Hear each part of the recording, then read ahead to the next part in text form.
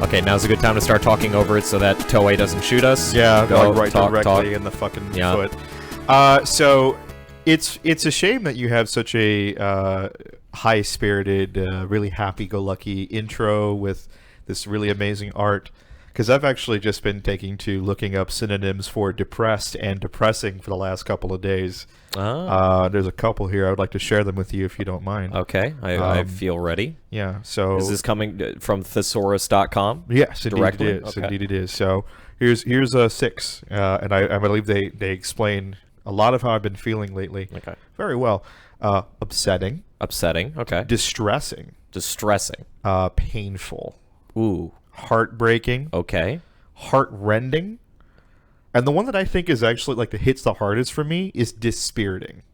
Dispiriting. Well, first of all, I think heartbreaking and heartrending being two separate ones is very... Yeah, because... It makes sense. Yeah, it makes sense, because, like, when you think about something like a heartbreak, you think, like, it's something you can kind of heal from. Yeah. Right?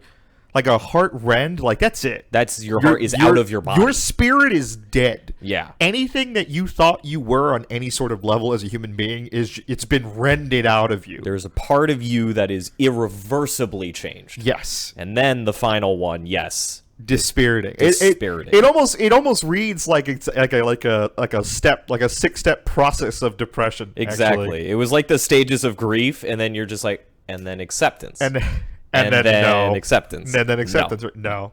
Dispiriting. What could possibly have made me so have dispirited you? Oh boy. Well, here's the thing. So it's obvious that I have been on Twitter over the last couple of days, regaling people with all of my thoughts on the Cyberpunk 2077 and all the affairs that have been included therein. Mm-hmm. My thing is that we have a lot of news to get to. Yes. But before we do any of that, I'm not even going to talk about my thoughts on Cyberpunk. Okay. Because a good amount of the docket that you sent me is Cyberpunk related. Right. So they must have been really fixing things up. Yeah, it's a really good time. It's the comeback tour. It really, it's the best way to end 2020. Honestly. It is a way. Somewhere. It's actually a massive shame. And before we get to like the depressing part of the podcast, I decided to try to share some stories that were interesting, or since it's going to be the year's end, and yes. I figured that we're not going to be doing a podcast before New Year's, I think we just kind of wrap things up. Do this as the game of the year discussion, the VGA discussion, the games that have been coming out in 2021, anything we're personally looking forward to. Yes. And then just move on to the inevitable Cyberpunk section. Mm-hmm. So let's do that. Real quick, when did Fallout 76 come out? That wasn't this year. That was 2018. Really? Yes, because I was still living in Philly's house. Those podcasts were at my old apartment. Yeah. Okay. Wow. Mm-hmm. Yikes. Okay. Well, there was a 2-year gap. It's kind of but strangely enough, just one number up. One number up. 2 years apart, but one number up. Well, the next one, anything that has the number 78 in it is fucked on arrival. You're gonna have to skip it. It's like the number 13 on an elevator. It's a curse. It's the curse from Holes. You know that one? The Zamboni curse or whatever it was called. No. You ever seen Holes? No. I just know that I used to look like Shia LaBeouf from that movie. It's a great movie. I hear it's a good movie. Yeah. Max, once again, I'm sorry. I feel like as my roommate and my brother in arms, I should have talked to you sometime this week. I've been feeling like shit all week though, so I can kind of like on the possibility that like I had caught something and I wasn't aware. I just kind of stuck to my room for the most part. Mm-hmm. How are you? I'm doing good. I'm passing the time. My Christmas present to myself came in, so I don't have to worry about that. Did you stream that? No, I did not. Who cares besides me? But I also think that our base is actually like they'll say as much as they want to, but the fact that you have so much knowledge on the sword art lore, it's like a disgusting amount. Yeah, is interesting to say the least. Mm-hmm. So, I'd say the biggest thing that I did that falls outside of our usual three, is that I I tried out, and I can half say this because half of this presentation currently will be going on the platform, but I gave YouTube streaming a shot. Okay. Because we talked about it at the kind of middle towards the end of our last podcast. Right. And was really impressed with all of the boring stuff that viewers don't have to care about. The amount of live analytics and just being able to start streaming and then you click a button to go live. Wow, I completely forgot. Speaking of which, that's a news story I didn't even think to add. Oh. There's been so much going on with... oh, boy. Oh, it's all up here, so yeah. when we're ready to talk about it. We'll get there. When the segue feels natural, we'll be ready to go. So, yeah, I gave that a shot, and it was... worked really nicely. Used it for a little Gundam building stream. I still need a stand for that boy. I kind of just put him back in the box and back on the shelf, so he's in cryo sleep right now. But yeah, no, other than that, I'm gearing up to head back home in a few days. So there will be this is the part where I say there won't be any streams for me until not this upcoming Monday, but the next Monday, I think, is when I'm coming back. But yeah, other than that, haven't been playing too much new. I did give Cyberpunk the old college try. I played like 4 or 5 hours of it, I think. You certainly did.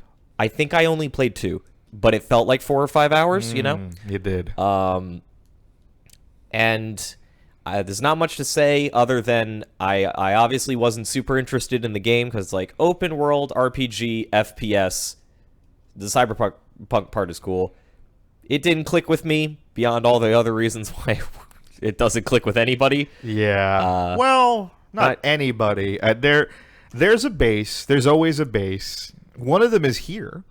Our boy Sadistic actually seems to be enjoying his time with it. And when I say the parts that don't click with anybody, I mean the parts where the game doesn't work. Oh, yeah. I mean, beyond that stuff. Like physically being able to actually play it. Yeah. Yes, 100%.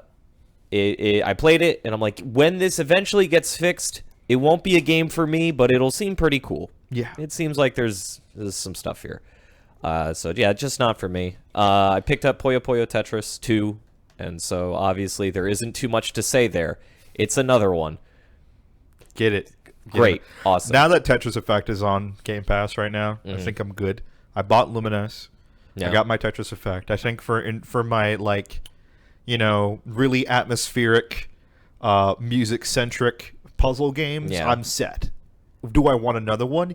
Absolutely. Anything that Mizuguchi's going to, if he's even around anymore, I'd like to see him get back on board. I'd love to get my hands on Rez when I have money. But because that'd be great, because playing Tetris Effect really did kind of give me like large Rez vibes, and I miss that game. I don't know if you ever got the chance to play Rez. No, I didn't. I've almost picked it up on a couple sales and just haven't. Oh man, I've seen good amount of it though, and I know it looks very, very cool. I just haven't played it myself yet. I just want to see Area X, because the base game is already so great, but Area X is the one that they added specifically for the new HD version of Rez. Oh, okay. And I really want to play that game in VR, because every single time I hear about it, I was gonna say, yeah, that has a VR port on or support on PC. It does. And last I remember, Wooly was playing it, and he was literally like looking, and he was like, "Oh my god, this is it. This is how they meant this game to be played. Was in VR." Like, yeah, which is super cool. But yeah, I watched Austin play a bit of Tetris Effect. I'm like, this looks awesome. It makes it really hard to look at the Tetris happening. You know, I think what I like it a lot more for is, so I don't know if you ever had the pleasure to play Luminous.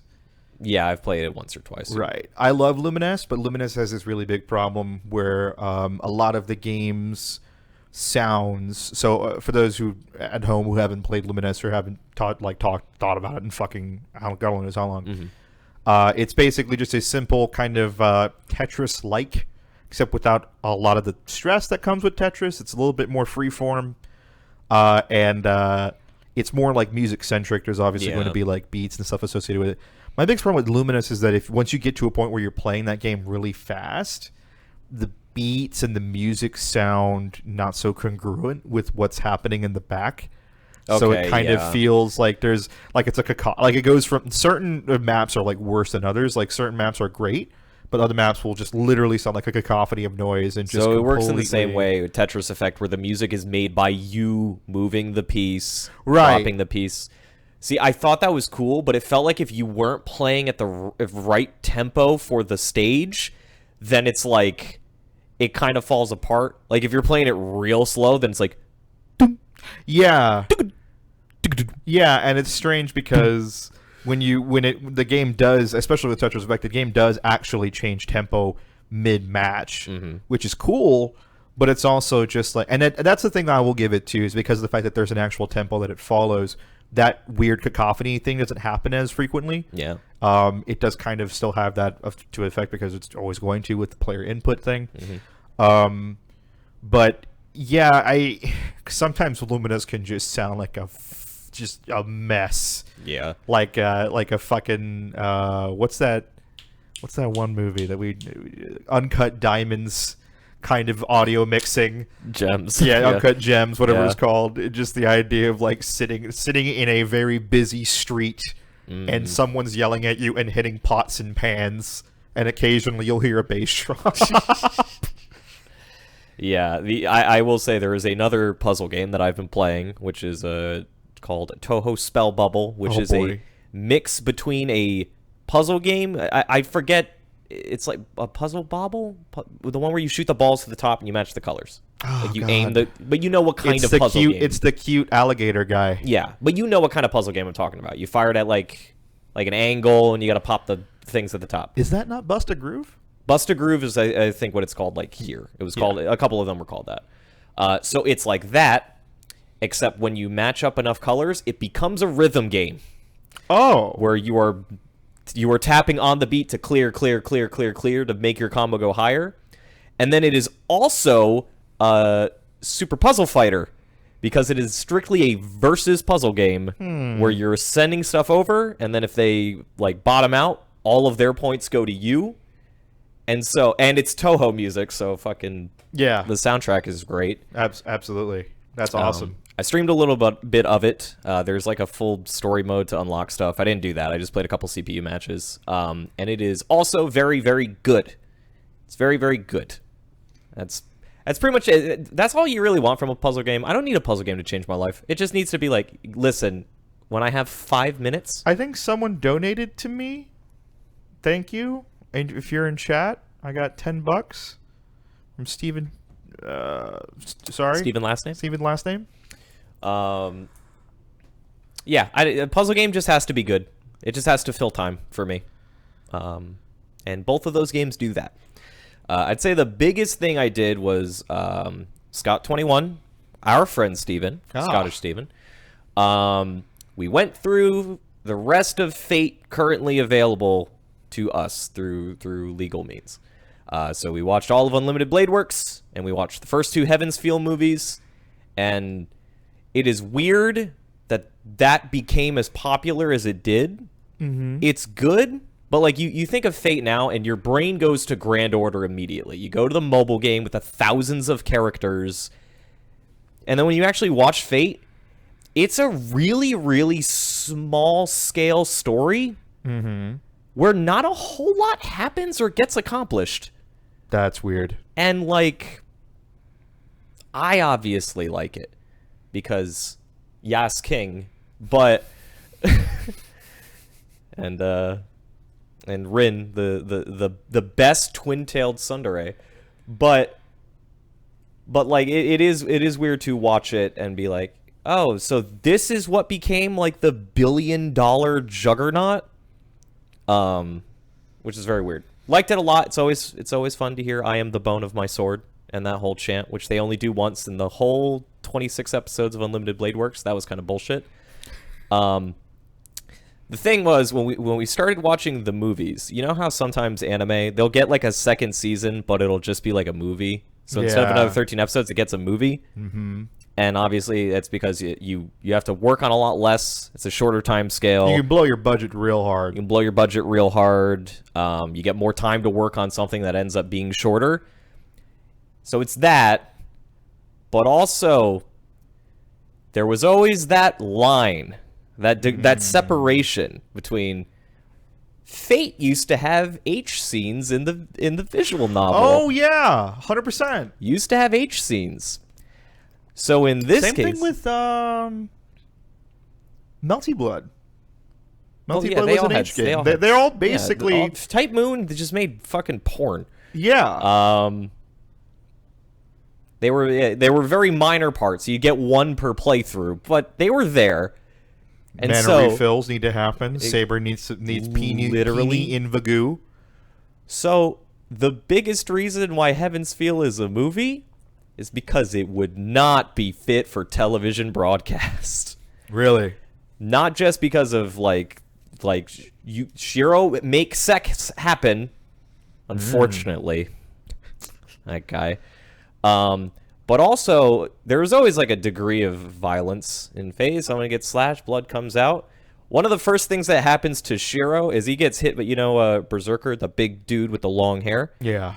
Slashes Shiro across the stomach. He rolls across the ground as his entrails tail behind him. Jesus. I was like, oh, fuck.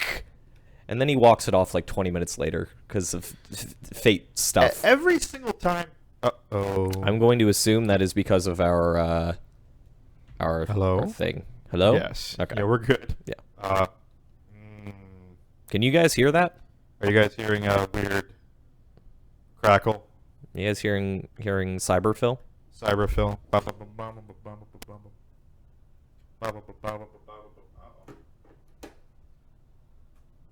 Hello? Oh, no. Oh, boy. This is fun.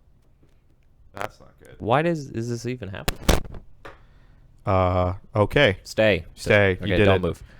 move. Anyways, every time I hear about Shiro, I always feel like he's the one protagonist that makes literally no sense because nobody likes him. I have not heard one single person stand over Shiro. Shiro is 3 different characters in every route, and I don't like any of them. I'd say in Heaven's Feel he's at his best, but it's because he is super inconsequential and hasn't done any. All right, hold on, chat. Go ahead and unplug from the back of the mic. And plug it back in.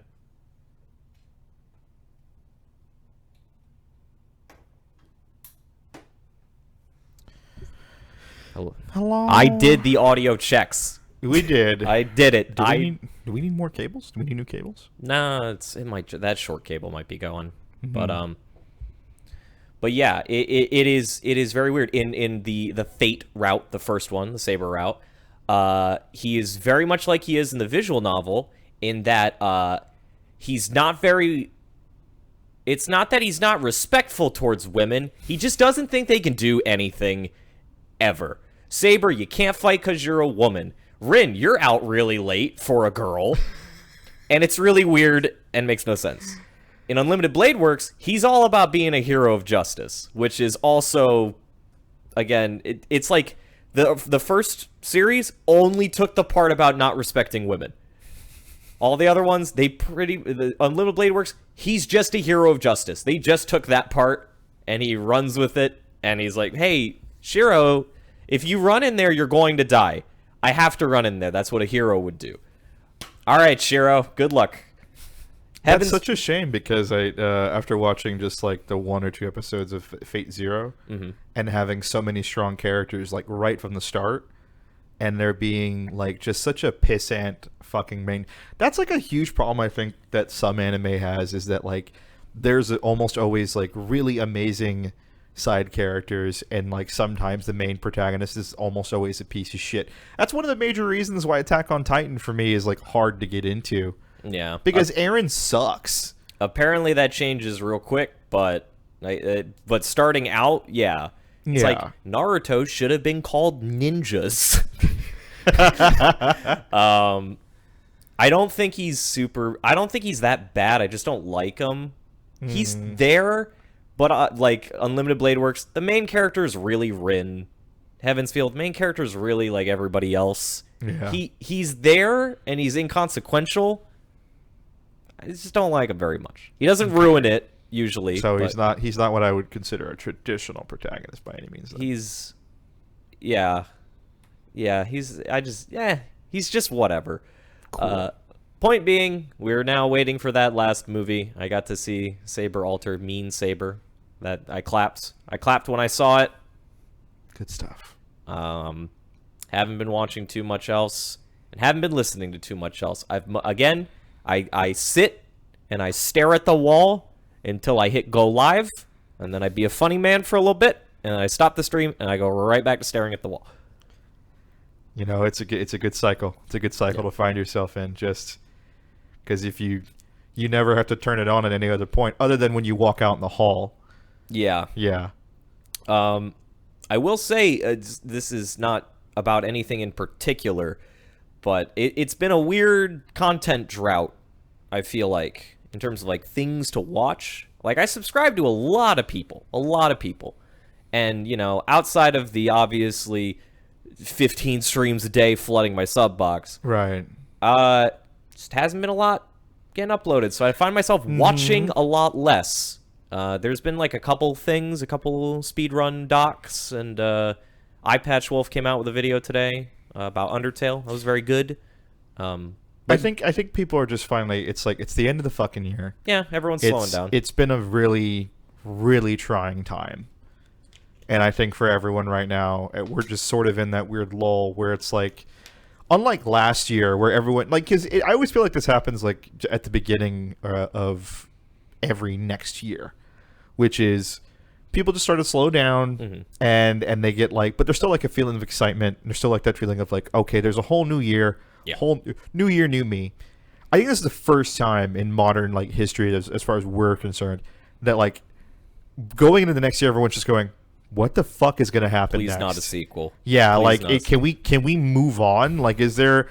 And it seems like we're almost there. Like, we started the year with a ridiculous pandemic. There is now a viable vaccine that is being handed out to all of the top people, which, because of course it is. And, like, that is... We are finally, it seems like, on the crux where normalcy may return sometime in the near future. But what if that ball drops and then a big logo is on the broadcast and it says 2020.9 final chapter and prologue? we're all in the death game. Oh, I was talking. We're in the borderland. I was talking in Kingdom Hearts 3. Remember, they go to the fucking Olympus. Oh my god! And it says Kingdom Hearts 2.9. Oh, Jesus! You just Christ. get a big 2020.9 final chapter prologue. I would 100% think that the first 6 months are going to be like 20.9. Yeah. And then around like summertime, when everyone's like, when most people have been sufficiently vaccinated, and we can finally start getting to a point where it'll be okay for us to kind of walk around without mask, without everyone being completely fucking pissed off about it. I think it's like the new election, the fucking pandemic, all these other like just really tiring fucking things. Yeah. I mean, you know, not to go there. We're not going to go there, but there is a lot of miserable things happening where our administration currently is now basically trying to coup. Like it's happening, but it's more like just old men kind of flailing around in an office going, "Can we do it?" and everyone going, "No, stop. That's not legal." And that's just, so I think everyone's hearing that, and then on top of like this release that came out, and it's like it's the one that everybody BBC's talking about like it. BBC's talking, like literally anyone who, like, their marketing campaign was so strong that everybody from every facet of every piece of entertainment knows about it. Yeah.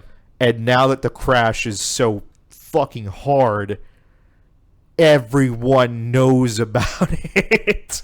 So it's just like, because I see what you mean too, where I'm looking at my sub box, and it's just the melon doing his thing for me.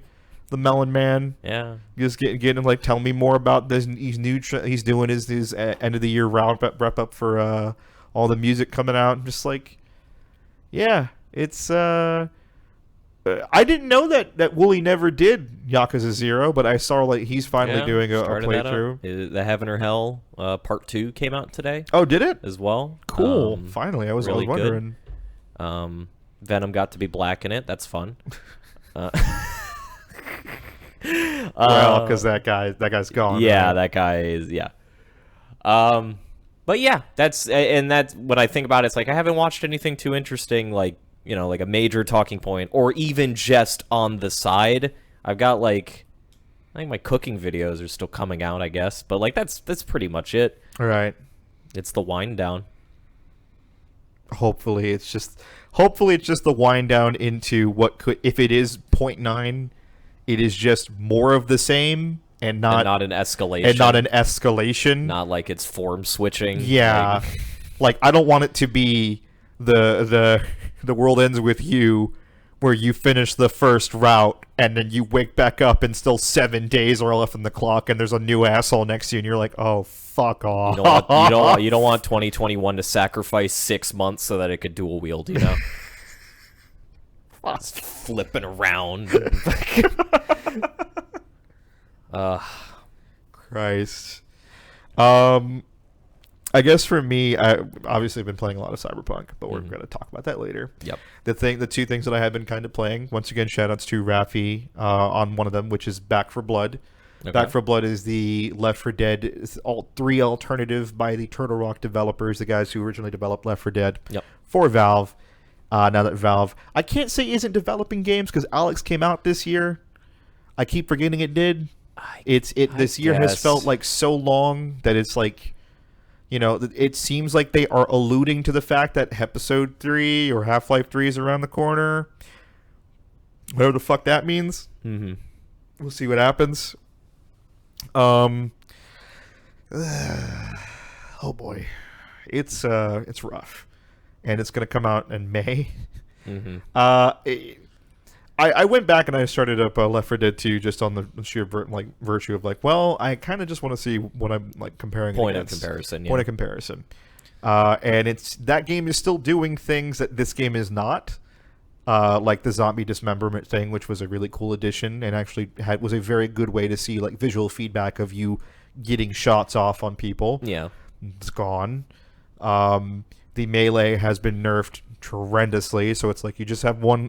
Back in Left 4 Dead, you're dealing with hordes of zombies.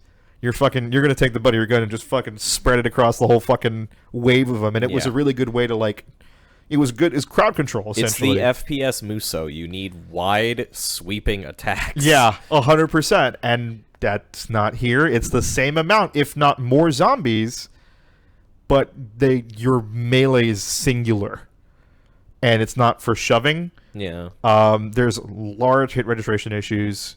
The weapons don't feel anywhere near as powerful or impactful to use. And holy shit, those characters, I could give less of a fuck about them. And I was thinking about it, and I was like, is it because I've been so preconditioned over literally a decade of memes using all of these characters that I feel a connection with them? And I went back and I played, and I was like, no, they're still way more likable and way more enjoyable in this game than they are in Back 4 Blood, which feels like a lot darker, but there's the straight the straight and narrow guy. There's the kind of ditzy valley horse girl. Yeah. There's the one of the two of the token minorities. One of them is just a straight shooter black dude, and the other one is a young millennial hip with it guy that cracks jokes every now and again. Oh, kids always be texting, Yeah, kids. Ooh, boy, them Twitters be tweeting. I tell you what. I better fleet this apocalypse. You say that, but there's a whole. Okay, it's not in this game, but that reminded me entirely. I don't know if you know this because I think you've used Snapchat or haven't fucked around with Snapchat in a while. Yeah, I've used it very minimally. So Snapchat, for whatever reason, became a thing where people actually have a channel. There are several channels that you can go to in your in your sort of like weird main page thing. And if you scroll down, there was indeed a serial series of someone using their phone to broadcast a fake apocalypse, like a zombie apocalypse. And I was like, man, was it not good. But I think it's very strange that for a app that the whole idea behind it is to send pictures that delete over a little while, you'd create a narrative. Yeah, that requires you to keep up with it. Yo, people miss Vine. People miss Vine. Vine was so good and perfect, and it served one hyper specific purpose that has not been filled.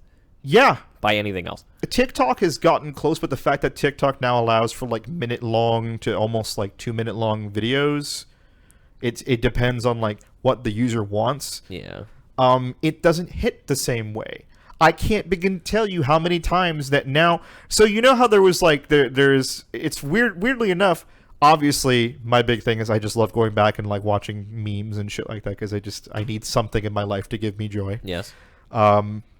And I'm sure you've seen it where it's like Vine compilation and then it'll say Vine compilations that buttered my muffin or some literally really... only when sitting next to you have I ever seen that. We have talked at length about how I pretend the YouTube homepage does not exist. It does not exist for me. So the problem, the funny thing about how that's all been going down is you're starting to see like the very public encapsulation of how people are feeling about the world. Yeah. Because it used to be just like, haha, insert funny joke here.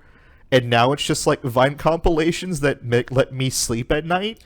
The titles begin to tell a story. Yeah, like Vine compilations that regulate my blood pressure. It's just getting to a point where like everyone's just so stressed out.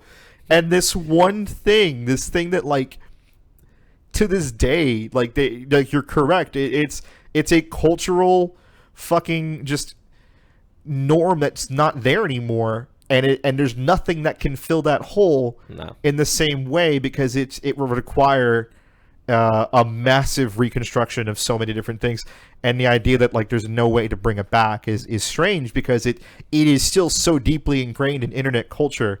And I forgot how fucking old Vine was. And I'm thinking, oh, fuck, I was referencing shit when I was in high school. And this has been... It was around, and now it's just gone. Yeah. And it's still part of, like, you know... And then seeing people outside of that like, weird Vine culture trying to, like, adopt their popularity into other facets of entertainment. Yeah. Obviously, we know how well that worked for certain individuals. And you know, for others it yeah, for this is kind of splitting off is because my boomer brain still doesn't really understand TikTok because I don't have it. So all I see it as is that there's sometimes like original like jokey videos, right? Then there are I'm going to pose while making a political statement to a song, and then there is I'm gonna lip sync to the song. That may occasionally turn into a political statement. That will usually turn into a political statement. Someone will do it with a meme. Someone will make really exaggerated expressions while holding their hand under text. That's what I think TikTok is. And because obviously we're dealing with the increase in cracking down on like copywritten music and stuff, what kind of haven is TikTok where half of that app isn't getting shut down daily? I think it's literally an international problem. Just you can't police it. I don't know. Copyright-wise? I think copyright-wise, if it's not an inherent like American company, you can't subject it to the same copyright laws entirely. Yeah. And I also think it's just like there's must be like an API built directly into TikTok because there are some times where it's like in order to do those duets, you have to use the app. So there's something built into the app that's using those songs in particular, but it also allows certain people to use songs that are like they manually put in. Like I've never fucked around with TikTok long My enough to like brain have is the like, situation. do with you it. hit the plus sign, then make a talk, make a tickety talk? The only thing I can think of is that the most I've ever done is I've made an Instagram story, and there is an option where you go to and you click on it, and it's like there's a sticker option, and that sticker says music on it. Yeah. And then immediately it opens up Spotify. And then it draws from that. I'm assuming there's something similar to that where it draws from a different alternative music source. And because of the fact that it has partnership with that. I'm gonna tell you what. Let's make the podcast interesting. I'm gonna download TikTok right now. Okay. And by the end of this podcast, a talk will be made. A tick? A talk. A tick will be talked. A tick will be talked.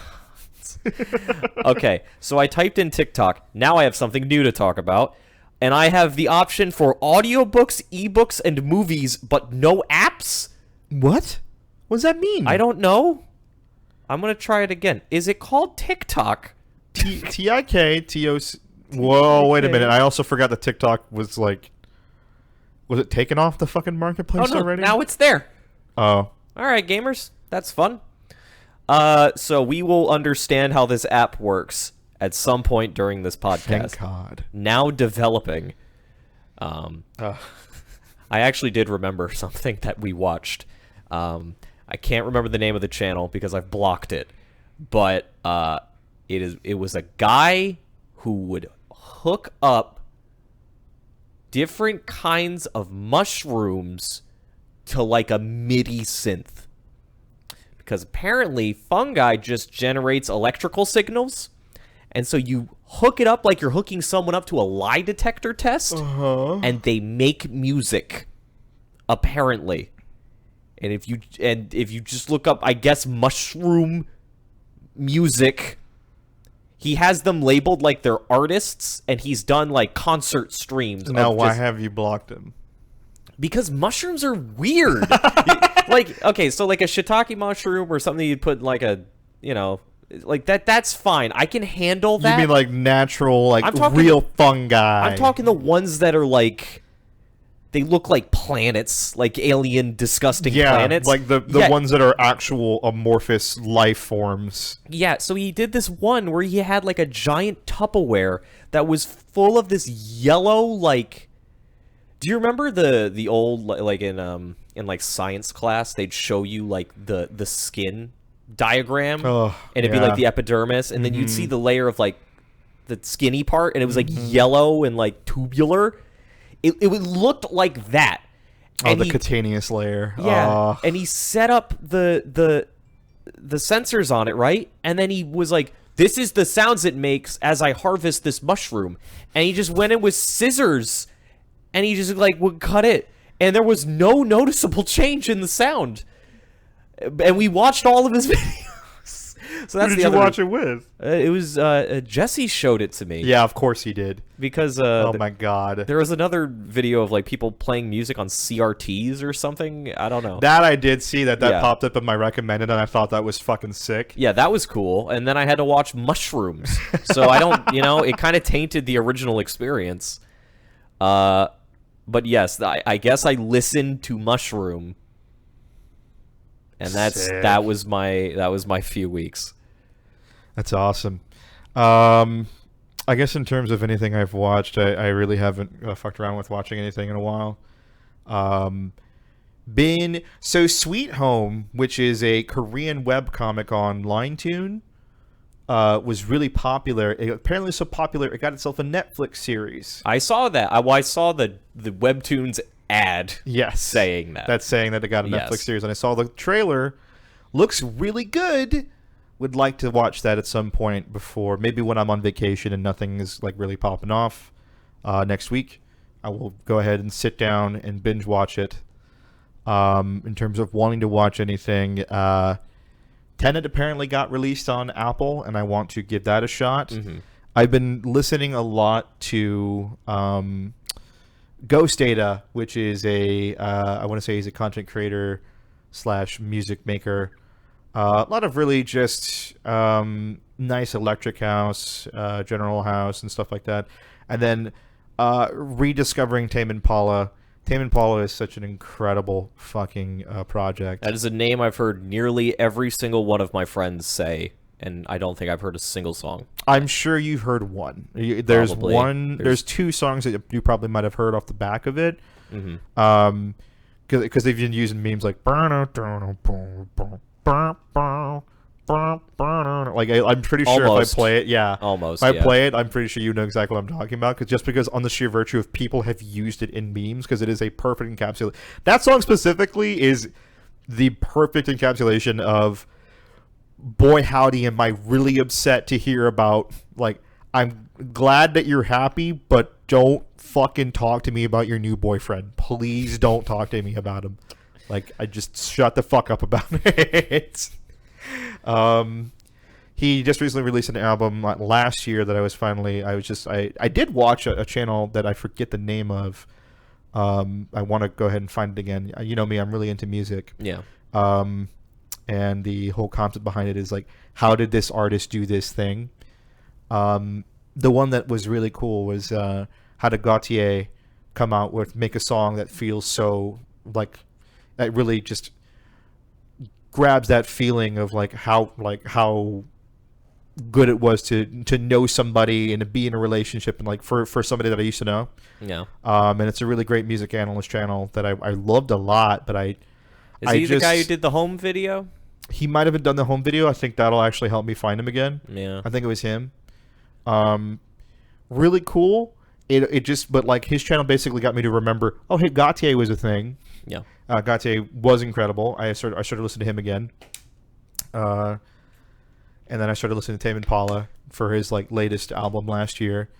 And It Might Be Time is probably one of the most like, this is the track that is 2020 encapsulated. Like, I've said that word 300 times now, but like, so it sucks. No, it's in the sense of like, it's the best way to look at the year. Okay. Because the idea is it's one of the lines is, it might be time to face it. You aren't as cool as you used to be. And it's just like, the whole track is about watching the world kind of like pass around you, and your friends are growing up and there's things happening, and it's just like, I don't know, I feel like I'm stuck. Maybe it's time to just face it. Maybe it's time to just like move and realize that like I can't keep like looking at all the negatives that are going on and all this like crazy shit. I'm just gonna have to face it head on, because if I don't, I'm just gonna falter. And it's like, that's so many, like a lot of Tame Impala tracks are really like super introspective, but they're incredible like psychedelic rock that I think anyone who hasn't listened to them before, please go out there and listen to one song. Okay.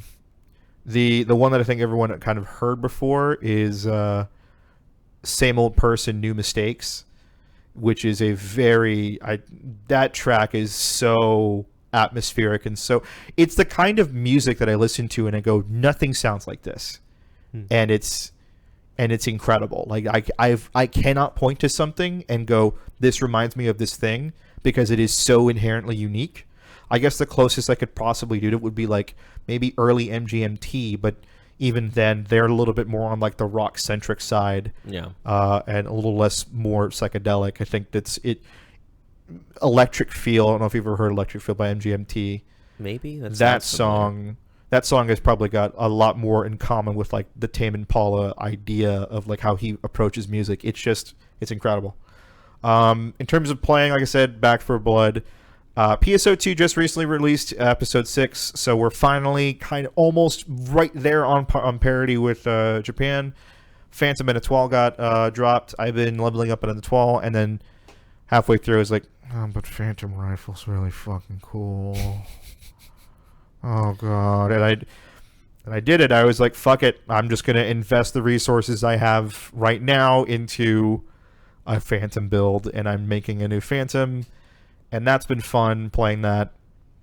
And then occasionally, I was playing WoW, because everyone in the MHO was playing it. What the hell happened? The expansion dropped. Okay. So Shadowlands came out, and Jose, being the guy that everyone gives shit that nobody plays video games with, they are like, oh, Jose, you want to play Shadowlands? And yeah, he was. And then the moment he did, Dennis did. and the one with Dennis did. Everyone else kind of followed in tow, and now everyone's playing WoW again, and apparently they're having a really good time. So God bless. I decided I was going to give WoW a shot. I feel like the older I get, the more I'm okay with WoW. I don't know what it is. I think it's because I have a little bit more patience with certain things now, where I'm not expecting the dopamine hit as fast, even though my most favorite kind of game is like fast-paced action. Yeah. But yeah, it's all right. It's okay. I'm enjoying my time. I think if I was getting into more of like the, you know me, when I play MMOs, my big thing is raids. Yeah. I need raids. Raid content's like the big to-do, and I have not been able to do anything like that. And it's certainly a game that shows its age, but really isn't an MMO out there like it right now. It's the second best shadow-themed MMO expansion? Yes. Okay. From what I've been told. So at some point, I'll probably pick up Shadowlands when I have money. And then I will try to join them and see if it was worth my time. And if it's not, wouldn't be the first time I gave WoW a fair shake again. I feel like every time an expansion drops and someone goes, "This is the one," I go, "No, it's not." Fair enough. But that's it. Yeah, I think. Speaking of instant dopamine hit, Virgil came out. Yeah! And I played Virgil and have been playing Virgil almost every day, just going through Bloody Palace. How's and that trading. going? He's Virgil. Yeah. Yeah. He's looked like Virgil for a while. Yeah, and he does all the things you want Virgil to do and more. And I can't do Doppelganger because I'm stupid, but he's very cool, and we've been streaming it here. The story, I haven't been playing the story off stream, obviously, but he's very cool. It's a lot of power that they give you. More than any other time you've played as Virgil, this is the most, like, you're playing as a boss character. But it's balanced by the fact where it's like, that concentration gauge, it builds when you're being a boss character. The second you stop paying attention and get hit by one attack, you are back down to 0. And, like, it is a perfect mechanic for that character.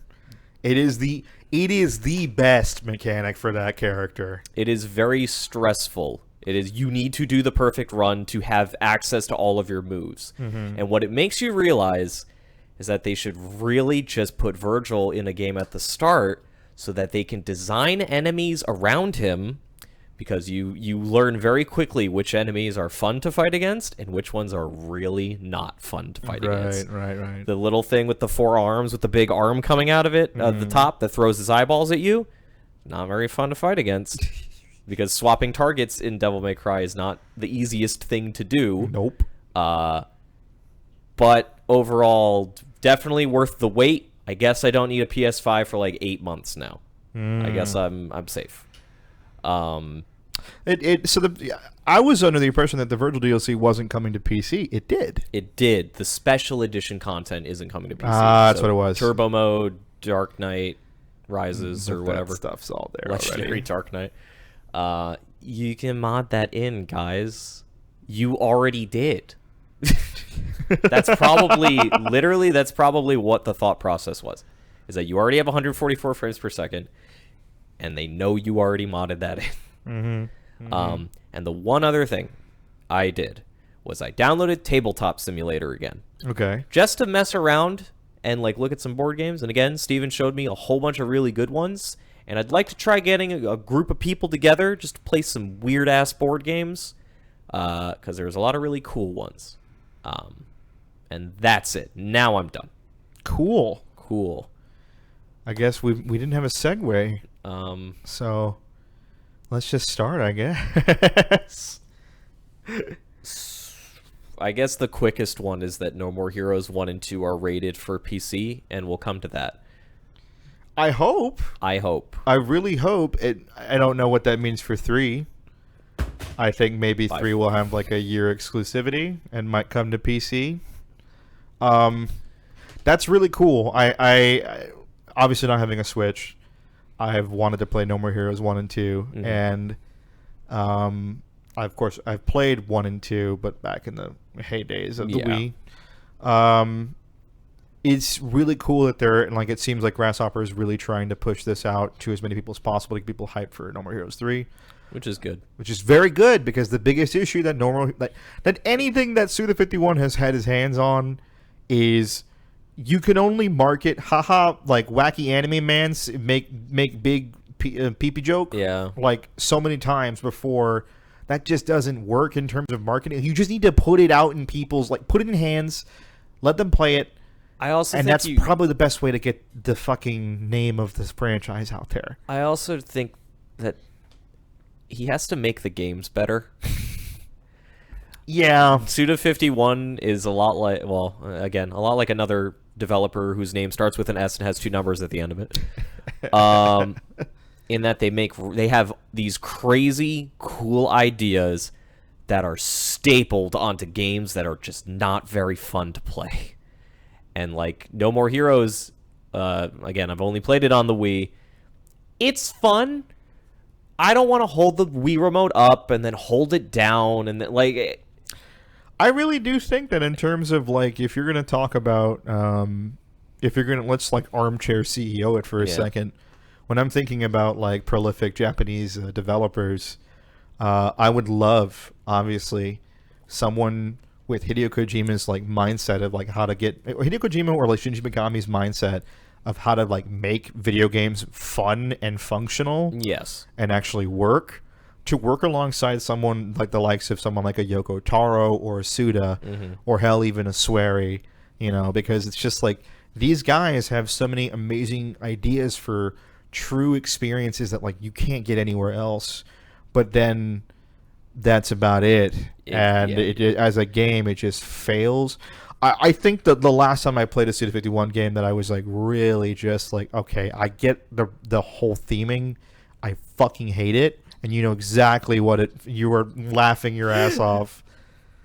Let It Die is... Oh! No, that's not the one I was thinking of. Okay, what were you I was thinking thinking of of? Killer is Dead. Killer is Dead is not that great. Killer is Dead's it's super cool looking. It is a nightmare to play. Yes. And it runs at 5 frames per second, and like... The PC version can run at 60? Not without breaking. Not without breaking, apparently. I don't know. So, but like Let It Die was the last time I played a Suda game that I was like... You know, I really just wish they made Lily Bergamo like they were going to. I really wish you guys would just make anime. Just do something I don't need to else. play it, guys. I'll watch No More Heroes. Actually, I'll play No More Heroes. The one that I don't think needs to be played is the... anything to do with this... No, I think about the times I've played Suda games, and the one game that I don't think I've ever wanted to play was a fucking... it was a visual novel anyway. So, like... Yeah. I don't know. I don't think that Suda's games are terrible. I just think that... I think out of everyone... I think they just he's the one that... Out of, like, all the developers that have been... That are weirdos. Yoko Taro is up front because... I mean, I would only put them there because he's cheating. Because of Platinum. Okay, so pre-Platinum. Pre-Platinum, he is the one who has made functionally fun... and crazy titles, while not necessarily them. They're not going to be like knocked out of the park, right? Like I'm not going to fucking like write a game of the year list of like Suda51 titles. But when I play a Suda game, I go, it's a video game. It is a video game. I'm going to play it, and it's going to be a video game, regardless of whether or not, you know. I play a Swery game, and I'm like, well, dude, I don't know whose performance is better, Cyberpunk or fucking Deadly Premonition 2. I can't give you, Swery, I love you. I love Deadly Premonition. I can't give you $60 for Deadly Premonition 2. Unless you put it on PC. I can't. And it runs. Like it like has you did. To run. You ran it on PC again with Deadly Premonition. Like Deadly Premonition 1, we like it because it's weird. We tolerate the fact that it doesn't work. Right. Deadly Premonition 2, you had to fix the part that we tolerated, not make it worse. But yeah, I just hope that No More Heroes 3, I can play it and go, this is a good Suda51 game and a really good game. Because the other part you have to remember is that when you replay No More Heroes, you're going to have to grind money doing the mini game jobs between every single mission, over and over again, getting the coconuts and like shit, snip, snip, snip. It doesn't need to be there. I don't need to drive the bike around the city. Well, that's what No More Heroes 2 is. No, No More Heroes 2 is you still grind for money, but it's a map and you click. Yeah. But then you play like 8-bit mini games instead. But Which I think are functionally. I don't know. I watched a review of them. Like, I forget the gentleman's name. I really should just have I have my history paused. Yeah. I think it was just because I was like, you know what? I don't want more memes to just filter. I thought that that was tied to the fucking homepage. No, it wasn't. Yeah. So I'll just turn it back on again. Because I need to like keep track of these random videos that I just find that I forget about. Yeah. And it's weird because it's not like, it is completely sometimes inconsequential. Like it'll be in a related video and I'll be watching Mikey Chen from Strictly Dumpling doing another Korean buffet, me going, wow, howdy. I really wish that I just did that, you know? I don't know how. Have you had that thought yet? Where it's like you've encountered particular content creators that are like killing it and you go, that's a really simple idea that I could have just done. I could have just did it. If I was just a cartoon, I'd be 10 times as popular off the bat. Yeah. Immediately. 100%. But yeah, no, oh, fuck. Dude, if I just had a couple mushrooms and a lie detector. If I had a room that I could just fuck up. And a lot of eggs. And a lot of eggs. Yeah. Holy shit. That's the one to me where it's like, it's the same joke. Why are you doing? How did he make so much money? If I had even a tiny bit of rhythm and could go like this, which does not work for an audio podcast as a joke.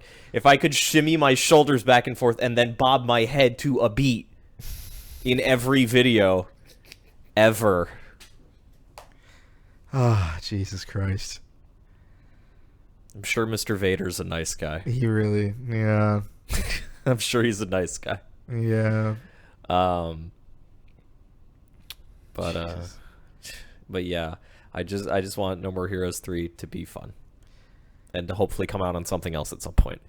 I hope it's not like Bayonetta 3 or Bayonetta. Well, I really hope it's not like Bayonetta 3 in that it is not real. But I also hope that it's not like Bayonetta 2, where that's just Nintendo owned, baby. I just want to, like, what the fuck is going on with Platinum right now? I really think that action RPG that they're in charge of right now is, like, that's their biggest title. The Square Enix one? Yeah, I think that's the one that they are, like, losing their minds over right now. Yeah. And it's putting everything on the back burner.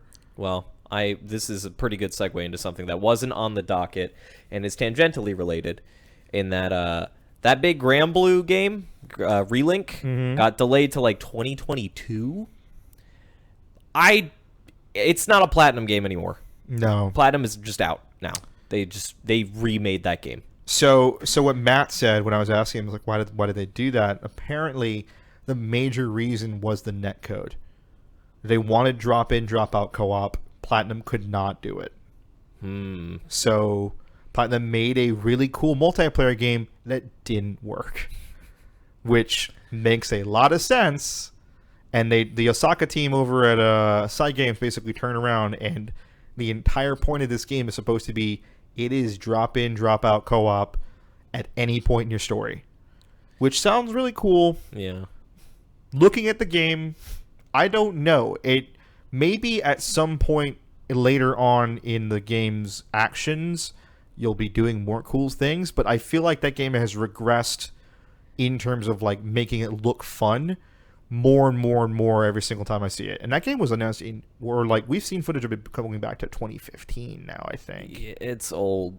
My thing is like, are those not like two separate like departments? Could they not have like kept the combat? No, I think like, because I think it's the engine that it ran on that was the problem. The engine could not give them what they wanted. Yeah, but you could have still been like, all right, we need like a new engine. Maybe a couple of your combat design guys could like work, do some contract work so we can get it feeling the same. But I really do think that like, Platinum just needs to like shit or get off the pot and stop trying to make its own games. Just spread its fucking developers, like just literally be a fucking action game consultant that doesn't agency. work. That doesn't work. But obviously everyone wants them. Yeah, well, that Nickelodeon deal sucked. That Nickelodeon deal was bad, and those were all Platinum games. No, what I mean is don't be a game developer. Just be literally a consultancy you're agency. saying don't even touch the code, just explain it. No. I mean, they could touch the code, Well, yeah. but like, instead of sitting there and going developed exclusively by Platinum Games, you just say in association with Platinum, and you just have those guys that are good at what they do, because we've had this conversation every single time. Platinum Games is good at one thing, and that's making really cool combat. Yes. Everything else, all of the set dressing around those games, unless you have some other studio working with you, there's no reason to be excited for a Platinum game. There just is not. Why was Metal Gear Rising so cool? Because it had Kojima and their involvement. Raiden was there. Raiden was and there. The Senator. You know, why is Nier so fucking cool? Because of Yoko Taro and everything that was going on with that. It's like Transformers was really fun. Why? Because it's a fucking hack and slash Transformers game in an industry where that was never a thing. I don't. Well, for Astral me, Chain, man, that's a really neat concept that I wish a fucking developer that actually knew what the fuck they were doing gameplay wise, aside from combat, had their hands on. For me, because I like Bayonetta. I like the world of Bayonetta. I think it's cool. I just wish it was 10 hours shorter. Yeah. Just make the game shorter. Uh-huh. Astral Chain, just make the game fucking shorter. That game should have been like 6 hours. Honestly. I think 15 would have been fine. I think 30's pushing it. 40, 30 to 40's play pushing times it. on Astral Chain are crazy. I still haven't gone back to that game. Yeah, Bayonetta 2, I have started and stopped multiple times. I stop at the same point, and my playtime is always 10 to 15 hours. It's like you're halfway through the game. I'm like, no, I'm not. I'm done with the game. Wonderful 101's like my favorite Platinum game. Game's too fucking long. It's the coolest game ever, and it's way too fucking long. Yeah. I would love to watch Wonderful 101. Yes. And then play the final fight. Yeah, no, just take your, just take your guys, Takehisa Tora, just be like, no, you just, they adopt you for 6 months. That's it. You help them with the combat engine. You come on home, and you sit and wait until we send you out somewhere. Yeah, but then Kamiya gets less things to be a dick about on Twitter, so whatever. I don't really give a shit. Kamiya hasn't done anything. No, that's what I'm saying. Is like then they gotta keep Kamiya's making literally games. just sitting in either A, he's trying to work on Bayonetta 3, or B, he's just sitting there blocking people on Twitter. I was gonna say, something is wrong at Platinum. Yeah. And you know what? You're right. Maybe we don't need a chunk of Platinum, right? But if you put like a Platinum vinyl over like a Honda Accord, it's still gonna have that Platinum luster. But then you'll be able to drive it. Well, I look at it in the same way where it's like when I get excited hearing for Final Fantasy 16, the combat designer who worked on Dragon's Dogma and Devil May Cry 5 is working on Final Fantasy 16. I don't necessarily associate that with Capcom, but I think that it was an AC probably. Okay. I think that that's a thing that like should be done, right? Which is like, I think it sounds weird, but I think I'd be completely fine with the concept of just having particular like agencies where these guys are just good at this one particular thing of development. Just any like, hey, we need a viable combat system in our hack and slash game that's not going to be miserable, and obviously okay, we'll get Platinum to develop it. No, just bring the 3 guys. Just the combat guys. Just bring the 3 guys in, and you have them for 7 months. The second we're programming the walking around bits, get them out. Get them out. They're gonna be like, yeah. So then you're walking around, and then there's an afterburner segment. Get the fuck out. Okay, you're done here. Get out.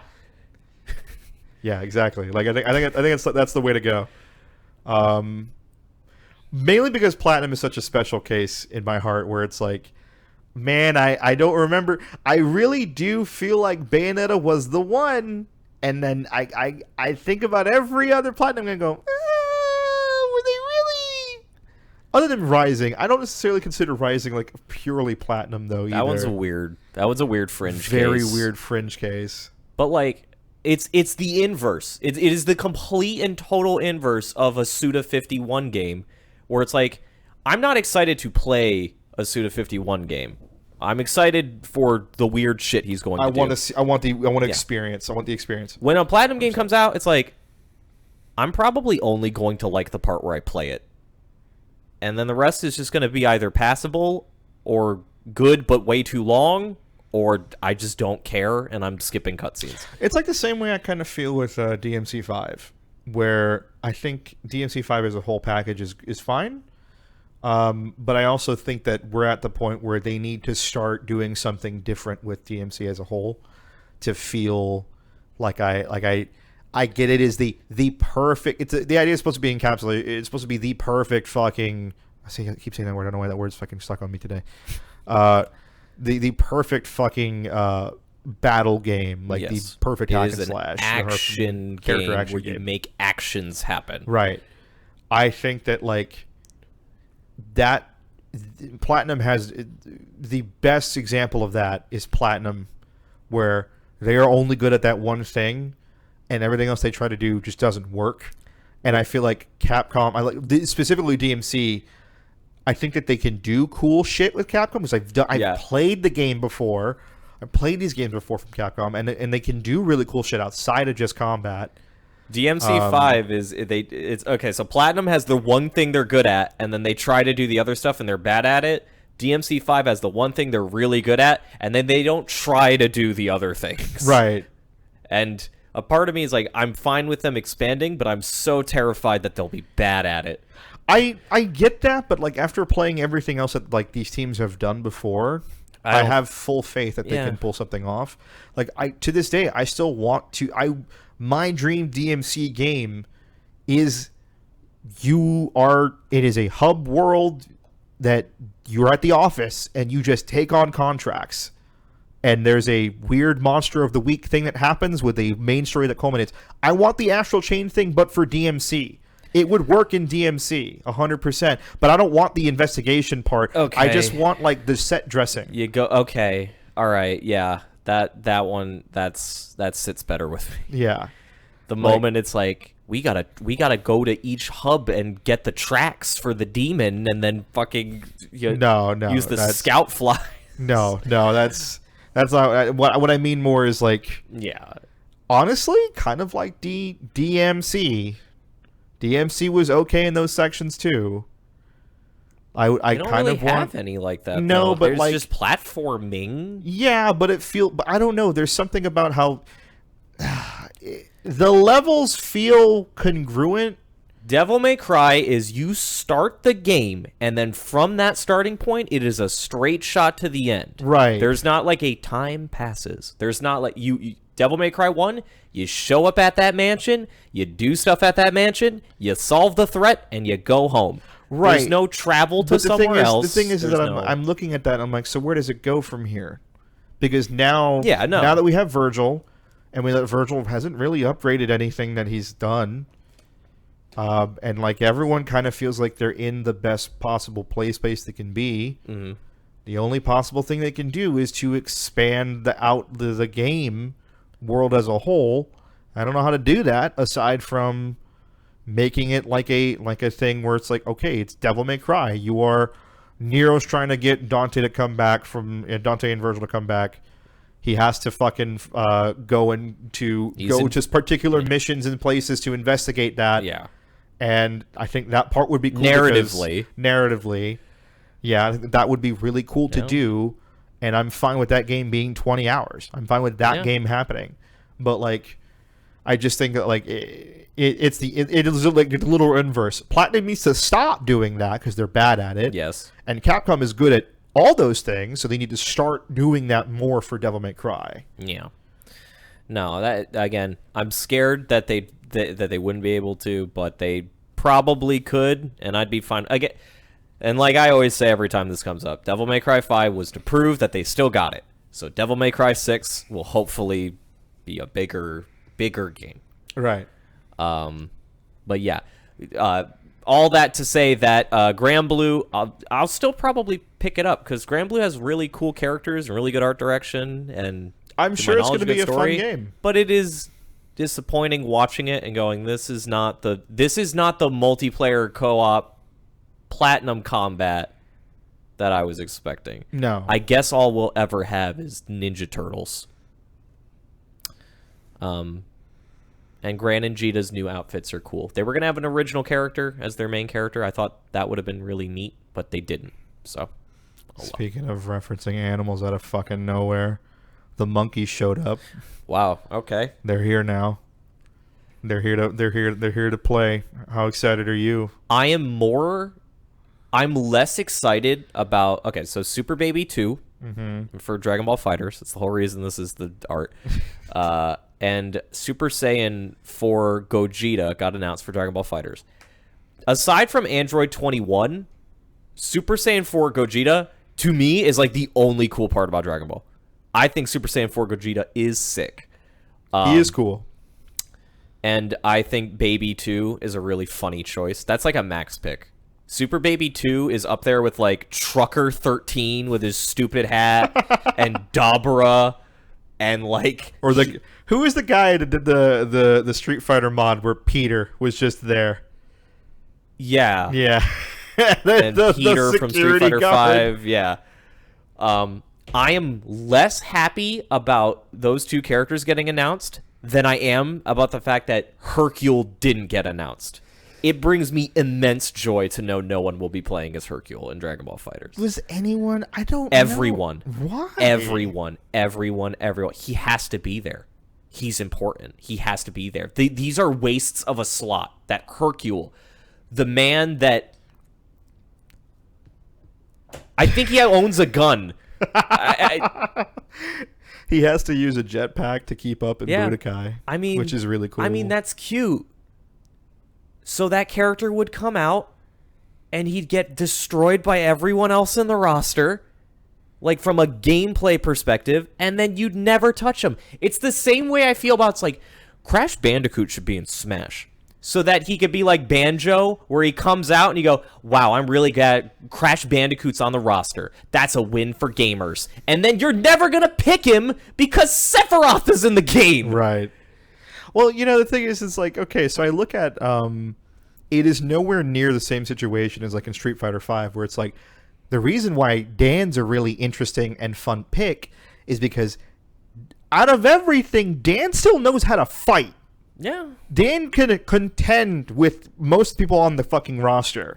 Hercule is canonically incapable of fighting anyone, and his daughter less so. By sheer virtue of everyone else is from space. Right.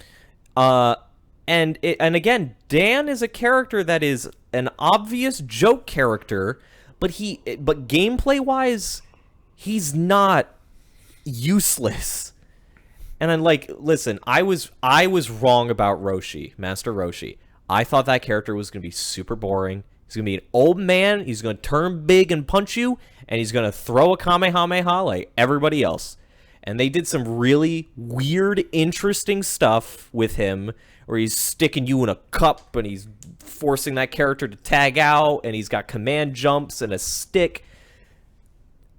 But Hercule doesn't do any of that. He has a jetpack. And anytime anyone talks about Hercule, it's like, well, it'd be really interesting. His super dash would be a jetpack. So what? You know what it'd be?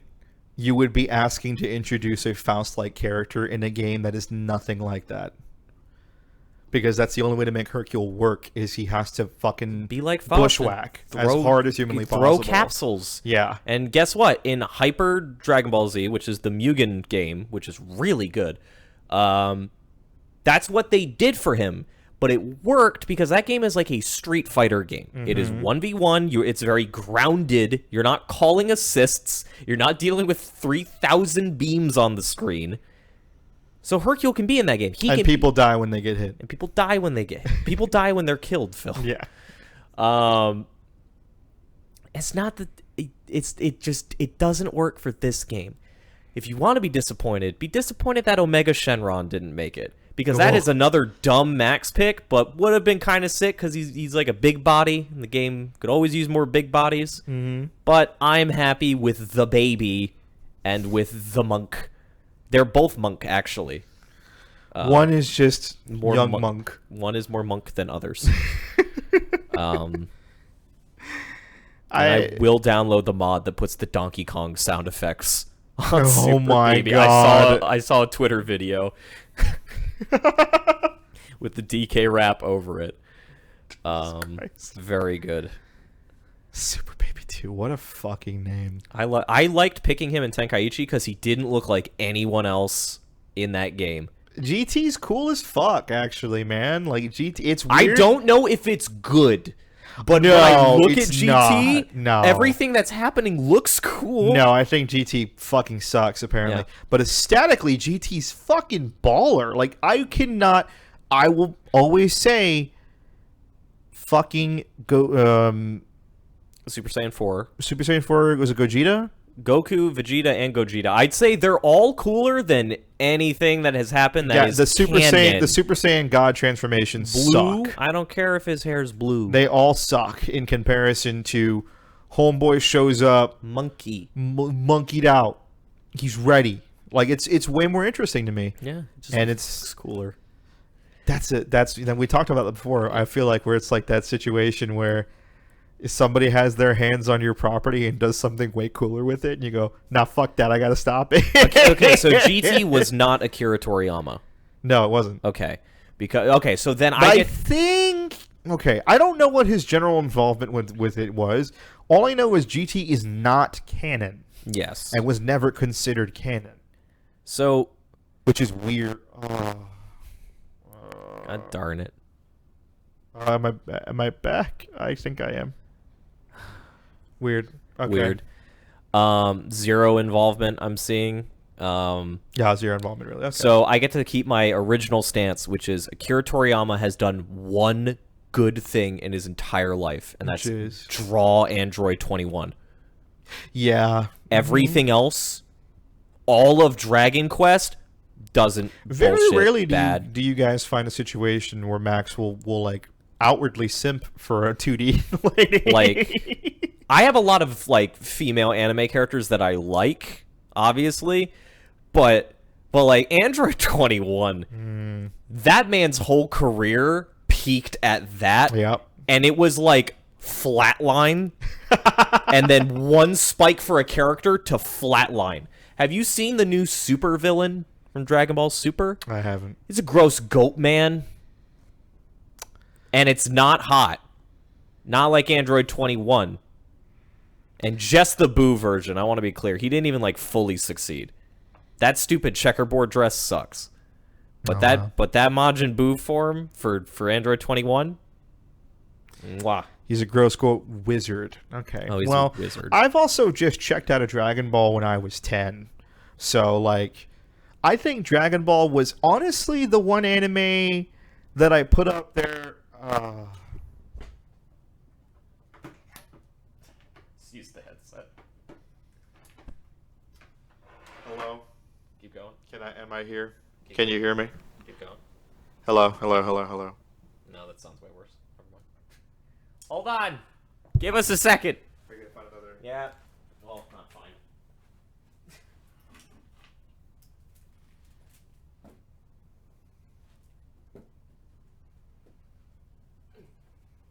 Hold on.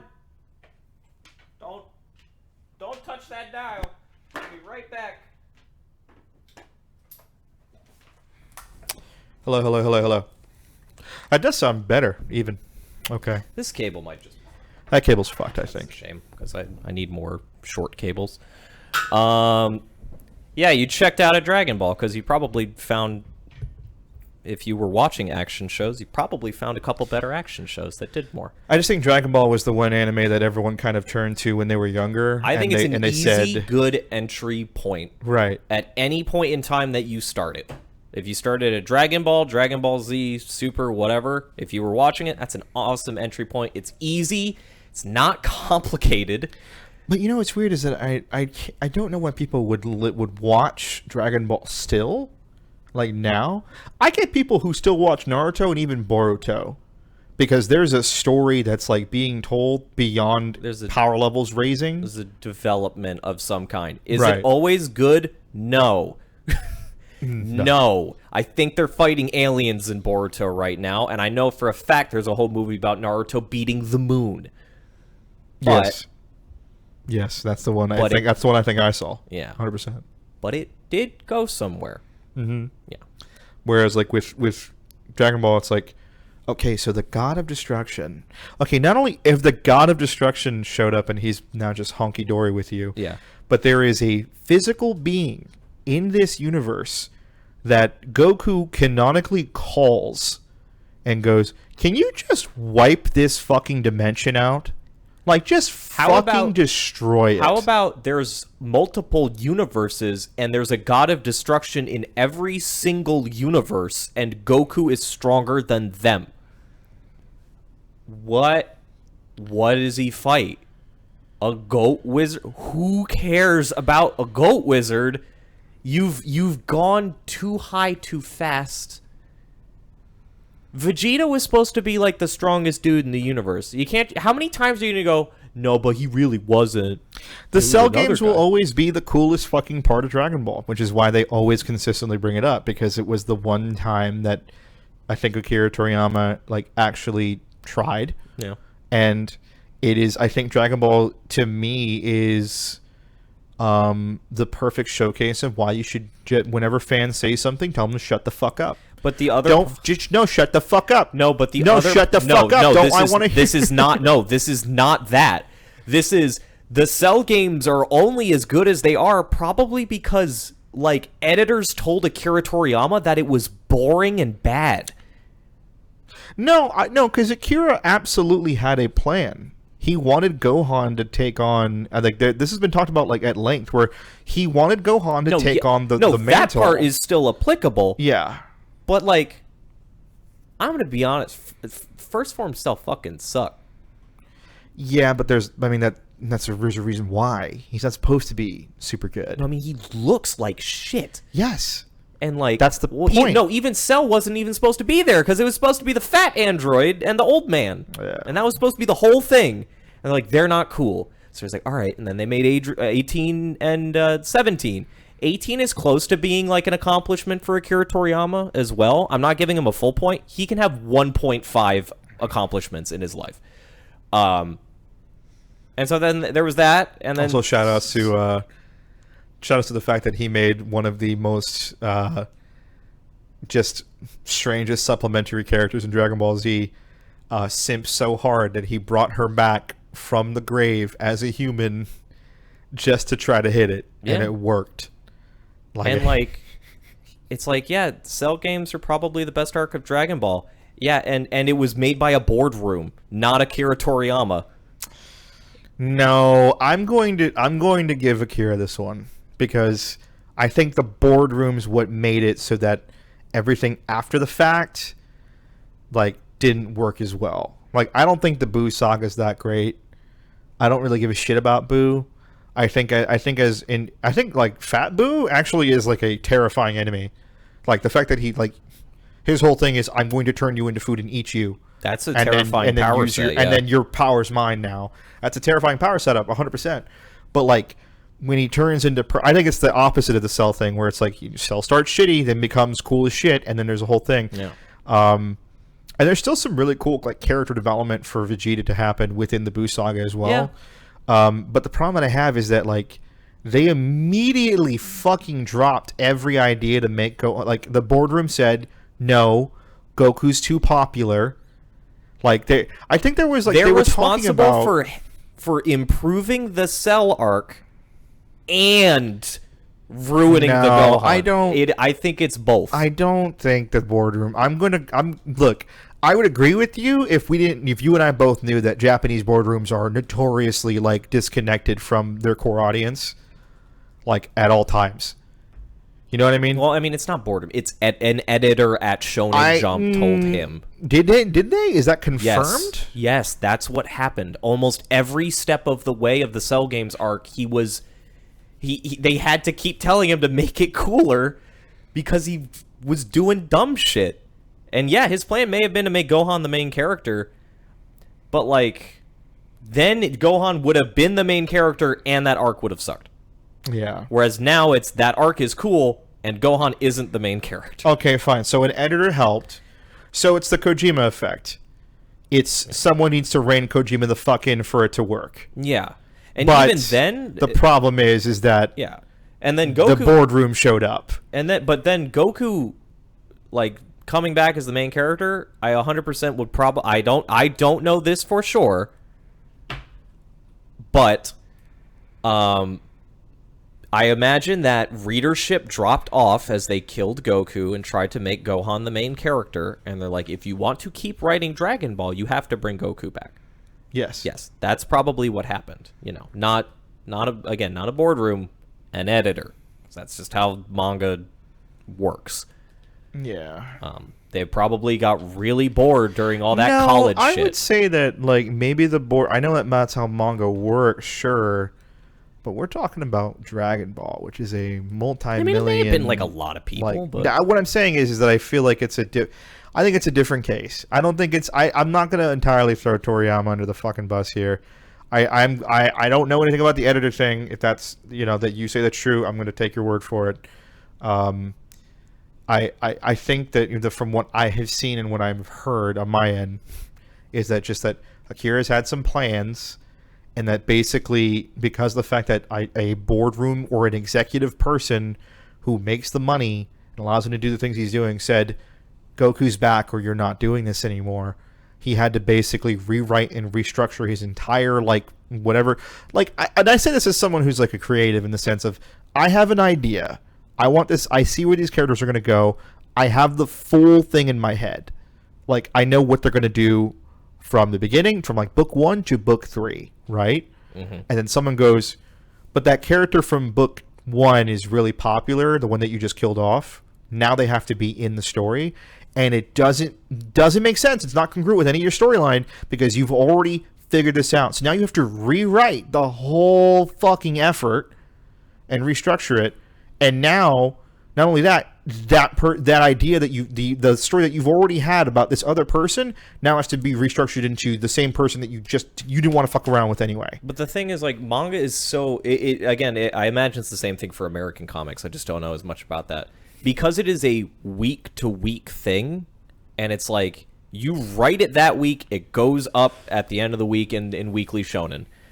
Where it's like, yeah, you might have all these ideas, and they see, like, okay, this chapter didn't get as much readership, this chapter didn't get as much readership, and you see that trend of people losing interest, and then they go, hey, Toriyama, what's the deal here? And he's like, no, don't worry, I'm building to something. And it continues to drop week after week after week, and they're like, dude, this isn't working. People don't give a shit about Gohan going to school. They just don't care. Yeah. And so, like, the decisions aren't being made on, like, it's like, listen, I have a trilogy of movies planned, and then they're worked on for months, and you just don't know if it's going to work until way, way later. With manga, it's like, week to week, you know that shit's not working. And you can make tiny little adjustments, and it's like, that's probably what happened. Yeah. Anyway, great use of this week's theme. This podcast's theme. To talk about how much we like Dragon Ball. What was this story about? Oh, Baby. Yeah, baby. The baby. I can't say duh. The Baby 2. The sequel to Baby. And so, Baby. The moral of the story is, you're half right, Max. I'll educate you sometime. You know what? Sit me down like I'm 5. Actually, let me know. I don't care about the story of Dragon Ball. Don't tell me any lore stuff. But behind-the-scenes stuff, I'll definitely listen. 100%. I remember I scream down Pop every single time he tries to tell me. Did you know that they still use the red one? The red Saiyan form? I'm like, so why wouldn't you just instantly go blue and fucking kill the guy? Like, every time. And it's like, well, no. Blue is for power. Red is a more tactical form. What? So red, because I guess you don't get as angry. Are you talking about Kaioken? No. Red hair. Super Saiyan God, not Super Saiyan God, Super Saiyan. Keep up. So when the hair's red, they're more in control so they can fight more tactically. And then the blue one is all power. To which I respond, if you can fire a beam the size of the sun, why do you have to think tactically? Just throw it and see what happens. Because sometimes you might miss. They're really big. The missing happens far more frequently than they'd like to admit.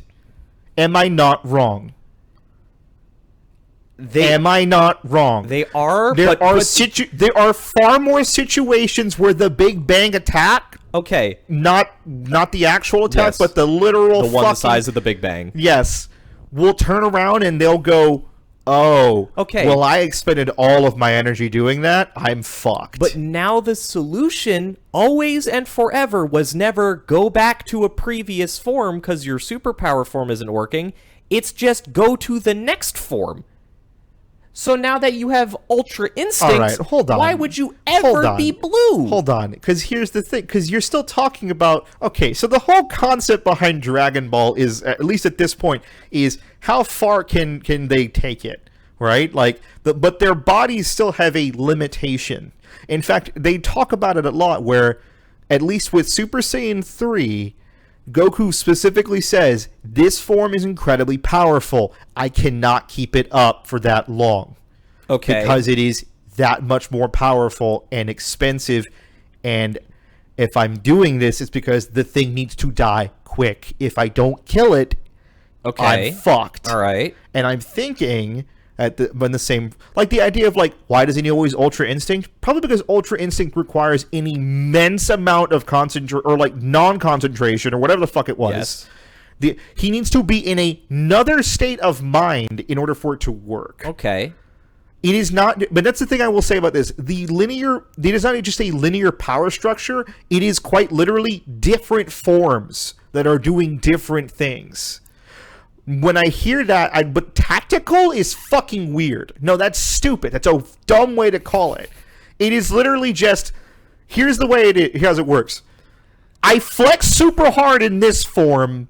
In blue form, I flex harder and can hit harder, but I might pass the fuck out. In red form, I can stay flexed and be fine for like hours. Right? It's like the Cialis pill. You fucking pop one. But he's always just gonna shoot a blue beam. No, he's not.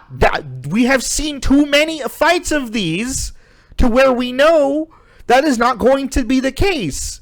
Does it end in a ki blast? Yes, for the most part. But that is only until what, Max? Till he beats the living shit out of that person.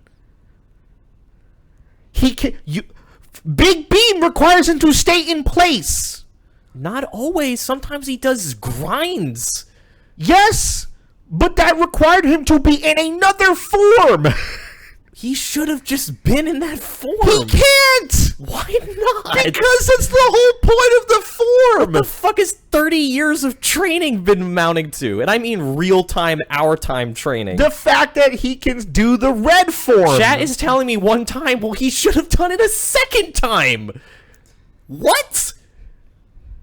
How do you like the concept of limiters and not understand this? They're literally numbered. The forms are numbered. Right. Yeah, so go to 3 and kill him. Okay, 3 didn't work. Then go to red and kill him. Okay, red didn't work. You should have just started at the end then. No. Why not? Because if you start at the... because you have to... If you're in a fight and you go... Phil, I can't stress enough that it is at the point where you can't see the fights.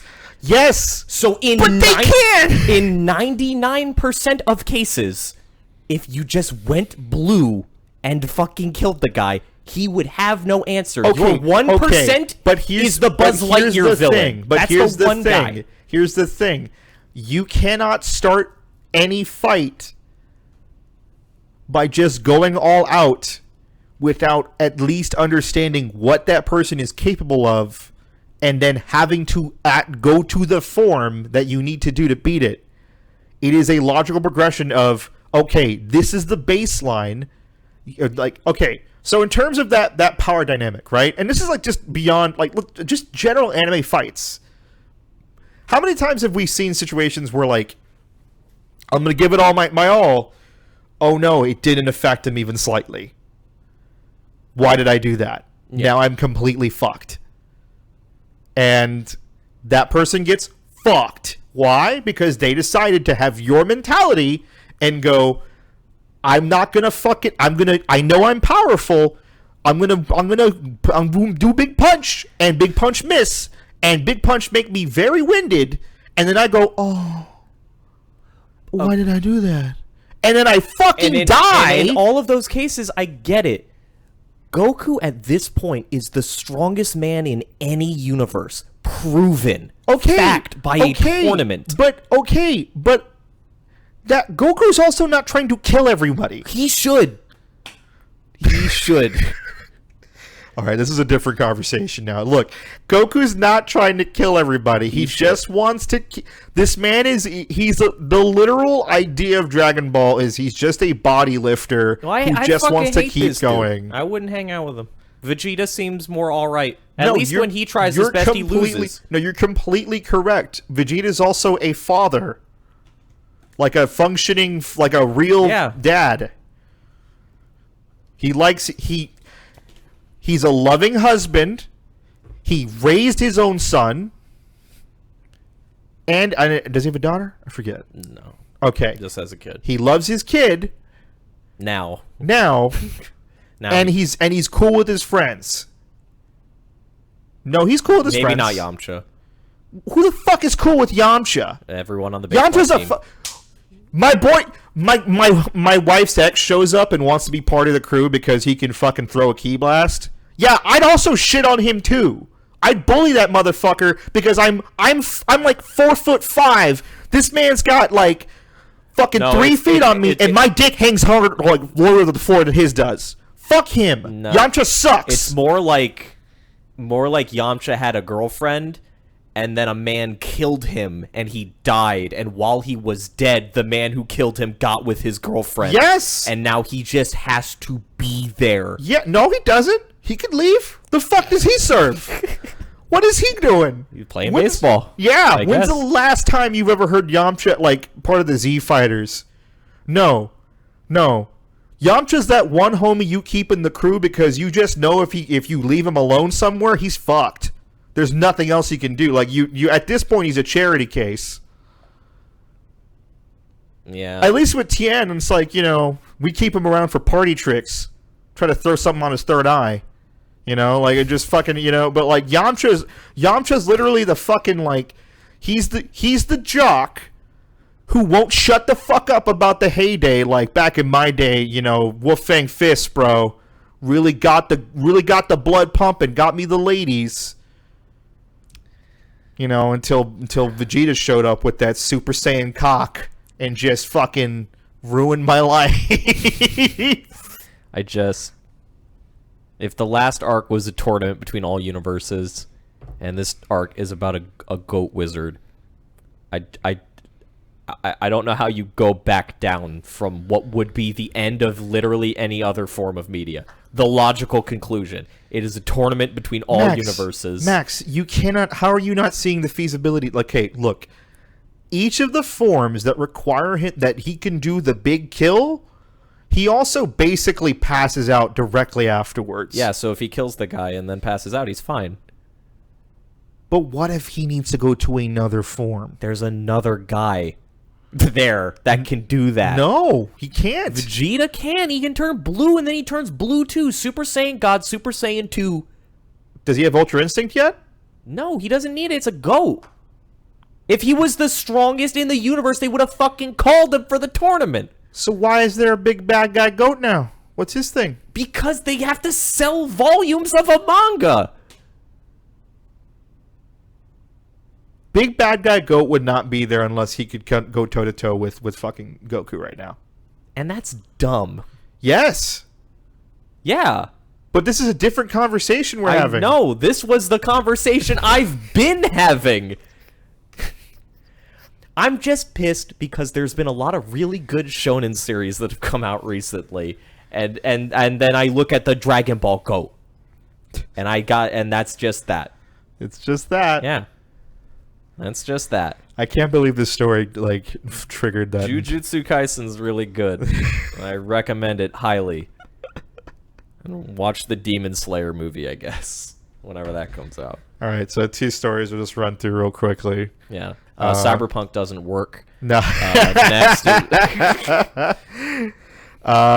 So just randomly out of nowhere, a Riot developer or an old, I guess this gentleman named Ghostcrawler, who's from like WoW fame, just came out and announced that they are working on a new League of Legends inspired MMO. Why did it take them so fucking long? I really feel like I understand that during this like whole media blitz of like, hey, we're making other games now. We're expanding the universe and doing stuff. Yeah. If there's any developer that I think can go toe to toe with Blizzard games, especially right now, it's definitely Riot. Just in terms of like general quality of what they're doing. Yeah, they still hate women, but that's neither here nor there, I guess. Not in terms of game quality. Yeah. It's unrelated, but it's unfortunate. It is not to be ignored. Yes. I mean, I guess they just make League of Legends, yeah. Yeah. That's just, everything is just going to be about those legendary boys. I mean, it's an interesting world. It's an interesting concept as a whole, but like I don't know how that would work in an MMO sense. But I'm also like, there's enough there to where I think that what I mainly want is I want a MMO that's going to finally kind of shake things up for WoW. I am sick and tired of I turned to my friend Trevor, who's like in his like mid-20s, and we were talking about like he's got 40 plus characters on WoW, and I asked him, how long have you been playing this game? He goes, since I was 8.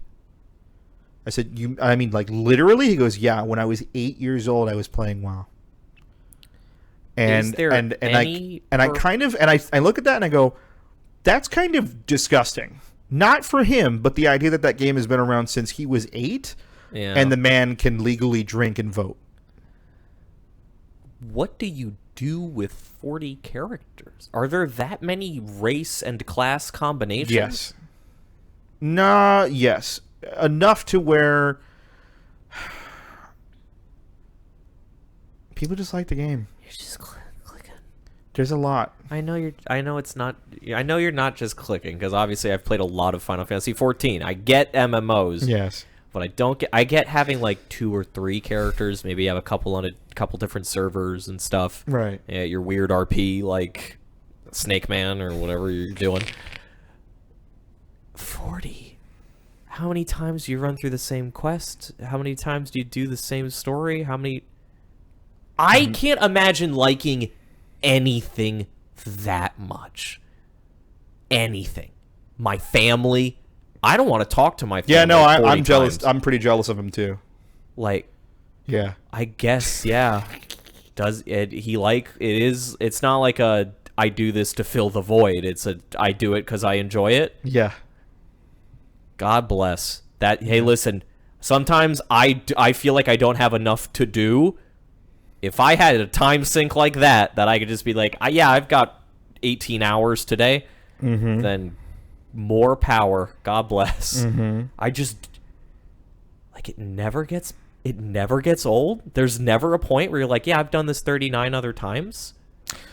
I mean, I'm sure it does, but like, that's a different conversation we're having then. At least when I think about like if you play a competitive game, right? Mm-hmm. It's like you put in a shit ton of hours, but you're always playing against someone different, right? And so the experience changes in that way. Or in speed running, like you put a shit ton of time into one game that no one gives a shit about, but you are working towards a faster time on every single attempt. Whereas I look at WoW and it's like, you do the same quests, you get to the end point, you have a character that's max level and raid ready, right? And then you make another character, and you get to that same point, but you had already done that, and now your result is the same. They might play a little different, but that result is the same. No, and then if you think roles, I think the thing is that you're also misunderstanding the fact that different specs for the same kind of character build will have different gear, and they'll have different things happening for it, and factions also. Factions will, I mean, so in WoW, the race of the character will literally lock out certain jobs. Okay. So that will happen, and then there's also certain starting zones that are different, and a whole bunch of shit that's like different with each of the characters. That back in the day would make sense. I think that maybe 40 characters is a lot, but I also think that like if you've already reached the end game, like even at 10 characters, I'm like, that's nuts. But all right, right, but like. I feel like if you've... I think it's just one of those things where, like... No, I think how it was explained to me was I wanted to play with people, and they just kept dropping the game. Okay, because if it's 40 characters and they're not all max rank, and it is literally... No. Okay. They're not all max, okay. but there's a lot of them that have gear. You know what I mean? Like, there's a lot of them that there's been work put into them. Yeah, but if it's like, I tried to get 40 different groups of friends in, and they suck... Yeah. That makes more sense to me. In my brain, I defaulted to I maxed out a character. Anyways, what I was trying to say was the whole point of it was I think it's ridiculous that in the cultural zeitgeist that is the MMO experience, the fact that World of Warcraft has been around since 2004 and has not been removed or even moved a fucking inch, the only other people that can potentially do it would be Riot. Because I think that in terms of like the sense of popularity, the amount of people playing their game, the amount of people who would be invested in said game, if this game ends up being a decent MMO and is able to grab everybody right by the ghoulies and do what they need to do, we could potentially finally see WoW die and or at least not be fucking referenced or force Blizzard to, I don't know, do something new. So here's the problem, is that I don't think there will ever be a WoW killer because you have a friend who's been playing that game since he was 8. But there also haven't been MMOs that have done... There have not been MMOs... The closest MMO that's been that popular is Final Fantasy. But this is what I'm talking about. So in order to... So the fact of the matter is this. When you think about the traditional MMO market, a lot of the major problem with the way that MMOs are done is that the difference between what a Western audience wants versus what an Eastern audience wants is always going to kind of just be massively different in certain things. Yeah. The Eastern audience is a little bit more okay with grinding because they are... They just... it's like that mentality of like... They're, working and then like... I don't know, like the whole... Yeah. They just fine with grinding a whole lot more. Yeah. Here it's more about like I want to feel progress. Like progression is a big thing, and however gets me there, that I need to have more fun with that concept. Yeah. The biggest issue that many MMOs have found is that first and foremost, it's hard to advertise for an MMO. It's hard to have a MMO that's a viable, like monetized. Like you can't make money off of an MMO unless you have like a bunch of advertisement. There's a whole bunch of like different extenuating factors that you need to have to make an MMO that's not even to be a WoW killer, but to be successful in this market that are just many fucking developers can't do or can't reach. It's like, WoW hit the ground floor. It created what was essentially the perfect MMO. It gave people exactly what they wanted. Mm-hmm. It's huge. It's ever expanding. There's something new to do every single fucking month at this point. It's like, there's always just something around the corner. No one else can do that. But what can fucking knock that throne off is somebody who's been doing that and has the same popularity, if not more, comparably, by the sheer metric of how many people still watch the League of Legends World fucking Championships, which at this point is saving esports, which is a fucking awful thing to say, but it is what it is. Mm-hmm. Riot is the only one And all it took was for them to be as popular, if not more so, than WoW. So I think in terms of, you tell me a League of Legends MMO is going to come out, that's the WoW killer. 100%. My brain You just needed goes, another MMO that has 3 letters. my brain just goes like, if this League of Legends MMO came out 5 years after WoW, that's one thing. The sunken time that you've put into World of Warcraft, you think you're just like, oh, fuck it, cut it out. No, this League of Legends one's better. I think the problem is that the sunken cost fallacy doesn't work when there's nothing else. When there's no alternative, there's no reason to have a sunken cost fallacy. If there's physically no competitor, why do you feel the need to feel like your time's been wasted? You don't. If you're the kind of person who's an MMO player, especially a WoW player, who's been playing for that long, it's not a waste of time. It's just the game that you've been playing. Yeah. Because no one else has been able to do it better. You've moved to other MMOs. You've tried other MMOs. They all suck in comparison. They don't do the thing that WoW does. But Riot can do that. But in my brain, even if it is better, is there not a part of you that's like, I spent so much time on this game? Yes. And if the game is absolutely. dead, if WoW just stopped getting updates, that's one thing. There's no new content. Here's what I'm saying. Well, that's absolutely the case. Here's the problem, is that even with that being said, what I'm saying is that there has never been a direct line competitor with, like, when someone tries to make a quote-unquote WoW killer, they try to make themselves competitive by doing something that WoW isn't doing at the time, and that's it. I'm talking about the fact that this game will coast specifically off the fact that it's a League of Legends game. Its popularity alone may eclipse and outrank WoW, because at that point you're just talking about, people will just probably look at it and go, it's a updated WoW. It looks better. It's probably going to have action combat. It's probably going to have like better raid mentality and all this shit that like.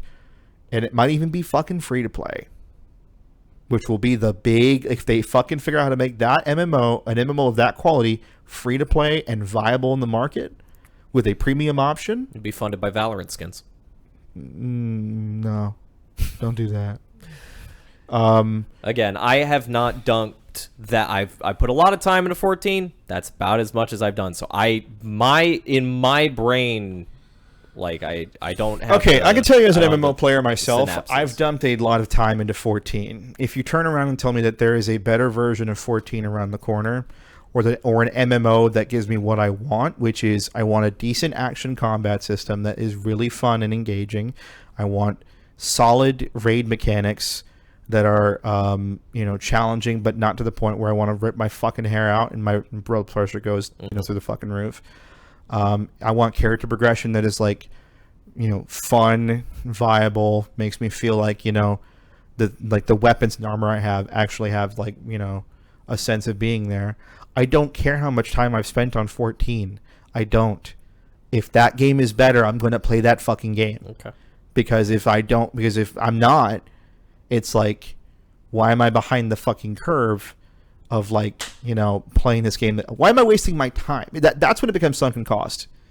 When a competitor shows up and does something better than that person, and you are still playing that thing that is inferior, that is sunken cost. That's when it becomes sunken cost, because you're sitting there and you're having to explain to yourself, oh, I'm doing this because da-da-da-da-da. So is there not something that only, like, because obviously I've just from people who play World of Warcraft, the story's been relatively mixed recently. Like, is there not something that, like, League of Legends could not improve on because you can't get it somewhere that isn't WoW? No. There's no character, like, because the big thing with 14 is, like, if the story quality stays the same, even if a better MMO comes out, it's not going to be at least like, you're not getting that part. You're not getting that. The thing that I will say with 14 is that, like, while the storyline is incredibly good, I think that for the majority of people, it is a big factor of as to why they play it. Mm-hmm. I don't think that's what people played 14. I think it was literally simply Final Fantasies in the logo. And the thing that I have with with MMO, when I'm talking about WoW players, yeah, I'm talking about people who They call themselves Blizzard fans, and all they've ever played is WoW. Mm-hmm. And that exists. Like, that's a real thing. Like, they will go to BlizzCon and see, like, what are those Vikings? It's so strange and silly. Who the hell's Blackthorn? Ugh, what the fuck is that? Ugh, get out of here. Like, those people exist. Okay. What I'm talking about is those, like, here's a better way to look at it. Fortnite and Call of Duty players. Okay. They're on the same level in, I think, as, like, mental capacity as, like, WoW players who have just not stopped. Mm-hmm. You know what I mean? Like, because it's like the FIFA effect. It's like the Madden effect. They're only going to buy one game a year, and it's that fucking game. They're all going to play one game a year, and it's fucking WoW. But if there's this thing that you play on the side, and you're told it's from a developer you like, they're doing something that you like, that you already are already doing. It's free, or if it's not free, it's just better. And all your friends are playing it, and they're not playing with you anymore. WoW gets dropped. All right. 100%. That's the big thing. Is if you get that, if you get the FOMO happening, which they totally can, WoW gets fucking dropped, and Blizzard now has to sit there and rethink their whole fucking thing. But the problem is what I'm saying. If there's no direct competitor, of course WoW is going to consistently exist forever. Yeah. Because no one's been able to even try. No one's had the same kind of staying power as WoW. The people closest are Final Fantasy, but no one goes to Final Fantasy from MMOs. What do they fucking go there for? JRP single player games. Multiplayer is an afterthought. What do people go to League for? Multiplayer games. So there just wasn't a company big or evil enough to do it. Exactly.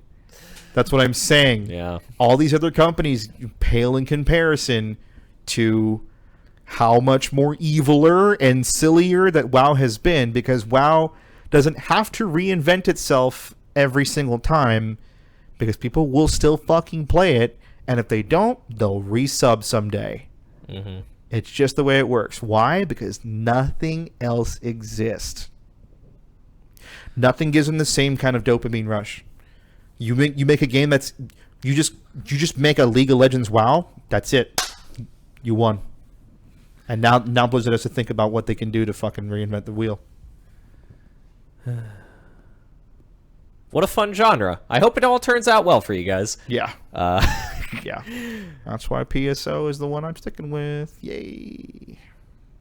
I hope that one turns out well for you guys.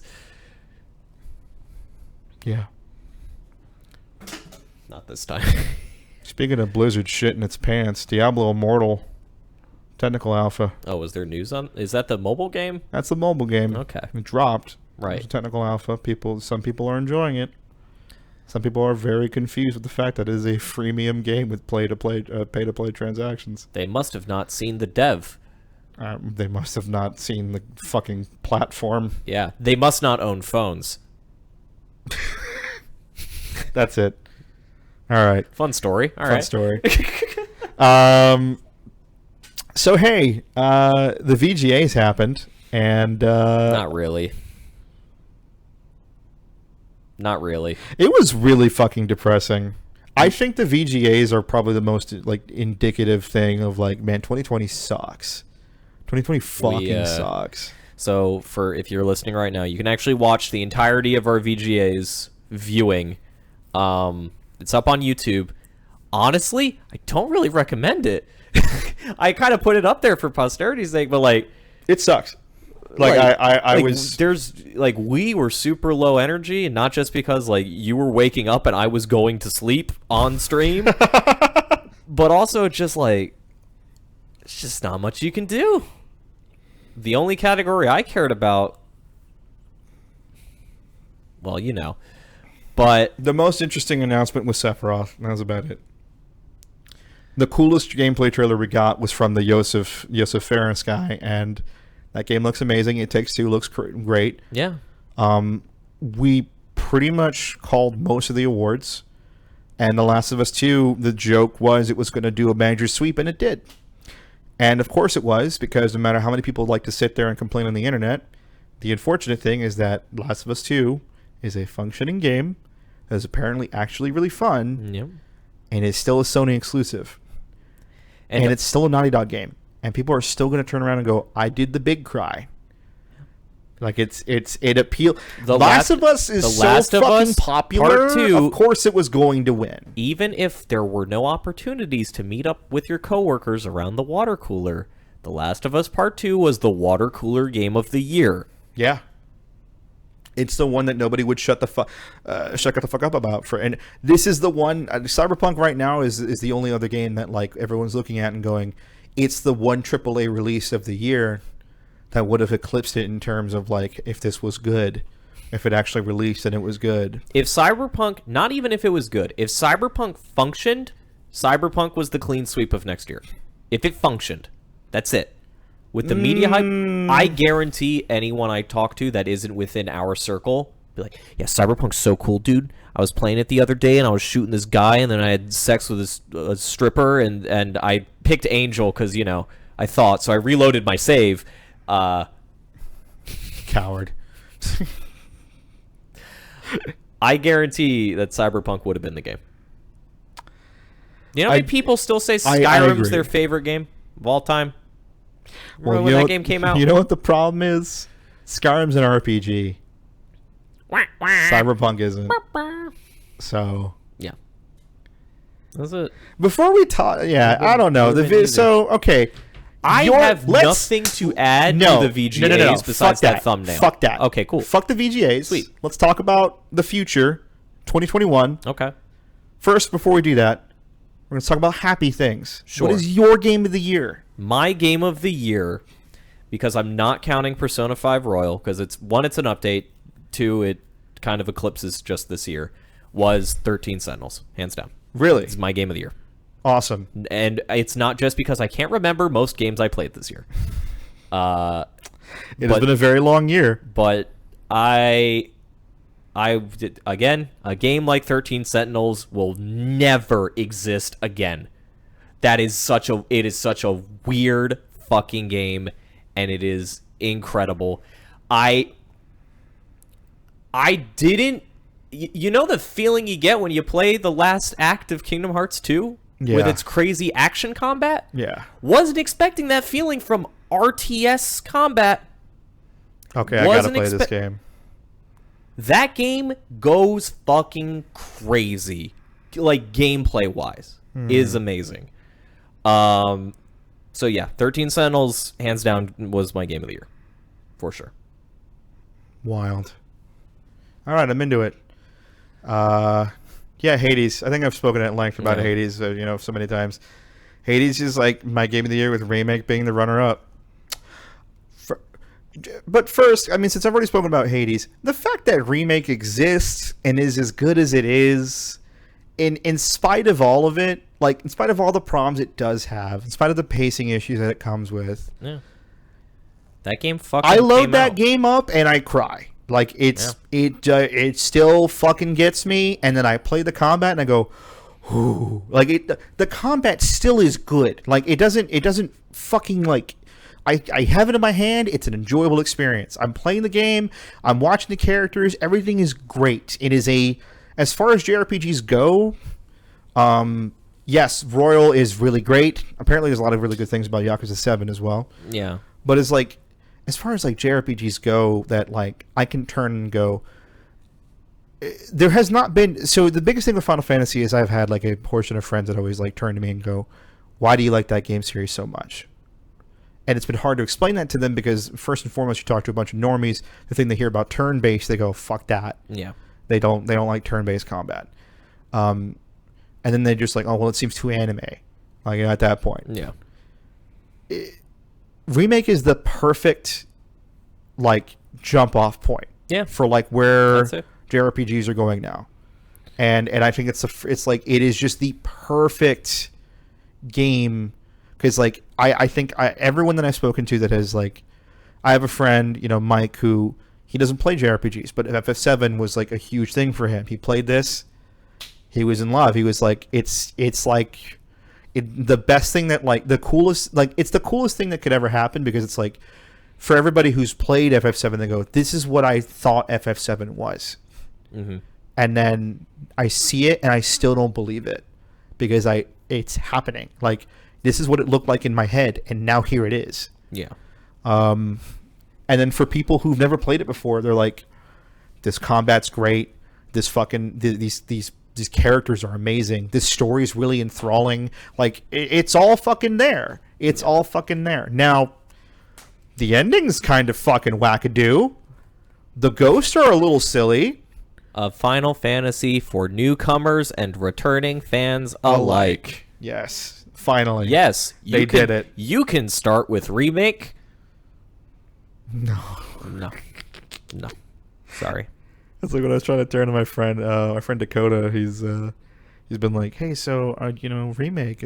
I've been really wanting to play that because like Sephiroth got announced, and he was like, I don't know, remake. I just want to play it. Everyone's been talking about it. I'm like, please play it. But before you play it, let's watch Advent Children and I can explain some things to you. I was gonna say you can start with remake. You got to do a quick wiki dive. So no, well here's the problem. Or just have someone tell So he you. turned to me and he goes, "Well," he goes, "But I don't want to watch Adventure." And I go, "Why?" He goes, "Because it'll spoil a remake." And I go, "Ah, I don't think it will. You'll be fine. I think you'll be fine." It's like you just gotta have one friend who has played the original. Just kind of tell you a couple things. Yeah. This is Cloud, kind of.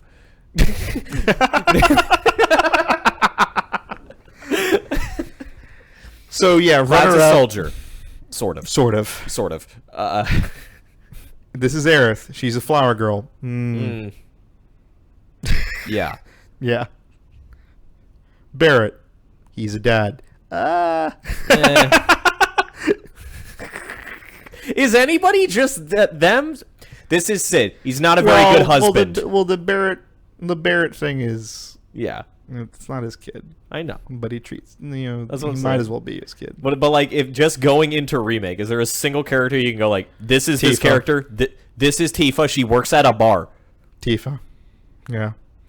Because Tifa characterization doesn't happen until disc 2 anyway. So because most of the time it's just Tifa trying to like not break kayfabe like the whole time until like Cloud just does some stupid. She goes, "All right, hold the what's going on? What the fuck are you talking about?" Yeah. Oh man. Well, yeah, no. Yeah. And then Hades, obviously, I've spoken at length about, but I guess a quick roundup. It is the coolest fucking roguelike game I've ever played, with a amazing storyline, amazing characters, incredible fucking action gameplay, and it just anyone who's ever like it takes what I hate about roguelikes, which is the idea of like no progression from dying, and still makes it feel like I'm moving forward somewhere. In the 50 plus hours I've had in that game, there's been one repeated conversation. One. That's insane. Yeah, that's crazy. That's fucking crazy. Now, granted, I think that being early access obviously gives it a couple of fucking things to do. Yeah. You know? Apparently that game's always been good though. Like it's never been like... I think that game's definitely had a lot of potential for sure. But was it in early access? It was in early access in 2019 at the very least, right? It was in early access, and believe it or not, the beating Hades, like it would just end. Yeah, it would just dump you back to the start, and it's Yeah. like, well, that was fun. Yeah. That's- But there was no progression past that part, apparently, which is insane to think about. I've seen so many people beat Hades, and I have no clue what happens after that. So the whole idea behind No Hades, idea behind it is that when you beat him for the first time, he acts like it didn't happen. He just goes. No, I mean, like, he just literally like sandbags you super hard, and then you go, "What the fuck? Like, did you not know that I did this, and that?" And then also, I went a little further and found something else. Yeah. And we got to talk about it. And then the idea is like to get the true end in the game, we have to beat him 10 times.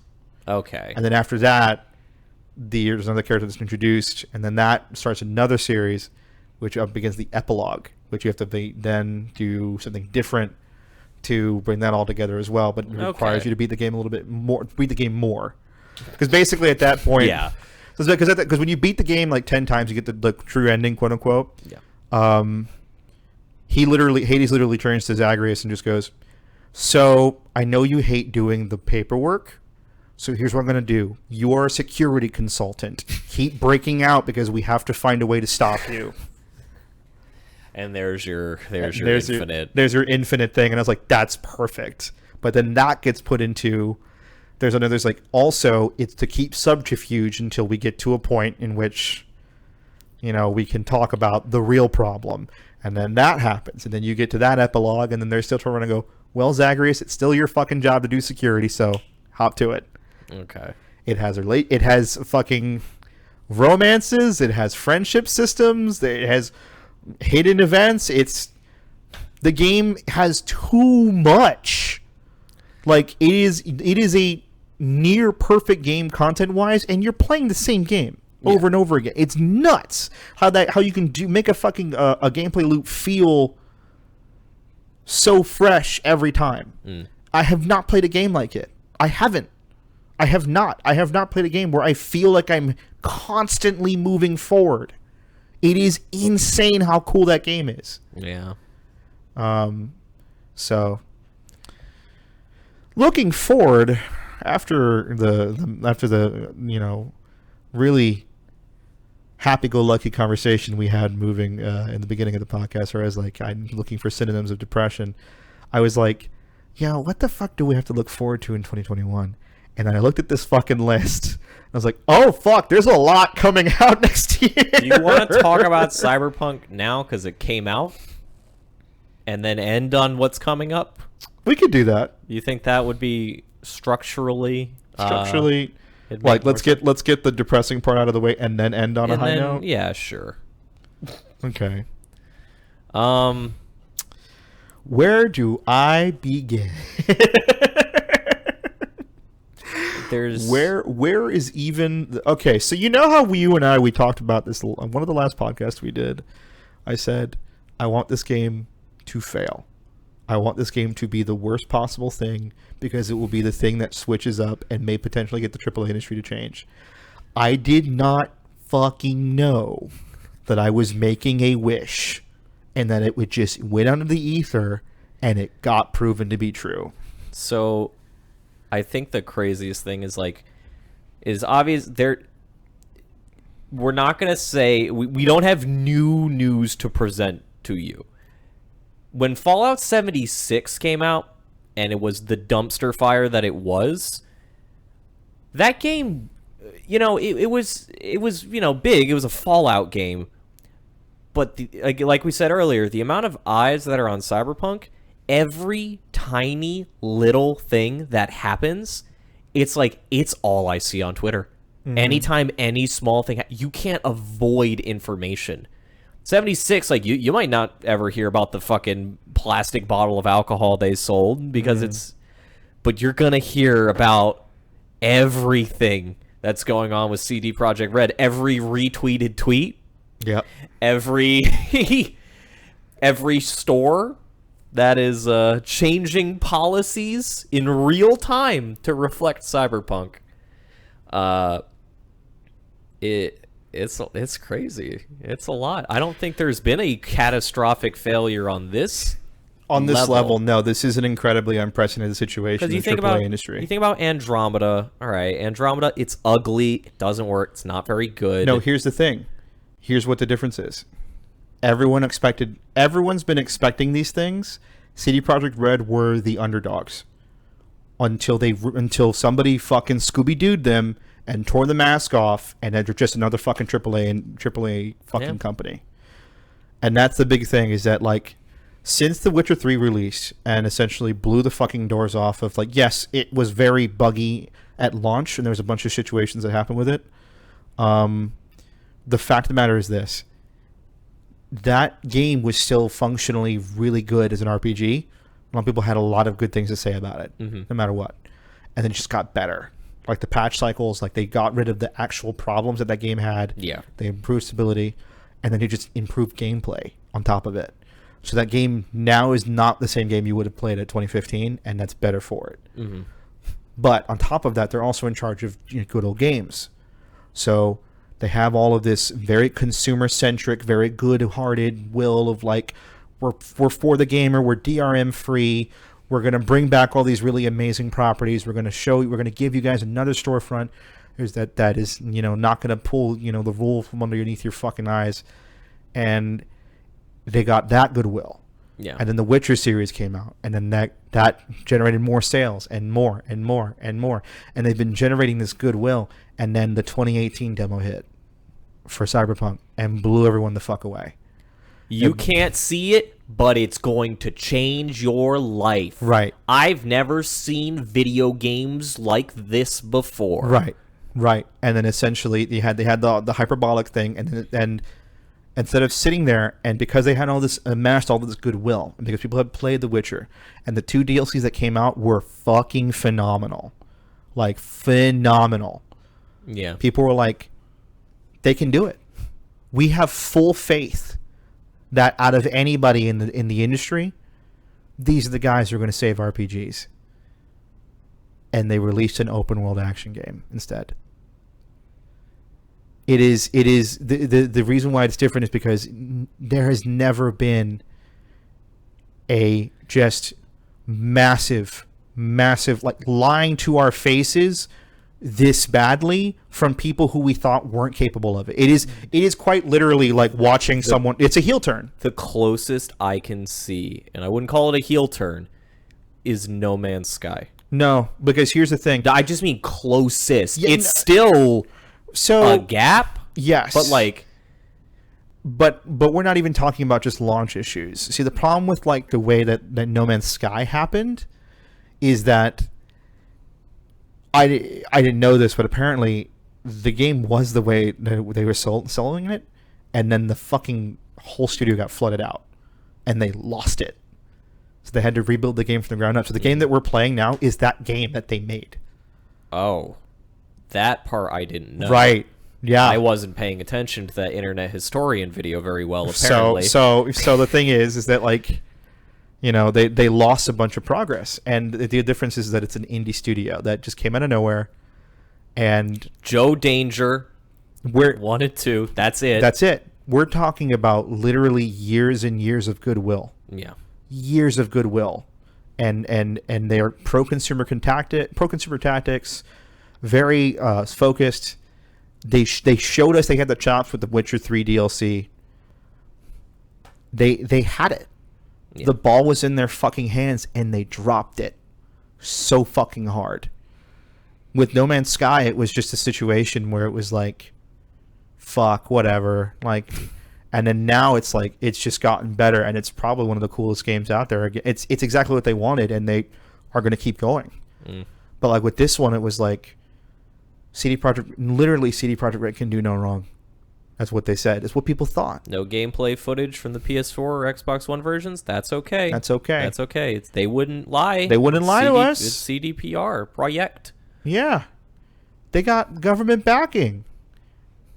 And then, holy shit. So here's my theory. In the major, so do you remember vaguely the 2018 demo? You and I watched it together. We reacted to it together. Yes. Do you know that every single feature in that demo is not even in the game?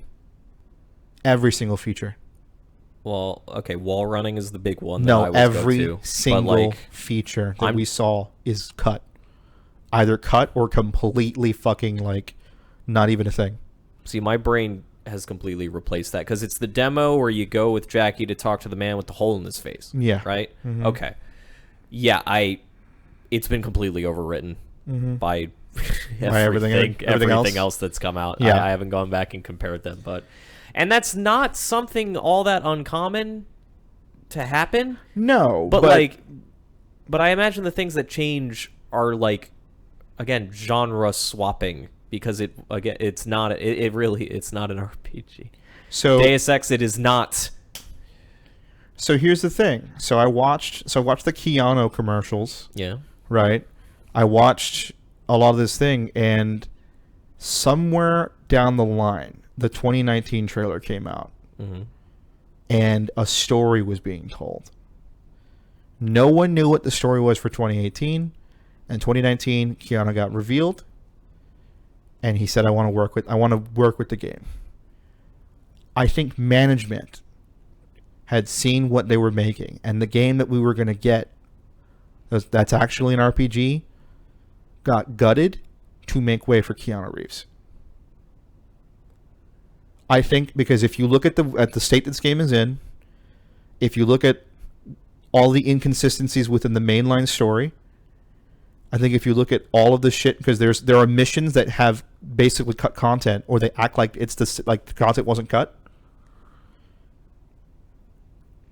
It looks, because here's the difference. In the 2018 demo, Johnny Silverhand died in 2076. In 2077, he canonically died 50 years before. In a fucking terrorist attack. In the demo that showed us, Johnny Silverhand died of old age. He wasn't even part of the storyline. In fact, if you look at the original demo, one of your childhood heroes could be Johnny Silverhand. I think they completely ripped that game apart. And the game that we got is to put in Keanu Reeves' Ghost and the entire storyline surrounding it, because there's tons of holes within the main storyline. And the game that we got is a year and a half of production. But I just feel like you could have just put Keanu Reeves in an RPG. No. You could have just. You're right. But the problem is that no, they didn't. But the problem is that they what I think happened is that CD Projekt Red saw, and this is all completely purely speculation, by the way, they saw an opportunity. They want to get this game in front of as many eyes as possible. How to do that? Keanu Reeves is killing it. John Wick 3 had just come out. You know, apparently he's in Toy Story 3. Whole bunch of shit. Like, this man is like the fucking... Everyone loves Keanu. Yeah. In 2019. Okay. It worked. The breathtaking thing. All this goodwill. All these things. Keanu's it. He's our story. Take everything that you did and gut it. Make him part of the storyline. We can't do that. We have all these systems. Figure it out. By the way, 6 months later, all these systems are working. Get it to ship. We need to go now. Can't do that. Push it along. Delay it. Yeah. Delay it to November. Delay it to September. The Can't do president that. of Sweden called. You have to release the game. Can't do that. Delay it to November. Oh, fuck, the game's not running. Oh, fuck, the game's crashing on old consoles. Oh, fuck, it's not even working. Delayed to December. We'll figure something out. Every one of the managers is waving people away. Just going, no, it's okay. We're going to give you the game that you want. Night City Wire comes out. A video series talking about all the cool and crazy things you're going to be able to do in the game. Constantly selling us on this game that doesn't exist anymore. Because they know. And everyone at CD Projekt Red desperately trying to fucking say something, but can't. For fear of being blacklisted, for fear of losing their jobs, all this shit. Slowly but surely, all that goodwill starts turning into fucking muck. All since with coronavirus and all that shit happening, everyone's starting to work at home and all this shit starts coming to the surface. Everything starts bubbling up. Management starts freaking out. The game's not close to release. The game's not able to ship. It physically doesn't fucking work. What are we going to do? Fuck it. Tell Sony and Microsoft the day one patch will solve all these problems. The cert process, and they go, and then tell them it's going to be the biggest game of the year. 8 million pre-orders. They had the numbers. This game was slated for 30 million copies sold. That was their fucking outset. That was their original fucking prediction. And you're going to look at me and Sony and go, next-gen consoles will push your consoles. Xbox One X, PS5, Cyberpunk, it's dropping. It's releasing. Give us some more time. Christmas comes around. We'll sell your consoles. We'll do this. We'll do that. Cyberpunk drops. Yeah, it did. Yeah, it fucking drops. So, yes, that is it's a very fun theory. but it's just a theory. It's just a theory. But it's one of those where it's like, probably not. But until someone outright tells me no, I'll believe it. You know, it's very. Well, the problem is that I have no other. There's no other explanation. Just none. For how this game completely switched genres, how this game isn't an RPG, how this game it just isn't. It's just not.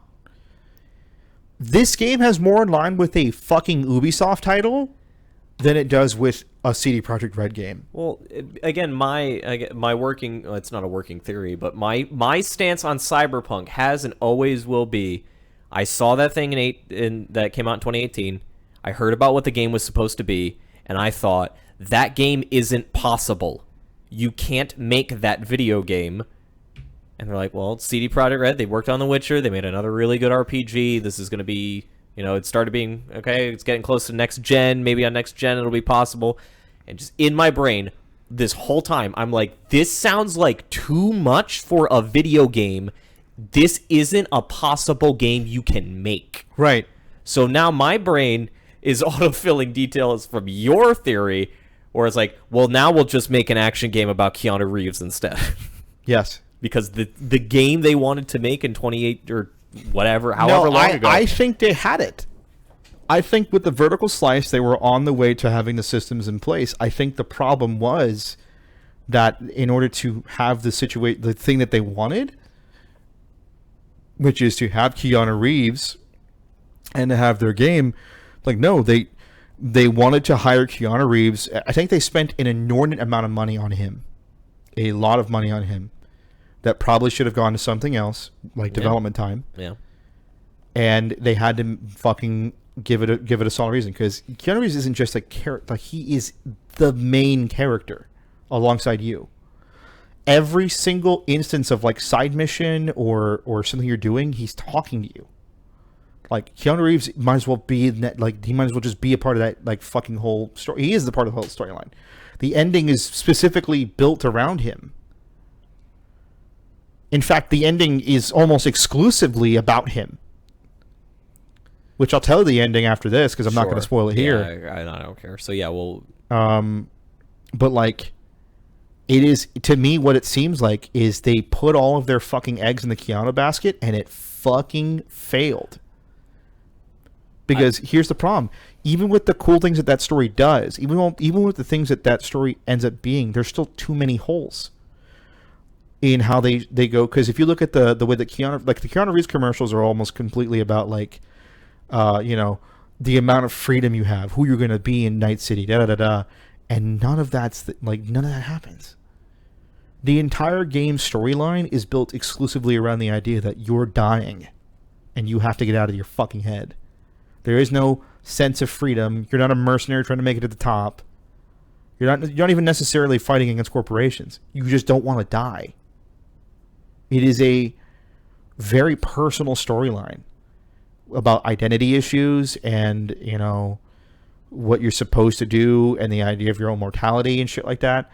And it is far removed from their marketing, where it's like, you can spend your money to go and do really cool things. There's no other alternative. There's no other fucking extracurricular activity outside of maybe a hooker.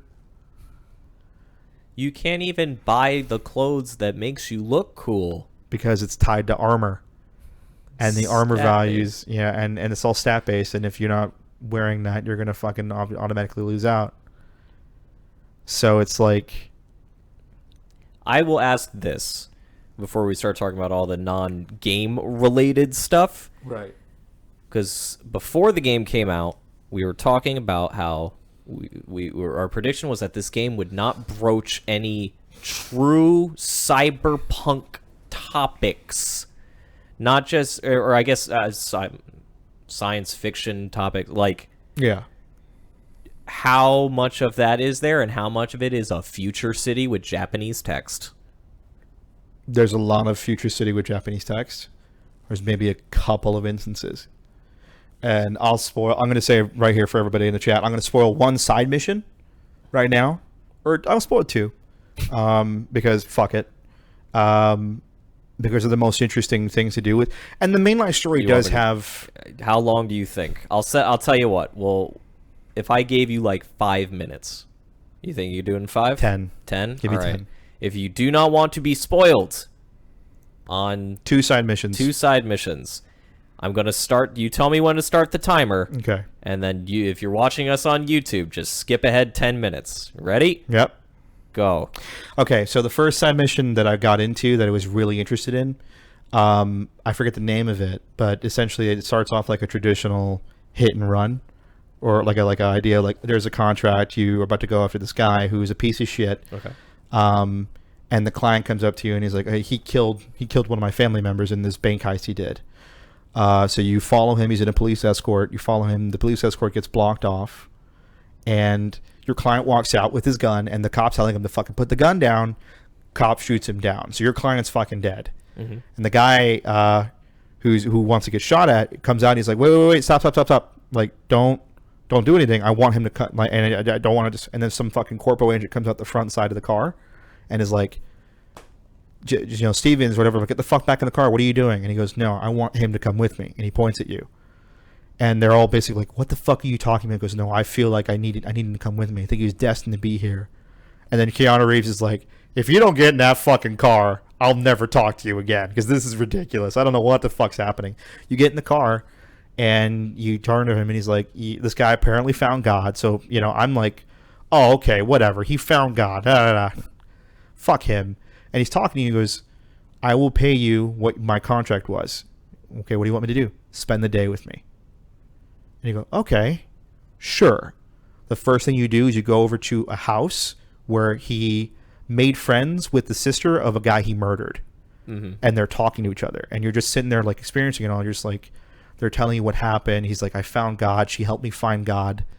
And I really, I'm going to get executed. So I found a way to make that worth something. And she goes, I really don't think you should do this.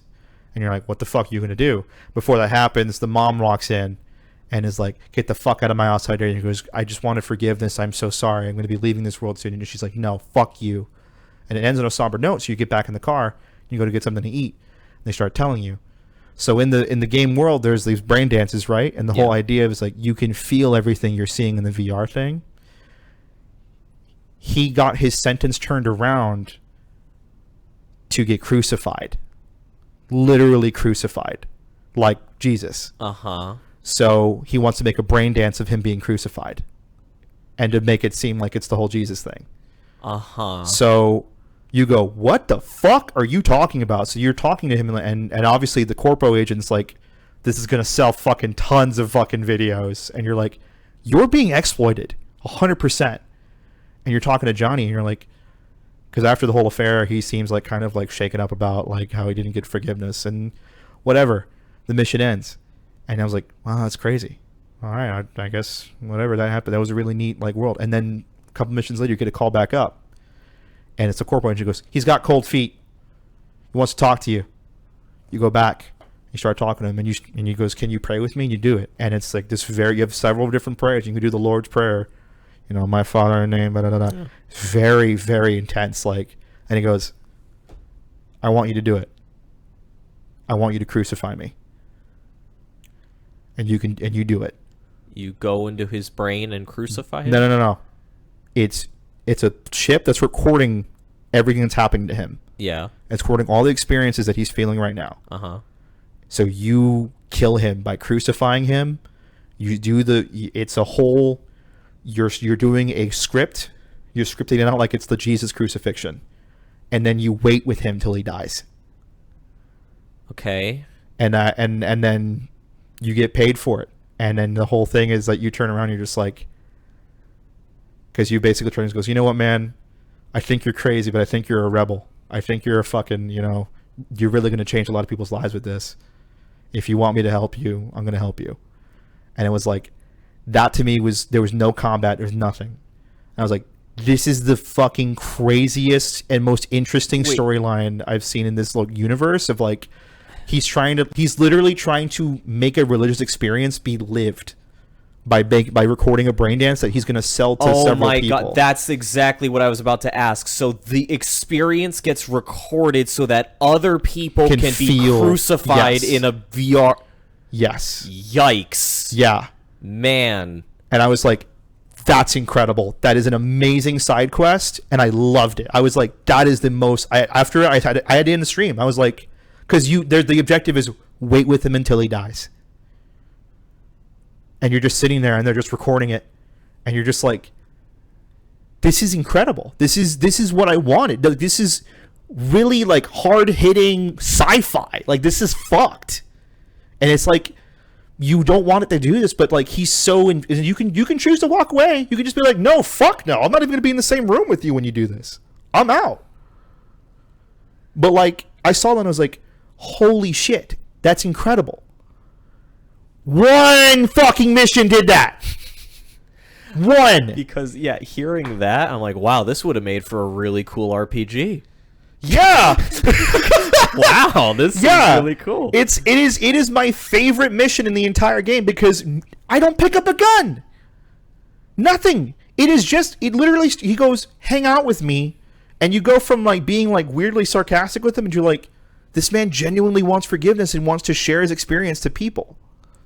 And he wants to, and like, you go, I know you're about to be exploited by a corporation.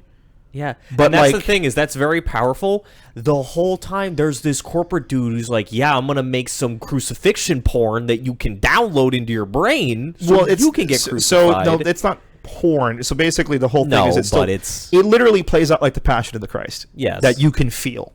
Yeah. So the idea is that there are going to be sickos that do that, but then you sit there and you go, even if they make money off of it, I know that he goes, I want people to feel faith. I want them to feel what Jesus felt. Okay. Because how are you going to believe if you weren't there? I made it. I'm going to make them be there. And I was like, that's fucking deep. Yeah. That's crazy cool. Again, from his perspective, it's very deep. The cynical corpo part of my brain is like, yeah, there's going to be a lot of sickos who download this app. Yeah, and guess what? You turn around and you're like, you'll let me get a copy. She gets a call. She goes, hey, good job, V. We really got that fucking one in the can. You're like, you fuck yourself. She goes, whatever. And she sends you your fucking payment. You're like, this is bullshit. And then she calls you up. She goes, hey, you want to work together? And you're like, fine. Because the plot has to move forward. Well, one of the plots. One of the plots. So you're just like, one, huh? Yeah.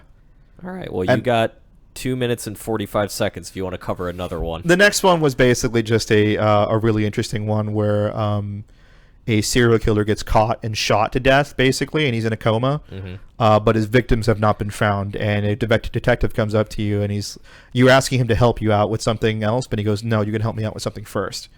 And you're like, okay, well, what's happened? And he goes, the video footage of him getting shot, that guy got shot and whatever. He goes, okay, well, what's the problem? The kid that was in the car was wearing my nephew's shoes. My nephew's been missing for like several days. Help me find him.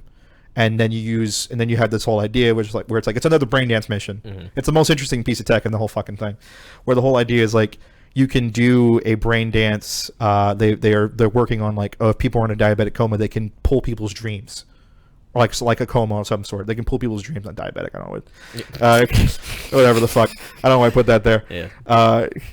They can pull people's like dreams and like you can see them, mm-hmm. but they need to be like it's only been used on children to help them with psychology, so they need some kind of trigger. So you're like walking around trying to look for something that can trigger that memory, because he got shot. So he's fucking his brain's all fucked up. How's he gonna dream? And he's like, oh, you need a trigger. So you're doing all this investigation shit. You find like a cartoon that like registered with him as a child, and you put it in his head. And it's like you use the dreams of his memories to find out where he is, where this guy's nephew is, and you save these victims by using that tech. And I was like, that's really fucking cool. That's cool. And so I've seen the quest list. Yeah. Is every quest maybe not as that interesting, but as in depth as something like that? So at this point we can go past spoiler territory. Yeah, like if we're no longer there, so you can stop left. If you come in late, you didn't miss much. Yeah, So basically, the problem I have with the way that the side missions are structured is the fact that the game doesn't fucking tell you, but a lot of them are just, a lot of the really nice ones, the one that I'm talking about, require you to wait. Because the ones that are on the map, normally you walk up to them, and the way that the structure works is that there's a question mark and it goes undiscovered. Who knows what you might find? And you go over there and it's like, oh, it's a cyber psycho, so it's a super boss mission. Oh, it's an enemy holdout. Oh, I have to go in there, sneak in and steal something. That's I what have I to was kill asking. somebody. How many of those are you get there and it's like, there's a bunch of dudes that need to not live anymore? Everything on the map, almost all of them. To get the cool side missions, you need someone to call you. You have to wait until the game just gives it to you. And the game never tells you at what point in the storyline that is that going to make sense. Because then there's a problem with the games that are that are congruently wrong with the storyline. So like Silverhand shows up in your head, tries to kill you. Yeah. The first time he sees you, and you show up and you have like a pill and you pop it and okay, he's gone for a little bit because it's like a blocker. Yeah. But then like I try to do a side mission, and you're talking to Johnny like everything's fine.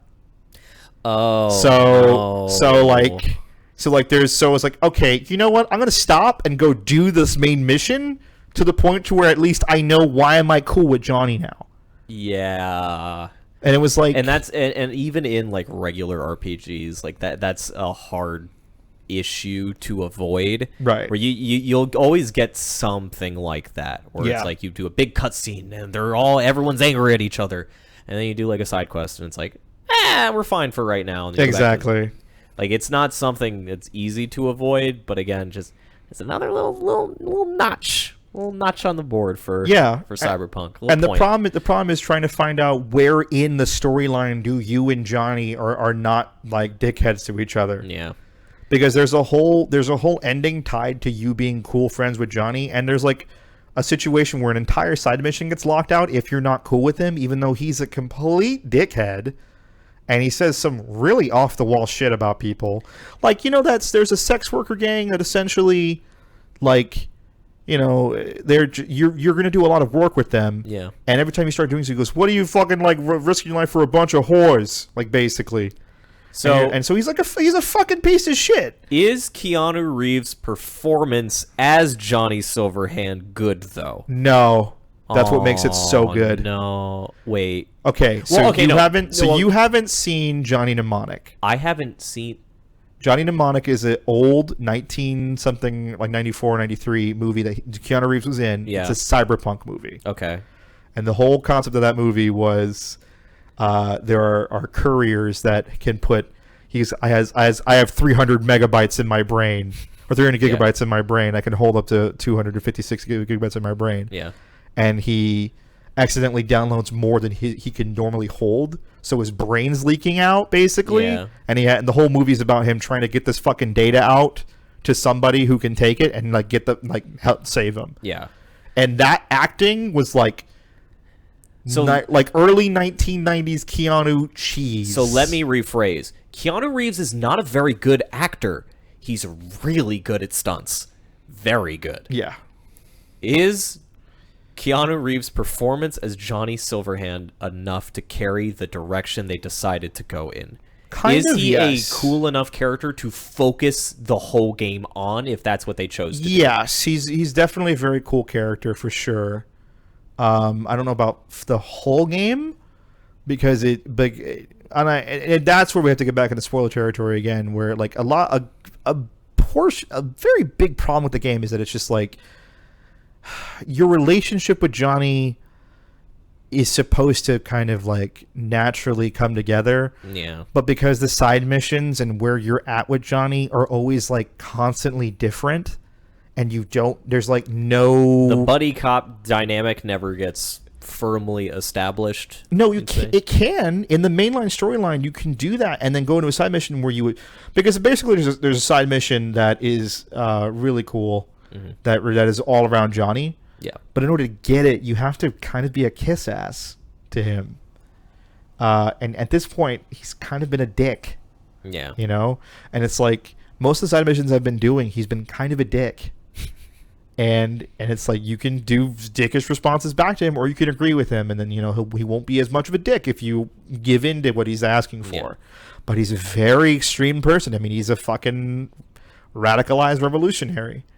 So, like, you know, he's the guy who brought a fucking nuke to Arasaka's tower and killed a fuck ton of people. Yeah. Just because of some shit that happened, you know, that he took a little personal. Yeah. And it's just like, he's a very, like, interesting character. Whether or not he carries the whole fucking thing is weird, and they gave him so much precedence in the story because he's a very big story character in the story of Cyberpunk, the pen and paper RPG. Yeah. Because that Arasaka incident is canonical. That happened, where him and a couple of people invaded this tower, and, you know, he just went missing. Nobody knows what happened. Yeah. And then you find out why. You know, the whole fucking, he's inside of a chip. He's, you know, but the idea is that basically, he's kind of in the same space as you are, so he's sharing the same body, so he kind of feels what you're feeling. Yeah. And there's like a weirdness between that, and it doesn't work because I don't know where in the storyline this side mission has me at. So I'll build a relationship with Johnny, and then he'll turn around and say some really, like, off the wall shit to me, and I'm like, what the fuck, dude? We were just cool the other day. Like, there was an option I did where I was like, yeah, you saved my life, bro. And you and him have a huge bro moment, and then, like, a side mission later, you're just like, fuck off, Johnny, and you're like, what the fuck is going on? Yeah. And it's just, it doesn't make any fucking sense why, like, there's no sense of cohesion because all of the side missions are tied to getting called.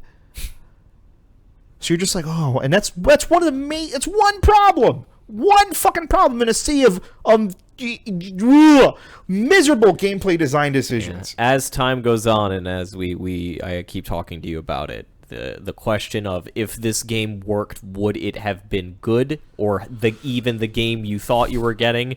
The answer is becoming a lot more clear that it is no. No, this is not the game that we were sold. It's not the game that we were promised.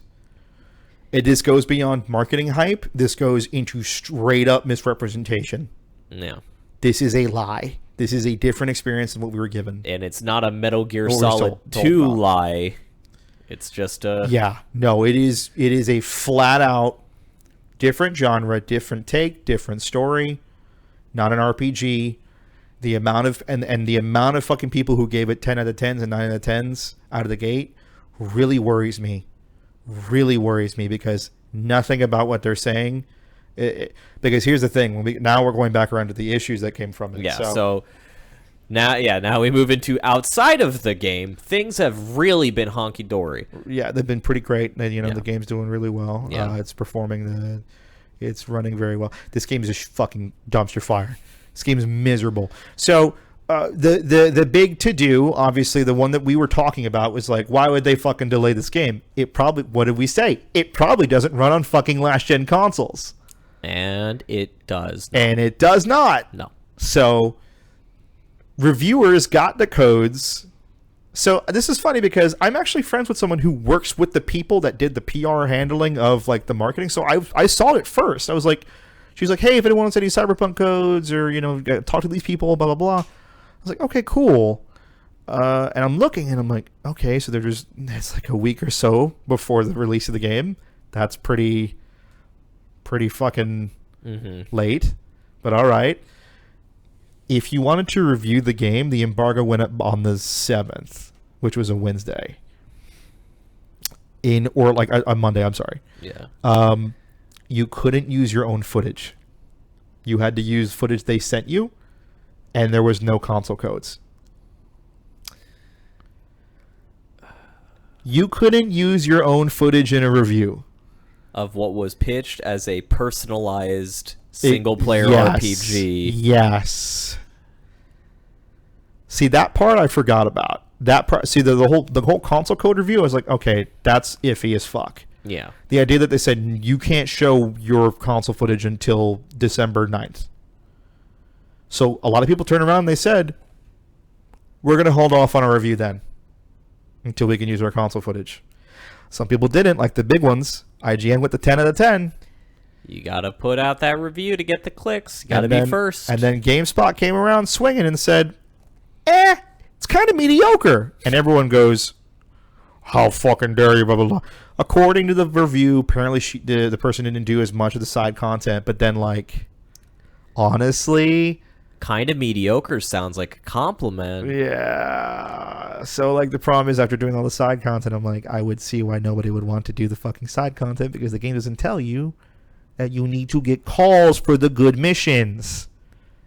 The game just kind of decides when it wants to give you that. Just out of nowhere, out of, like, randomness. You cannot go to the nice side missions until they're announced to you. There's no way to trigger them. You don't know how.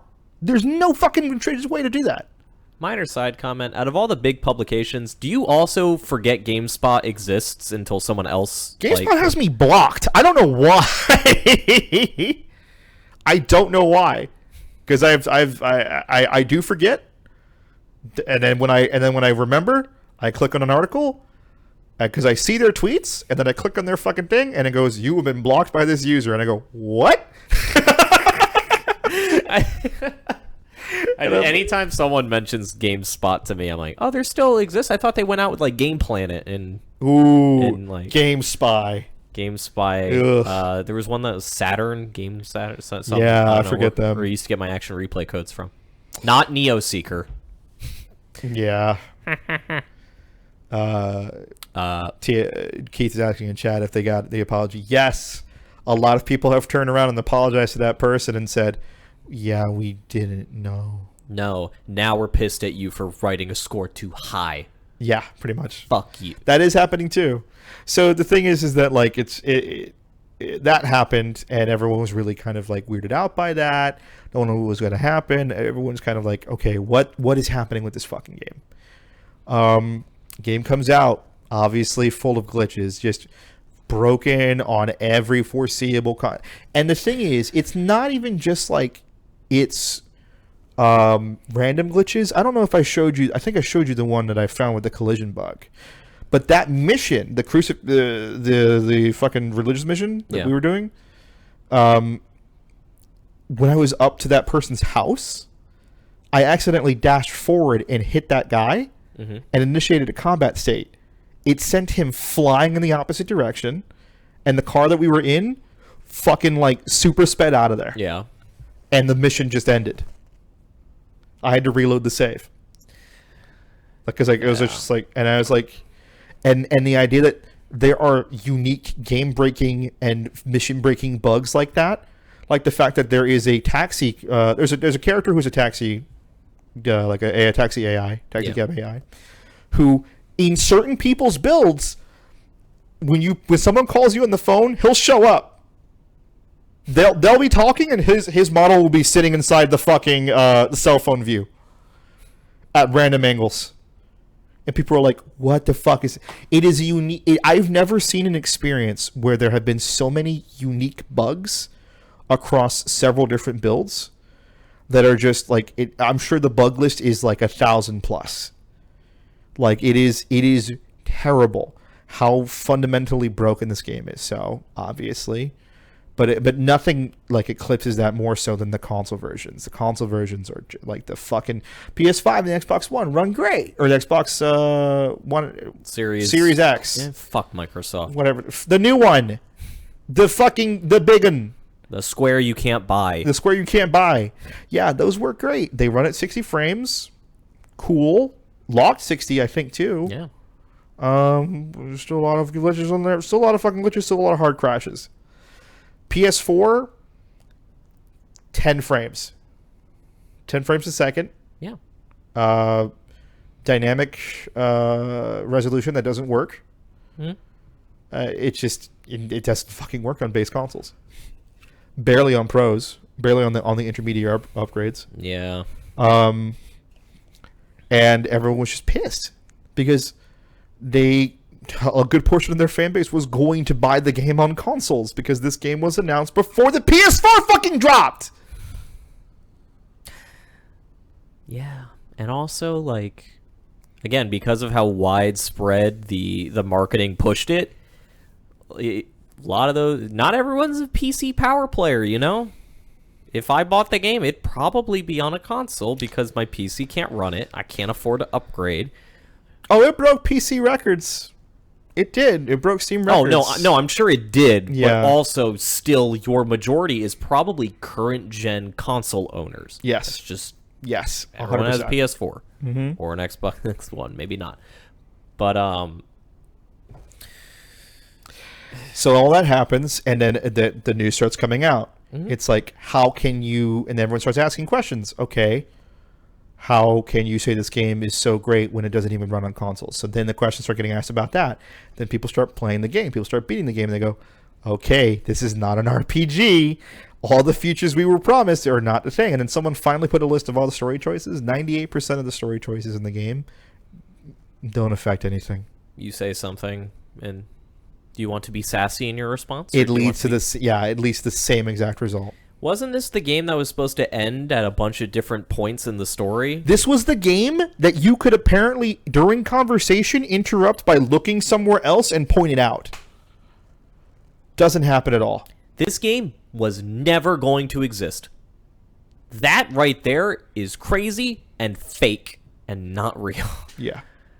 But you can get kind of close. Very close. You can get very close. You can try a little bit. The idea that you could try, like, I mean, but they didn't even fucking do that. Is there a reason why I would care about picking my starting point? No. It's just and every the one first of cutscene? So in my playthrough as a street kid, because there's a lot of situations where you're dealing with shit. Yeah. Like I'll get into certain missions. So there was one mission in the diner. Yeah. There's like a random, and it's like a random occurrence, like a random side mission that you can just kind of roll up on, and you sit down, and the diner gets broken into, and they're like asking for everybody's money. If you're not a street kid, you either you just don't have a choice to pull out your gun and stop it, even though you were a fucking mercenary. And sometimes you are part scorpion. Yeah. If you are a fucking mercenary who might be a cybernetic god, apparently, and someone, I didn't know you couldn't stop being robbed. But the only time that like something works is you have a street kid option where you turn around and go, you're doing this in someone else's territory because you know, and you just fake it. And like that option will occasionally pop up. But then like the chat checks in the game don't make any fucking sense. Okay, so this is where we talk about, go back to the gameplay fucking just not make any sense. Okay, so we got the stats, right? Sure. And each of the stats, there's body, Yeah. there's intelligence, Uh-huh. there's technical ability, Yes. there's cool, Cool. and reflexes. Mm-hmm. Okay, now body is obviously, it's your strength, it's your health points, reflexes is guns, weapons, technical abilities like crafting and engineering, intelligence is hacking. And then cool is stealth. Yeah, because you got to keep cool. You got to keep cool. Yeah. So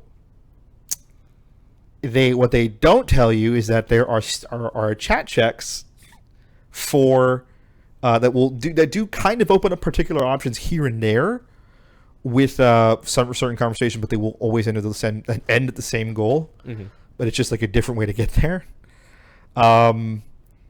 Which is like, hey, like if you're cool enough, you can kind of like say this statement, or if you're looking at a piece of tech and you have a high enough technical ability, you go, no, that's not, and you can point it out, and it'll open up a whole new piece of dialogue. But then they get really fucking weird. Like body is supposed to be entirely about like your tu cuerpo, your fucking body, like it's the whole thing. It's like. And then, like, a body check stat will happen for, like, what makes sense, which is, like, I'm very strong, and I'm going to beat the shit out of you if you don't give me what I want. Mm-hmm. Yeah. And then sometimes a body stat check will happen where it's like, I like that gun. That's a really cool gun. If only there was a stat for guns. You know what reflex is used for? Reflex is used for if someone tells you a plan, you go, hey, wait a minute. No, I don't think that's great. Which you would think would be cool. Or intelligence. But no, apparently reflexes is saying, no, hold on now. It's the difference between saying, now hold on now, in the moment, and 2 hours later when you're in the car on the way. Right. You got to reflexively be like, wait a second. Yep. And then you use your intelligence after, but you don't check for it because you already reflexively act. I just remember I was going through the stats and then eventually the body mods, and everything was like percentage increase on damage, percentage increase on jump. Oh, the cyberware is completely fucked. I'm like, there's a cybernetic that gives you scissor arms or whatever. There's one that lets you double jump and one that lets you charge jump, and everything else is a boring stat increase. Yeah. And I know that RPGs are full of boring stat increases. They should be there. Okay, but like Deus Ex. But Deus Ex, you get to do what? The technical tree in Deus Ex is fucking wild. You do so many crazy shit. You turn your hand into a blender or a helicopter propeller. Yeah. The Icarus drop, and like you just get all sorts of cool shit. And then I looked at the Cyberpunk thing, and I'm like, dude, I could just hit a gym for most of these. You don't have to start putting metal in my body. I turned on fucking Deus Ex Mankind Divided the other day. I was playing and I was like, all of these options are so much cooler. Like, okay, so your legs. All right, cool. You could just make your legs silent. Yeah. Like, it's just, there's an augmentation where it's just like, okay, when you're running, you make no noise. You can just fucking book it through an area. He's tippy-toeing. You don't get to see it, but yeah. And then it's like some other shit where, you know, okay, so you have your arms that shoot out things. You can either use the experimental tech that like makes it into like a Tesla thing, which is like a non-lethal option, or you could just fucking make your blade shoot out and come back. Blades. It's fucking cool. Yeah, it's fucking sick, and it's like all amazing, really cool. And then the Icarus drop, which can then turn into the Typhoon fucking launcher, which can either do grenades or non-lethal fucking trank dart shit, or whatever the fuck it is. Like it's, and then it's like, hey, oh, okay, so here's your arm buff. In order to pick heavy things up. Okay, well, what does that do? It opens up entirely new pathways. Yeah. Here's your other boring thing where it's like, oh, okay, well, you know, now you have... Here's your X-ray vision. Well, now you know exactly where to punch through the wall to snap that dude's neck. Yeah. Oh, and now since you have the arms, you can punch through the fucking wall.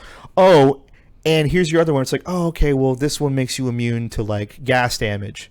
Oh, so when someone fills up a room full of poison gas, I'm okay. Yeah. Which happens in the side mission where you're just like, hey, wait a minute. I can breathe in this. Yeah. It's crazy. It's it's like a cyberpunk RPG. Yeah. It's wild. And it's like they've been making those games since like the 90s. Yeah. And that it's possible.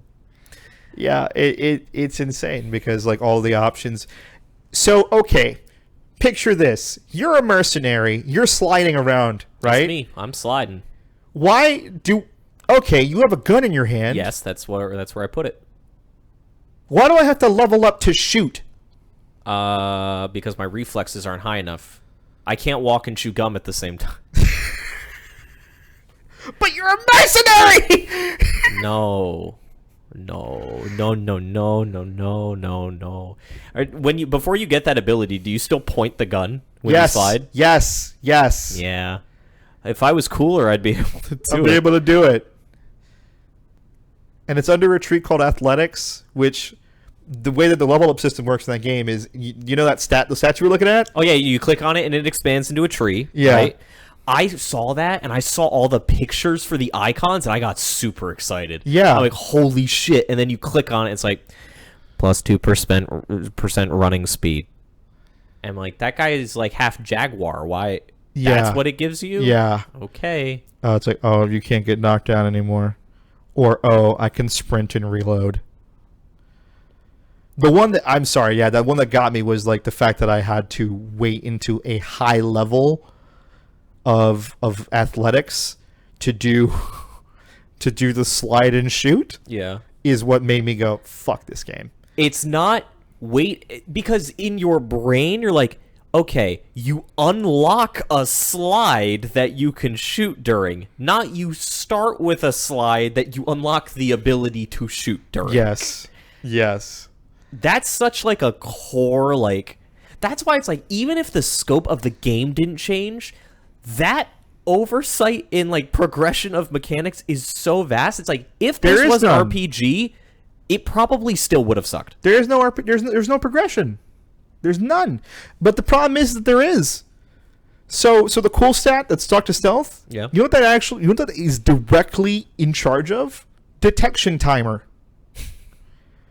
So if you don't have any points in cool and somebody sees you, they just see you. If you have full points in cool, you're invisible. Yeah. Everyone's using their Hey, heat. what's your stealth option? Crouch. Yeah. What's your stealth option, though? Okay, you see someone. What are you going to do? I got to get in the move. Maybe I can pick something up and throw it. Silenced No. pistol? Yeah. Maybe I can pick something up and Okay, throw it. you No. wanna Maybe I kill can. Can I distract him? Oh, I got to hack the thing to distract him. Okay. Oh, cool. Oh, it's like Watch Dogs though. Is a bunch of hackables because it's the future. It's the cyberpunk future where everything can be hacked because it's all a computer. Now, occasionally there are quote unquote traps you can hack on, but they're like they still require you to fucking. They're so few and far between. It's like unbelievable. The stealth in that game fundamentally does not work. There was I get into more fights, so I was just sitting there and I was like, okay, I'm gonna make a fucking gun character because I can't stealth. So if I can't fucking stealth, I'm gonna do this. And then I was trying let me go do some crafting. Yeah. Except for the fact that legendary items are locked behind the fucking progression tree. Hey Phil, I hope you weren't crafting too much. Fuck me. Jesus Christ. Yeah, as far as again, it seems like the game wants you to play it exactly one way, and I kind of was very dismissive of it and played it off as a joke. Where Austin got really upset when I was watching him play. The first montage you see after your exclusive opening thing shows your character just killing people. It's like, okay, well there goes my non-lethal run, and I was like, well. That's because it's an action game and you're supposed to shoot people with your guns. But it wasn't supposed to be. Oh, yeah. By the way, that entire montage looks like it would have been the perfect tutorial setup. Yeah, no. It look at it. Go back and watch that montage. It's about... It literally goes into factions. It goes into combat. It goes into buying your own things. Weapon progression. Talking to people, doing there's a whole character arc in that fucking montage that you don't get. That's why it's like everyone talks about how cool the guy, your bro. Jackie's still cool. Yeah, but he's not my bro. I didn't go on adventures with him. Yeah, I saw him once. I will pull up. We're gonna pull up the 2018 fucking thing afterwards. I'm gonna show you. I'm just gonna go quickly through and I'll be like, hey, remember this? It's gone. Yeah. Remember this? It's gone. Fair enough. The fact that Jackie was a companion, that you just had alongside you. Yeah. There's no companion system in the game, obviously, because it's a fucking action game. You have your companion. He's in your brain, and he's played by Keanu Reeves. Oh. All right. So what do you want? Just rapid fire these then? So long story short, everyone's fucking pissed. Sony took the fucking game in an unprecedented move, not even done by fucking 76 standards. Sony has delisted the fucking game from PSN, told everybody, we're very sorry. We're striving to do everything we can. CD Projekt Red has also come out and said that if they can't get refunds at stores, they'll pay for it out of pocket. Microsoft completely changed their, like you said earlier, their entire refund policy to allow for full refunds of Cyberpunk. I think they took it off the store too. No, I don't think they took it off the store. Microsoft didn't? Okay, no. Then I definitely saw the refund policy change, yeah. Because the joke on Reddit is I can't believe that this is the only exclusive that Microsoft has right now. So. Aww. And then you're right. You're like, oh, well, CD Projekt Red, at least they're offering full refunds if you can't get one from your retailer. But at the same time, the head guy is retweeting tweets shitting on Sony for taking it off the store. The lead quest designer. So once again, showing it's like everyone's trying to be like, well, the devs aren't doing this. Like, no, probably not the fucking grunts. But the lead devs, yeah, they're just as much to blame for all this bullshit as the management is. Yeah. 100%. On top of that, now every fucking internal meeting that's happening at CDPR, there's a fucking rebellion happening because now everyone's turning around going, why wasn't this fucking done? Why wasn't this done? And it's there's just tons of fucking news coming out from Jason Schreier, who he made the call. He was like, hey, is any fucking CD Projekt Red guy want to come talk to me anonymously, of course? Come give me the deets. And they gave him the fucking deets. And boy, howdy, a lot of internal fucking struggle is going on, and there's a lot of really upset people. Now, well, imagine you put all that time into that fucking game, and it launches, and it's like this. Yeah. And a lot of people were like, why did we say this? The big thing is like, why did we even say these things when we knew they weren't true? None of it. Why did we release this game in the state when you knew we weren't ready? And then on top of all of it, now apparently a bunch of people, or I thought it was like some players. No, it's investors trying to set up a class action lawsuit by going, you misrepresented what you were selling to us, and we want our fucking money back. What? And now it seems like CD Projekt Red is trying to allow for refunds so they don't get sued by anybody. So now the 30 million mark might have been close, and now that's just going way down. IGN redid the review. They released a separate fucking review for Cyberpunk on the PS4. Their non-paid for review. 4 out of 10. It's still better than God Hand. Yep. Mm-hmm. Fuck. So it's a fucking mess, bro. It's a mess. This game, and the thing is, I feel bad because there are people who are enjoying their time with it because there's little nuggets of like I said, that mission. That mission is like, mwah, it's fucking cyberpunk. It's fucking cyberpunk as fuck. And again, like, hey, the city kind of pissed me off. What I was telling you, the use of like Japanese text and text in other languages is a little egregious and a little on the nose. Hoteru is probably my it made it to the fucking loading screen, and it infuriates me. If I had bought it, I would have refunded it. That's how much it makes me angry. Because that's such tiny brain. For those of you who don't understand, literally from what Max there is a brand. It's not just one. There's a bunch of hotels. And it's spelt Ho, H-O, Teru, the Japanese katakana for te, and the Japanese katakana for ru. So it literally says hotel, but in half English and half Japanese. Who's that fucking sign for? Who is supposed to read that sign?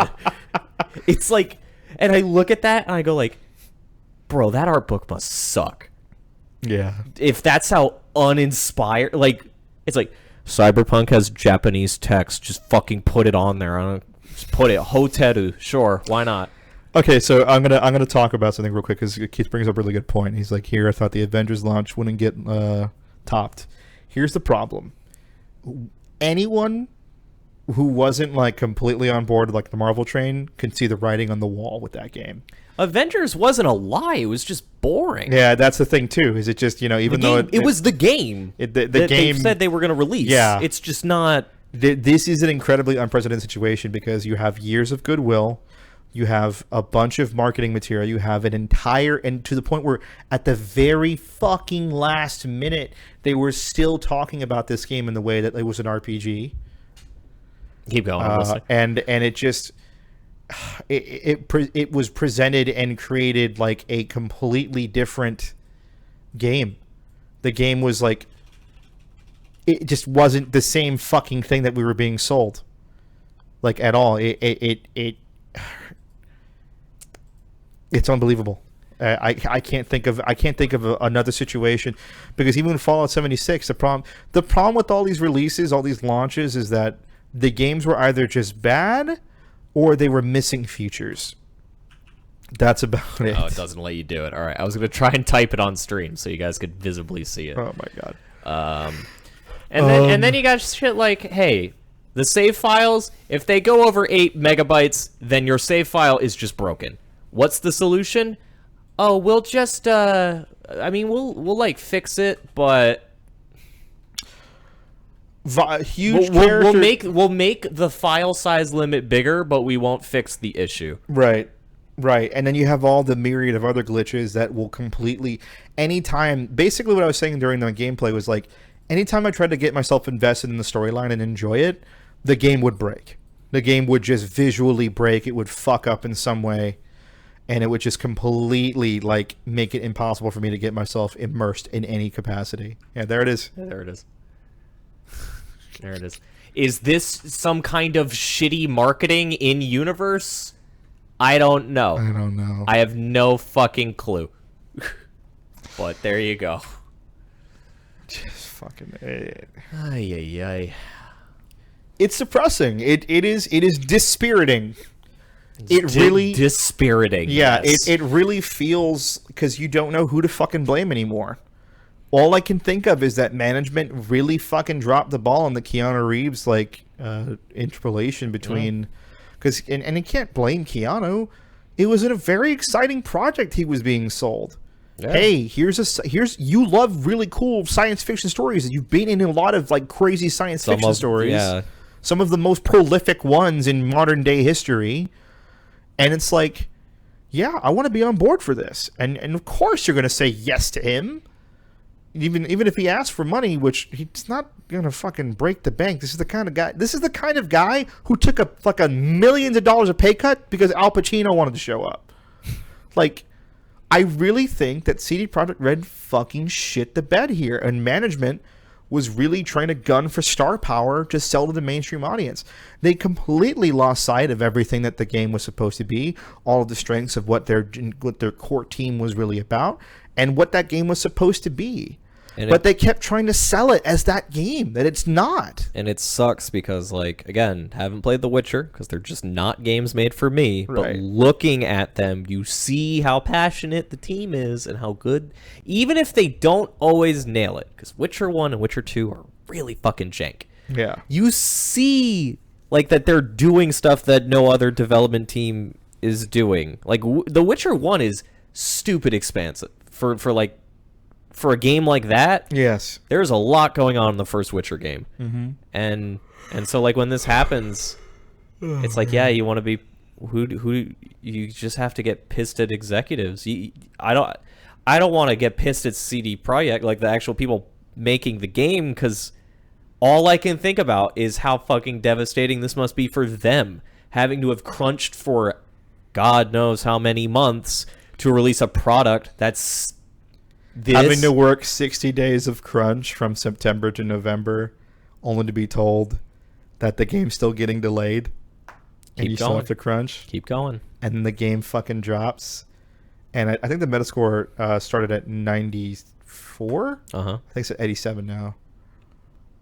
That's still higher than 13 Sentinels. The only highlight right now is the idea that everyone's still getting their bonuses. Yeah. Because if they weren't, fuck, CD Projekt Red would have just lost. That's it. So this is the game that's going to probably... I 100% believe that with every investor doing what they're doing, they're losing money by the fucking boatload every single day.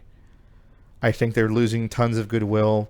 Many of the people who are CD Projekt Sims are turning around and are like, yeah, this isn't worth it. That being said, not all of them. Yeah. Every single tweet, every single news article, works for me. Console players are just console players get one bad port, while PC players get shitty console ports all the time. Yeah. Hey, shout out to Control, by the way, for being that guy in chat. Oh no. And I'm gonna say he did not mean it like that, but like He 100 like there is a way to make that statement Discord, and that joke. Yeah, in Discord, when I was like, I'm running into fucking tons of shit, and he goes, I don't know, I've been playing for a couple hours. There's nothing really that bad happening to me. Yeah. Which, like, yeah, no shit. But like, everyone else is. No, it's like, well, the game was never going to be the game you thought it was. Your expectations were too high. It's still a good... No, fuck off. Dude. They sold me a different fucking game. No. I hate that shit. I'm done with that fucking... I've been seeing that fucking nonsense all over goddamn Reddit. I'm about to fucking go off. Give me a second. Fuck you, motherfucker. I fucking saw the 48 fucking minute demo you did too, you stupid bastard. Nondescript general person. This is not going to anyone in particular. Fucking moron. I can't fucking believe that you're going to sit there and hit me with that nonsense of like, oh, you had too high expectations. You have no fucking taste. You shouldn't be fucking playing video games. Go back to your fucking day job and never touch a fucking console or PC game ever again, because all you fucking eat is slop, you stupid cunt. Get out of my fucking shit. Stop hitting me with that fucking bullshit of like, oh, yeah, oh, you just next time rein him fucking in. You don't have any expectations. Eat my fucking asshole. How fucking dare you? We were lied to! Sorry. It's okay. This is the podcast that gets the noise complaint. It's fucking bullshit. It's it's bullshit that all these fucking simps. Uh-oh! Oh man, did you just accidentally segue us away from Cyberpunk for an important bulletin? Let me find. I gotta find the tweet. I always forget that Lyle follows me. He was like the only. He retweeted it from me, and then I got a bunch of retweets. So yeah, Twitch has been real busy fixing up all the problems that have been plaguing the platform. Let me tell you. From one dumpster fire into another. Oh yeah, very different kind of dumpster fire, but a dumpster fire no less. Still burns just as bright. Platinum never loses its luster. Guys, we like video games, I promise. How the hell does this website work? I don't know. If I'm not on TweetDeck, I get anxious. Yeah. I get anxious. Twitter is like a nightmare hellscape. Oh man. I promise. Oh, here we go. Okay, so it's an image. It says stop using anti-Twitch language. So I'm gonna say the word that's banned, and I want you to say the word that we're gonna be replacing it with. Okay. And I'm gonna go in reverse order because I think the first one's the funniest. Yeah. So incel now banned. What should we say instead? Twitch staff. Okay. Simp. Tier 3 sub. Okay. And virgin. Sexant. SEXN''T.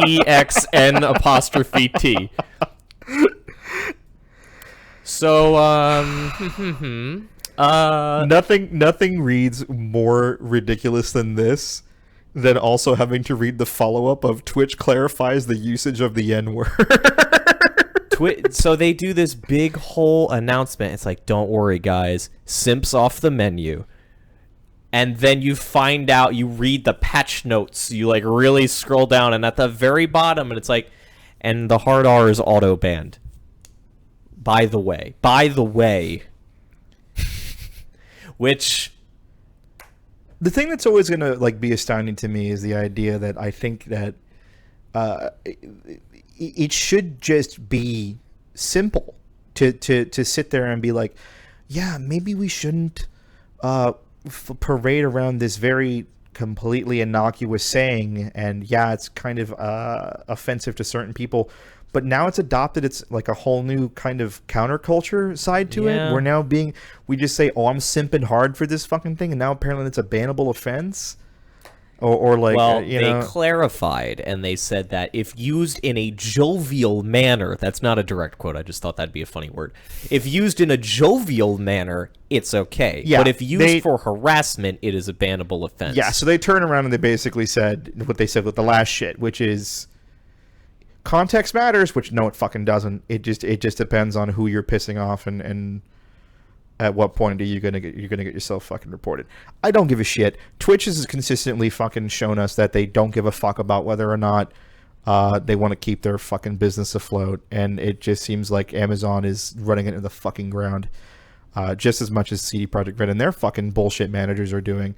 It is miserable. We forgot about the real segue between these two topics, was that CD Projekt Red went through the trouble of adding a streamer mode to Cyberpunk 2077, which would turn off all licensed music, except for the licensed music it didn't turn off, which immediately got multiple Twitch accounts banned. And that's not even to speak of the fact that Cyberpunk 2077 was designed to give you seizures. Like, specifically designed. This game fucking sucks. I'm sorry. like if that- you like it, go ahead. Like that Pokemon Go ahead. episode. This game fucking sucks. I'm sorry. I'm not gonna. We've had this conversation so many times. I get it. Yeah. Like, people enjoy what they're gonna enjoy, but this is different. You know what I mean? It caused physical bodily harm to humans. Yes. So you can't like it. Sorry. I just fucking frustrating. I'm very sorry that you were right. I apologize. Fuck me, dude. Now you know my pain seeing how I'm always right. Oh my god, it comes full circle. Doesn't it suck? It's the worst. Sucks. Can't I just undo the DMCA shit? Nope. Dude, they're trying to Nope. cull channels. Nope. Why would they do that? No, they're too busy. I get it. People can like what they like, and that's completely fine. But after a certain amount of time, I just have to ask, why? I think you should like what you like until it, one, affects me in any way, however minor. Or two, if it's clearly morally wrong to like it. I think Cyberpunk is fine, and I think that games should be big and AAA and large. It's like, regardless of quality, yup. At the expense of workers, yup. Okay, you shouldn't be allowed to like that thing now. Yeah. Yeah, I think the idea that, everyone has to jump. If you have to jump through so many emotional and mental gymnastics to make yourself feel okay with supporting something, like, bro, pick a fucking different hobby, because this isn't it.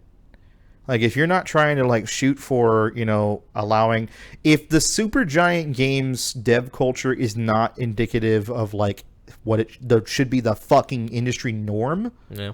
to you, fuck off. Because it's and what it comes down to is well, I have to do this, and that's what it always is. It's always because someone else has to work hard at what they're doing. Well, why can't the game developer? Why does the game developer have to have a cushy fucking job? It's you know what, dude? It shouldn't be happening to you either. Why is it the miserable shit that happens to you at your workplace doesn't denote whether or not it should happen to other people. Why don't we all try to be better instead of equalize the playing? No. You want society to be better, yet you'll participate in it. How intriguing! Fuck off. Stupid assholes. It's depressing. It is the most. I think that right now there's no way. There's physically no way that you can find a game more disappointing than Cyberpunk 2077. No. Fallout 76, because the One thing that's is all encompassing? No. Todd Howard, he lies all the time. And the writing's always on the wall. The writing is always on the wall. You can always see it coming from a mile away. With this one, no one. Blinders. And they tried. They did it on purpose. Even me, the crazy cynic, was like, okay, the game they advertised is impossible. It'll be a watered-down RPG. It'll be like a Deus Ex, but you have a car. That was my expectation. And that's what I was completely on board for, and I didn't even get that.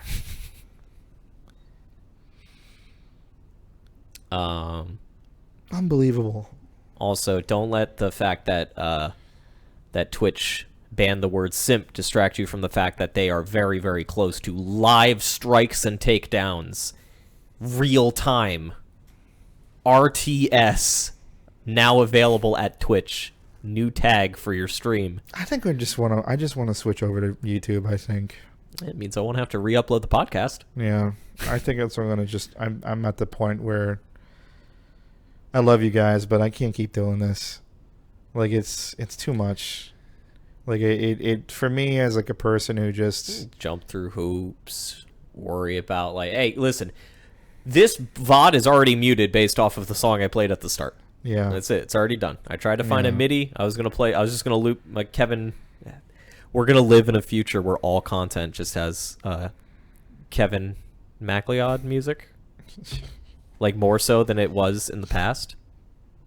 I mean, at the rate that everybody's like liking Cyberpunk for the sake of it, I don't know. It's like, What is that? What was yeah, this? this is a Sailor Moon thing. What are we saying? It's it goes. Yeah, 100%. I guess it goes. Crunch isn't exclusive to gaming. Who said it was? Nobody. No. All right, can we talk about something nice? All right, so there's going to be a next year. They just announced it. Okay, wait, before we talk about that, I was getting a haircut yesterday, and I know people told me this was just a Dave Chappelle bit, but it really happened to me in real life. I was getting a haircut yesterday, and I was talking to the lady cutting my hair, and she was like, "Yeah, this coronavirus stuff has been really crazy, but it seems like things are starting to calm down now." I'm like, "Yeah, hopefully, pretty soon everything will go back to normal." And she was like, "Yeah, things weren't even this crazy when AIDS came out.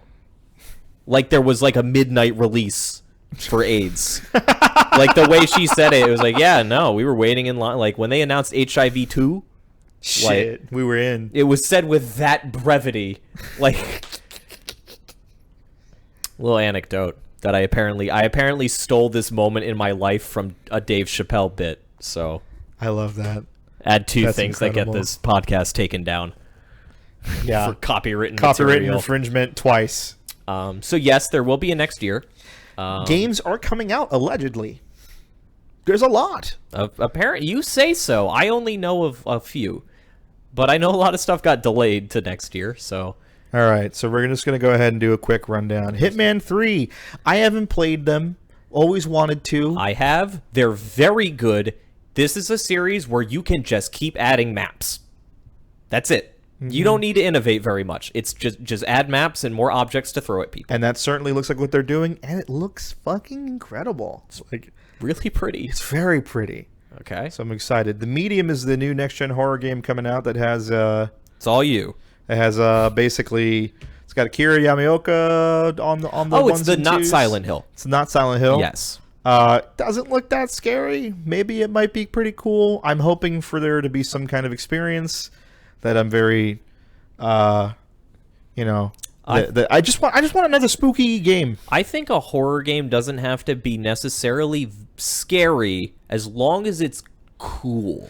Yeah. If it's like a cool atmosphere, you can get away with not being very scary. That's why I like The Observer a lot. I don't know if I ever showed you, but that's a very cool cyberpunk. The Observer was such a fucking cool cyberpunk concept where it's like you could, as an observer, you can look through people's memories and shit. Is that the one with Elijah Wood? No. I don't know what the fuck I'm talking about then. There was an Elijah Wood exclusive Ubisoft. I know the one game. you're talking about. Okay. I wanted to see that one too. Okay, yeah. But this one, The Observer, was more like you have to look in people's memories, but unfortunately everyone around you is dead. So because they're dead, their memories are fucked up and it's going to turn into nightmare shit. Yeah. And that's where like all the horror comes from. You're just like, oh, that's fucking cool. That's cool. It's cool as shit. Outriders, which is basically just a 3 to 4 player co-op. You saw it. It was it looks cool. It looks as cool for, shooty bangs. And they turned around and said, it is not a games as service game and there's no microtransactions. Cool. But if the game's got loot, I'm going to give it the boot. See you later, game. I will be playing this game. No, it looks cool. It looks neat. like not a game for me, but it does. Yeah. People can fly. They make good shooty games, They I do. like Bulletstorm a lot. Yeah, and that's the thing that I've always like. You got to make the fucking combat feel good. If the guns shoot good, then that's it. That's all I give a shit about. Yeah. And that's what it looks like. So hey, I'm on board with that. Cool. Super Mario 3D World Bowser's Fury. I think 3D World sucks. Yeah. I think 3D World sucks, and I think everyone is lying to me when they said it was good and fun. It wasn't good and fun. Was I supposed to play in co-op? Maybe. It was on the Wii U. It had local multiplayer, and good fucking luck getting anyone near me to play it at the time. I think that anything that isn't just a Super Mario Maker game or one of the just new Marios is probably not going to be very good. I think the series peaked at Sunshine, and they should have stopped making Mario games. Holy shit, he said it. Yes. Moving on. Anyway. Riders Republic. Remember this one? Yeah. That one seemed pretty cool. Yeah, it was like not open, or maybe it was open world. It was like an open world. Was it supposed to be ride everything that you want to ride, an Ubisoft game? Yeah, it's like steep, but like with like because no one likes skiing, like at other options. Yeah. That's cool. That seems like something I'll try the beta of, and I'll just keep saying, yeah, this game is really fun. I'll buy it when it's on sale, and then every time I see it on sale, I'll go, that's not low enough. Just like the Crew 2. Bravely Default 2. It's finally coming out on a system that's worth fucking playing it on. I really want to play the first one, but I bricked my 3DS, so I will not be playing the first one, and I guess I won't be finishing Persona Q2 either. That's a fucking shame. I think I can fix it. I just don't want to. I know that feeling. You know, I think I've done like no. It's like no. This happened for a reason. I'm Yeah. good. Destruction All-Stars, really cool game till they announced the price. Returnal. Really cool game until no. I think Returnal's going to be pretty fucking awesome. It seems like it's going to have the same concept as Hades, where you die and come back, and there's going to have a lot of different changes. And it's made by the guys who are very much into shmups. Mm-hmm. So it's going to be like a third-person shmup. So I'm very excited to see. It's got a really interesting story. It's got cool-looking gameplay. We saw Sword. I'm in. Sword. Okay, so the reason I'm not super excited for this game is very petty. I don't think you look cool. No, I think do you think. look lame. I think hopefully you can look cooler. At least let me change the color, because you're wearing like this like raincoat yellow, like bodysuit with You know this what my weird. problem is? This kind of armor doesn't do it for me because Dead Space exists, and Dead Space 2 literally Yeah. like Dead Space in general has just made like the coolest sci-fi armor ever. Like the chunky Dead Space 1 armor is like cool, but the edgy like box art Dead Space 2 armor, like the one you get, the ultimate armor is so fucking cool. Fucking cool. that everyone should just steal it. Just steal it. Yep. Fuck, I'm gonna pull that up a little bit because that's fucking good. It Takes Two looks incredible. That Very game looks excited. I'm fucking super pumped. It's got the same exact deal with the No Way Out, which is buy one copy, you can play co-op with your friends. That is great. Honestly, hey, A Way Out kind of it falls apart a little bit at the very end, but It was one of our favorite games going forward. It was like the most fun co-op experience I've had in recent years. It Yes. was very cool, and Yes. this looks like not more of the same. It looks totally different, but the amount of like crazy art stuff happening in that game it blew me away. yeah. Like it looks incredible. Coming from the kind of ugly realism of A Way Out, like to that, yeah. What an amazing change. Yeah. Fuck yes, I'm all about it. Monster Monster Hunter Rise. We'll Hey, wait for it's- PC. Yeah, we'll wait for it. Hey, it's Monster Hunter World how it should have been with super moves. Yeah. Why the fuck did you remove those? If I have to look at a track, I swear to God. I swear to God. I swear to God. Roller Champions, who gives a shit? Is this the Ubisoft? The Ubisoft Rollers- skate game. Oh yeah. It's Destruction All-Stars except worse. No cars. No cars. Yeah. Just peeps. Understandable. Ruin King and League of Legends Story is a RPG. Deathloop looks really fucking cool, made by the Arcane Studios guys. I'm still trying to figure out what the fucking game is. Yeah, what? I still have all my eggs in the asymmetrical multiplayer basket, or the you are hunting down your run. Yeah, that's cool. That idea would be really cool if you played a level and then you had to play against yourself from the opposite perspective. Yeah. But, like, I don't know what the hell this game is, so, Yeah. who knows? We need to learn more about it. I played more Dishonored 2 after I streamed it, and yes, Arcane makes really good games that are like that, which it seems they're making again. Which is good. I'm very excited And it's for not it. going to be in a gross fish town. And everyone said, no, Dishonored 2 doesn't take place in a gross fish town. absolutely It totally takes takes place. place It's in a like, fucking no, gross it's in the fish town. Mediterranean. Yeah, you know what that's surrounded by? The ocean, where the fish live. Dumbass. Far Cry 6 better not have the fucking ocean near it, I swear to God. I don't really fucking know. Far Cry 5 was a fucking just mistake. It's got that guy from It has Breaking actor, which Bad. means that the game is ruined already. Yeah. Kind of get what Far Cry's doing. Go to exotic lands, kill exotic people. But my problem is, like, again, the whole idea behind Far Cry to me was go to an exotic land that is preferably uninhabited or only inhabited by a militia, whereas nowadays Far Cry is like, Just go to Kentucky. No, that game sucked. Far Cry 5 was not good. Was it Far Cry 4 in Kentucky? Oh, no. When you said Far Cry 5, I was thinking of the one with the twins. What the hell is that game? Far Cry New Dawn or something? That's a direct continuation to 5. Oh, okay. So I'm not that crazy. Because also, hey, Far Cry 6, I wonder if it's going to have a bittersweet ending that nobody wins in. I wonder if there's going to be an ending where if you don't do anything, the game stops. That was cute. That's cute once. Cyberpunk does that. Well, if you just don't do anything? If you have enough of a relationship, that's what I'm saying. And if you have a high enough relationship value with Johnny Silverhand, and there's a point where you can kind of click, if you stay, like, after you click at that point and you stay for 5 minutes and don't say anything, it's probably the coolest ending. Okay. And I'll tell you that in a second. Sure. But yeah, no, it's like the second cutscene. It's whenever you have control. Just don't touch anything and the game will end. Credits, ha ha ha. You'll never believe what happens if you don't press any buttons in Far Cry 6. The kid gets adopted by a nice family. Shout outs to Save a Click Video Gaming. Please follow them. They're my favorite. Back for Blood needs a lot of fucking work. Yeah, we've spoken about that one. Lego Star Wars: The Skywalker Saga. It's all 9 movies. Lego Star Wars. Those games are really fun. They're not $60 fun anymore, though. For all 9 movies, though? No. I've already played them. I have bought Lego Star Wars at least 3 times for the exact same levels. The only reason I know anything about Star Wars, at least the movies, because I fall asleep during every single one of them, because discussion for a different day, is because of Lego Star Wars. Because I played the first one, the second one, then I bought the complete saga as a launch title on the PS3, then I played it again on PC, then I played it on the Wii with a friend, and I don't need to play it again, but if you haven't played them and you're a child, you would very much enjoy this game. Or you know someone who is a child that you will have to play a video game with at some point. And it'll be a fun time. Yes, and it'll be fun. Yeah. Cool.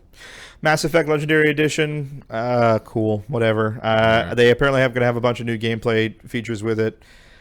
If it makes Mass Effect 1 playable, neat. I'm about it. I'm sure, I have the utmost faith in BioWare. I'm sure they're doing great. Hey, great. New World was that MMO that was really interesting. Is that the one with there's a glowing red shape? Yes. Gran Turismo 7. This is a game for Max only. So we'll move on. Well, I wouldn't mind. You gush. Gran Turismo 7? Yeah. Not much to gush about. I made a whole video. I like racing games. And so I bought Gran Turismo Sport last time I was back home for like my birthday. And I had a really enjoyable evening playing that game with my dad and having him point out all the cars and getting excited that certain cars were in the game and then racing them and then... I remember playing games and being excited about them. Yeah, it was fun. It was fun. So I'm very excited for Gran Turismo 7, especially because Sport, the roster of cars is kind of limited because it's mostly like sports racing cars. I want to drive like a shitty like Buick and then soup that bitch up. Yeah, exactly. Ratchet and Clank: A Rift Apart. I have to keep reminding myself this didn't launch with the PS5. Weird. Yeah, I thought it would. But I mean, I like the technology. I like the idea of it. The last time we saw it, it looks like they're working on it. Like it's functioning a lot better. Yeah. So I'm definitely excited to see where this goes. I'm not a big fan of Ratchet and Clank. I was gonna say the PS2 Sony pantheon, like Jak and Daxter and all they never really clicked with me. I like the first Jak game, Jak and Precursor Legacy, which apparently I'm alone in. Everyone says 2 was the good one. In Ratchet and Clank, I had the first game. I don't think I ever finished it. It never really clicked. And I think I like Ratchet and Clank more as like a whimsical, more like kid-friendly property, but I'm still not super passionate about it. Anytime it's like, oh, it's a weirdo fucking weapon. It's like, okay, cool. The blaster does more damage. So I'm just going to use the blaster. I'll use this thing once, and that's it. But the game does look really good, and if you have a PS5, you're not playing much else, so you might as well. Yeah. It just says Battlefield 2021. Just bring back 2041, you fucking nerds. I liked. Just do it. I liked. It was the PSN only one. Battlefield Heroes. No. 1943. 1943. Yeah. I played that one a shit ton because it was like $10. That's a fun one. 2042 was dope. 2042 had mechs. So bring that back. Yeah. 64-player mech combat. Fucking sick. Yeah. Guess what? There's another dev that would make a pretty sick shooter game with mechs in it, but I can't think of them at the moment. So Yeah, let's talk about weird. Halo Infinite instead, a game that only exists in Butterfingers ads. You were right. They really were going to try to release that game this year, and boy, Dude, howdy. It's getting really embarrassing. You go to Wawa, all the Mountain Dew cans have Master Chief on them. You go on Twitch. Hey, to watch the stream you're watching right now, I bet 100% you watch that fucking Butterfinger ad with the Chief eats Butterfinger, eat one, and you can get a Series X, yada, yada, yada. I really want this game to be good. I really want it to be good. Gosh, I hope that the Green Man game is really good for you guys. Lord of the Rings Gollum. Yeah, you know what character from the Lord of the Rings I wanted to play as? None of them, because medieval fantasy is boring. Yeah. GTA 5. No. What the fuck? Boo. Fuck you. The next game on this boo, list is fuck you, GTA 100%. 5. No. It. Hey, Rockstar, just fucking release 6, please. They don't have to. You don't. You don't have to. This is the thing that we talked about. Where it's like, hey, why don't they just keep releasing that? They're just doing that. That's it. Horizon Zero Dawn, or no, Horizon Forbidden West. I was gonna make a comment on the Gollum game, and then I did that stupid joke and totally forgot. This says Prince of Persia-like stealth. I hope it's not the remakes stealth. Yikes. Anyway, Horizon Forbidden West, the best game that I've never played and have heard nothing but, yeah, it was pretty good. Yeah, it definitely is pretty good. Hopefully it'll be cool. Hopefully it'll be pretty good. Maybe give me a gun. I liked the tropical setting. That looked cool. I The beach and stuff. Want a gun. No. Give me a gun. You're a huntress. Or give me a better melee weapon. No. Would you say, seeing, I think at this point you've probably played more of the game than me, that Ghost of Tsushima and Horizon are like, they're just fine Sony games. Yeah. They're just alright.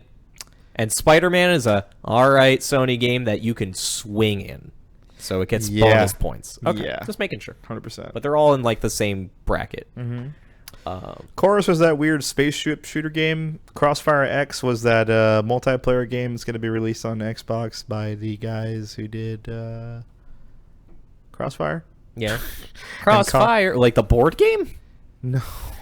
Oh my god, right. No. The shooter that we don't play because we're American. Yeah, right. the only thing that's like really standing out about this is Remedy's in charge with the single player campaign, which yay. Cool to see that. Evil Dead the game. It's going to be a 4-player co-op multiplayer game. As we discussed, it is a game where 4 people look at a bunch of enemies. Oh, no, not Evil Dead. Not Evil Dead. This was a different thing. It was a different thing. I was lumping the 4 people who stare at a horde of enemies. Never mind. Disregard me. Don't worry about that. Crazy that out of all the Mortal Kombat 11 leaks, Ash was the only one that wasn't true. That is so weird. He only won fucking Fujin. I'll never live that shit down. I photoshopped Fujin's face on the box art like, ha ha ha, funny leak. Joker, I'm the Joker, baby. Fucking everyone but Ash. The only character I would have been excited for. God. Ghostwire Tokyo. I'm fucking weirded out by this game because I don't think it's going to be good. Yeah. The main reason why is because the cute lady that we all fell in love with doesn't fucking work there anymore. That's the thing is like, oh, well, because every time that happens where it's like, yeah, and then they left, your initial thought is, oh, they did their job, and now they're done, they're moving on to another project. Yeah. But as the weeks and months and years go on, I don't know who the fuck is making Ghostwire Tokyo except for Shinji Mikami. And he stepped down. No one is making a ghost making Ghostwire. Yeah, it's the truest supernatural experience. It's a biopic on themselves. Shinji Mikami said he'll come back to video gaming if they let him make the fucking game he wants. What does he want to make? He won't say. It was Vanquish 2. I hope. 64-player Vanquish. Vanquish was his idea, so at least there's that. Okay, so it's 64 players. Yeah. When you're on the ground, it's Vanquish. The moment you hit the space bar, it's Titanfall, and you get mechs. Why don't you give me something? Well, give me hope. Why? Oh, I'll give you some more hope. God of War is going to have another God of War game where there's Vikings. I liked God of War. God of War was really good. I know you liked it. I know. It was a fun game. I just see the launcher into the basic combo, and I'm like, oh man. I would feel better about it if you didn't juggle at all. You know? Yeah. But the fact that you launch them and then they just kind of float like at like nipple height, and you're just swinging the axe. Maybe it'll be a little bit more actiony. Who knows? Who knows? Probably not, because this one did really well. Super good. Gotham Knights. What the fuck is this? We're gonna drop the next two because it's Gotham Knights and Hogwarts Legacy. Gotham Knights is the Arkham game that it looks they're gonna hardgate content behind levels, so fuck that. And Hogwarts Legacy, well, I mean, if you hate trans people, I guess you can go ahead and get on board. If you enjoyed Harry Potter as a kid, that's fine. You were a stupid kid. I didn't, but that's fine if you did. I did. Yeah. But as soon as the wizards shit themselves and then they poof it away. Like, even if she wasn't racist and transphobic, the moment you hear that shit, it's like, yeah, that was always supposed to happen. Always. They were always supposed to shit themselves. So that's coming out on PS5, Xbox Series X and S, PS4, Xbox One, and PC. Wow. Wow, great. I hope you'll create your own character and go through the sorting ceremony and shit yourself and journey into developer Avalanche. It's made by Avalanche. It does take it. That is true. I might try it just for that. Why? Because what does Avalanche make? Just Cause. Did you play Just Cause 4? No. Did you play Just Cause 3? Yes. How much of it? Not a whole lot. Well, you don't like them that much. So you're gonna play the transphobic shitting yourself game? You're right. I'm sorry. Just go on 4chan, bro. You already own that game. Okay, next. Okay, well, next one. I will never not be upset at the fact that goddamn Superhero was a way cooler game concept. The moment the goddamn Superhero logo came up, No More Heroes 3 is coming. I don't like Travis that much. I don't like Travis more than I liked goddamn Superhero. Goddamn Superhero was so fucking cool. I don't care if you can't put it on the box. It'd be funnier if it said God and then censored Superhero. Yes. Yes, 100%. That trailer was amazing. And listen, again, on a like conceptual level, the story-wise, aesthetics, I love No More Heroes. I never wanted to see a character less in that moment than when Travis popped up.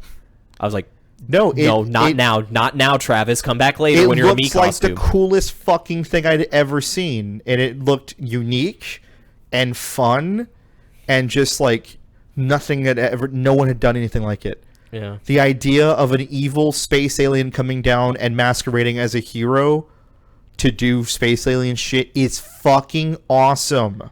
Even the idea of you having to fight all of them. Like, it turns into some fucking, The Boys shit. Yeah, make it a Mega Man game where you get their fucking powers. Fuck. Yeah, and now I looked at the No More Heroes 3 gameplay, behind Suda51 because he's so funny. Fucking... I'm sorry, no game dev is funny besides Yoko Taro. No one. Yeah, it's not funny when they do it. really Being an asshole isn't funny anymore because the joke has run its course. I don't care how angry you are about Shadows of the Damned. Fuck you. It was a fun game. Well, it's not the one he wanted to make. So he's angry you had fun with it. Yes. Not only is he mad that he made it, he's mad you like it. Yeah. But No More Heroes 3 will come out. And goddamn Superhero never will. And goddamn Superhero will not. They didn't even release the shirt. I'm fucking angry. Open Roads, is that not the fucking game where you drive on a desert highway and you have to pee? No, that's the very political one. Open Roads, I think, is about what Left Behind is. Yeah, no, that's a fucking No. Life is Strange game. It's a dramatic narrative experience. Cool. Psychonauts 2, yay! Is that coming? I don't think so. That game's all over the place. We'll see. I think first game's really ugly, and I couldn't play it. Second game looks great. Did you see the second game footage? Looks really cool. Not that kind of ugly. Resident Evil Village. I'm fucking pumped, man. I'm so fucking spooky excited. Skeleton. That's the first screenshot. I'm so fucking excited. Resident Evil 7 was incredible. I love the direction they went in. The idea that like so I'm starting to be upset because once again Control's going to be right. It does seem like they're remaking the entire series to be congruent with the new direction. Because there is a 4 remake coming. Yeah. And I think what they're doing is they're going to try to go with the new Resident Evil route, which is the weirdest thing I've ever seen. But also makes sense because they kind of lost the fucking plot. But then again, Resident Evil 3 remake ends with you taking a fucking fusion rifle like gun and just shoving it into fucking Nemesis's mouth and pulling the trigger as a 145-pound woman. Yeah. So, wait, are you saying no? It's still gonna be like third person though. RE4. Yes, presumably. Okay, you mean the direction? You mean as in the tonally? Tonally, they're changing it, which sucks. I'm sure you'll run away from the big statue. I hope that they keep a lot of the action-based gameplay intact. Yes, 100%. I want to play the very, very HD version of Leon and the other girl doing their stupid flips and rolls and tumbling onto the ground. And look, Resident Evil 6 is fucking sick, bro. I don't want to fucking hear it. Hey, Resident Evil 5, maybe don't remake that one. Or do and not be racist. And change the location. Or just don't have the section where you go to a African village and kill people in there. You can change it. You can change it. That's the one that just gets a port. Just gets an up-res again. Like, nah, we nailed it with 5. The T-virus was discovered in Africa. So. Off-screen. Like. A different Chris adventure. Shadow Warrior 3. This is one of those shooters where you go into a room and shoot a lot of guys. I hope it's nowhere near Shadow Warrior 2 where there was a bunch of useless fucking gear. I hate that any time that shooters come out and they add a bunch of useless fucking gear stats and stuff like that, it doesn't interest me at all. Okay. Just make it a shooter. That's what Shadow Warrior 3 looks like. It's got a new parkour system that's going to be really cool. Cool. I'm on board. Neat. This says 2021 for Shin Megami Tensei 5. That's a lie. Expect 2022. Stalker 2, definitely a lie. That's not coming out this year. So, like, when Stalker 2 drops, if it's, like, just as broken as Cyberpunk, would that just be expected? That's probably... Is that just par for the course? I think that I want that. Because Stalker doesn't work. Like, it's a cool game that doesn't work, yes. Right? Okay. I think I'm okay with that. Well, that's the one where it's not a bug, it's a feature. Yeah. Like, that's 100% that game. Vampire the Masquerade Bloodlines 2 was supposed to come out this year. Boy, howdy, that fucking studio is in a lot of trouble. That game's not going to be good. Are you guys ready for the next RPG turned action FPS? I hope so. Fuck me. We'll see you guys next year for this podcast again, but the LEDs in my room are red. Warhammer 40k Dark Tide. Was that that? It's another fucking... It's some dumb European That's shit. the one. No, that's the one that you were talking about. Oh, it's the one where 4 people stare at a horde with guns. Yeah, uh-huh. Rainbow Six Quarantine. Oh, a 3-player game where you stare at a horde with guns. Yes. Oh. Weird. PSO2 was on this list. What happened? Was it? Yeah. I don't think so. They shared it. Can I scroll it? They said, like, top fucking games we're looking forward to in 2021. That didn't feel like 40 games. is there a next page I didn't see? I don't know. Well, because like there's a picture of like there's like a picture of like Scott Pilgrim and shit. Oh well, oh maybe I was just looking at a different list. There's Scott Pilgrim versus the World. I've never played it, or I did, but I played it alone and I didn't have the optimal experience. So I'm gonna try that again. Well, Hitman 3, Stronghold Warlords. What the fuck? Medium. ReZero game. It's a visual novel. Who cares? Outriders. Werewolf game. That's right, the werewolf game. I forgot about that one. Whatever. Neo Collection. Neo's cool. Neo's really cool. Little Nightmares 2. This is you. I'm so fucking excited. That new trailer is amazing. It's the genre of games. Someone put a name to it. I can't remember, but it's tiny child in a big scary world game. You didn't play that first game? No, there's no part of it. Oh, it's like a what are they called? Narrative platformers? That's like kind of. It's like Oddworld and yeah, whatever. Yeah, that's got my favorite ending of all time in any game. Most games. Huh? It's because it's not. Was it a big nightmare? You're the little nightmare. Yeah. You're the nightmare. You are the little nightmare. You're the little nightmare. Oh, it's very nice. Oh. Why did all the bad stuff happen to you then? Wouldn't you guys be like double teaming it? I can show the ending. The ending's really cool. Fair enough. Okay. Bowser's a furry. I don't know what this is. It looks what like does that say? Fallen Legion Revenants. Fuck off. Okay. Hey guys. Oh, and Persona 5 Strikers. Strikers is coming out. Yep. I forgot. Yep. I know it's coming out. I know the date. Don't tell me anything about it. I was watching a video. It was like it was the instructions for a board game that I had open in Tabletop Sim, and a song was playing. I'm like, this song is fucking sick. What is this? And then I heard the first syllable sung, and I'm like, that's fucking Lin. And I paused it and I scrolled down, and it's like Persona 5 Strikers final boss song, or something like that. I'm like, oh my god. That sucks. I've gone on record saying I'd rather the story be spoiled than the music. For any so hey, 2021's gonna be a pretty cool year with some really neat games. Apparently this list is showing us things that we haven't seen. What fucking are we looking at? That's what I'm saying. This is a different list.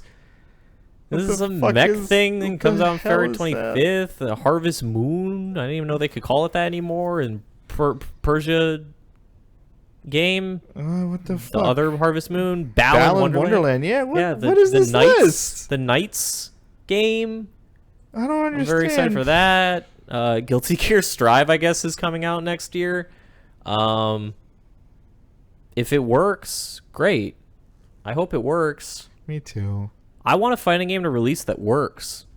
Civilization. Oh, Nier. Yeah, some fan you are. Now we're not going to talk about it. Yeah. What about Hood? No. Okay. Flea Madness? No. What is this list? I don't know. All right, whatever. Hey, 2021, a lot of really cool games are coming out. And since it's the last podcast of the year, we're going to go ahead and end it on a bang. How do we do that? I didn't have one prepared, so now it's your responsibility. And I will not end the stream until I have deemed it bang-worthy.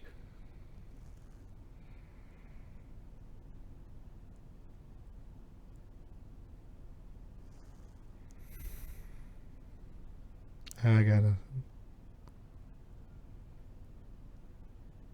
No, I'll order a pizza. We'll sit here. This stream will just go on forever. I have to go to bed. No. Then you better say something real fucking funny, huh? Come on, funny man. Funny streamer, do the joke. Do the funny thing. I don't wanna... I'm under the spotlight. Yeah, you set the light up. You went to the store. You bought the bulbs. You hung it. And you turned the light on. Yeah, but... I didn't mean it. Ah, fuck. We forgot Arc 2. Vin Diesel? You heard of him? This is not another podcast. Thanks so much for another year of being palling around with all of us, guys. Really appreciate all the love and support and all the things you guys do for us. Nobody knows what the history of or the future of the channel is, nor do we know the future of our lives. But if there's one thing we can all understand and love, it's video games exist, and sometimes they're pretty cool. I was going to stop at, if there's one thing we can all remember, it's that video games exist. Yeah. I had a bit to end it on, I'll be real, and then again, that Gollum joke really threw me off my game. That was it. That was the whole... It was a real fucking banger, too. That sucks. Oh, well. Make up your own ending. Guess what? Much like Cyberpunk, the real choice only comes at the very end, and it's up to you. Blue.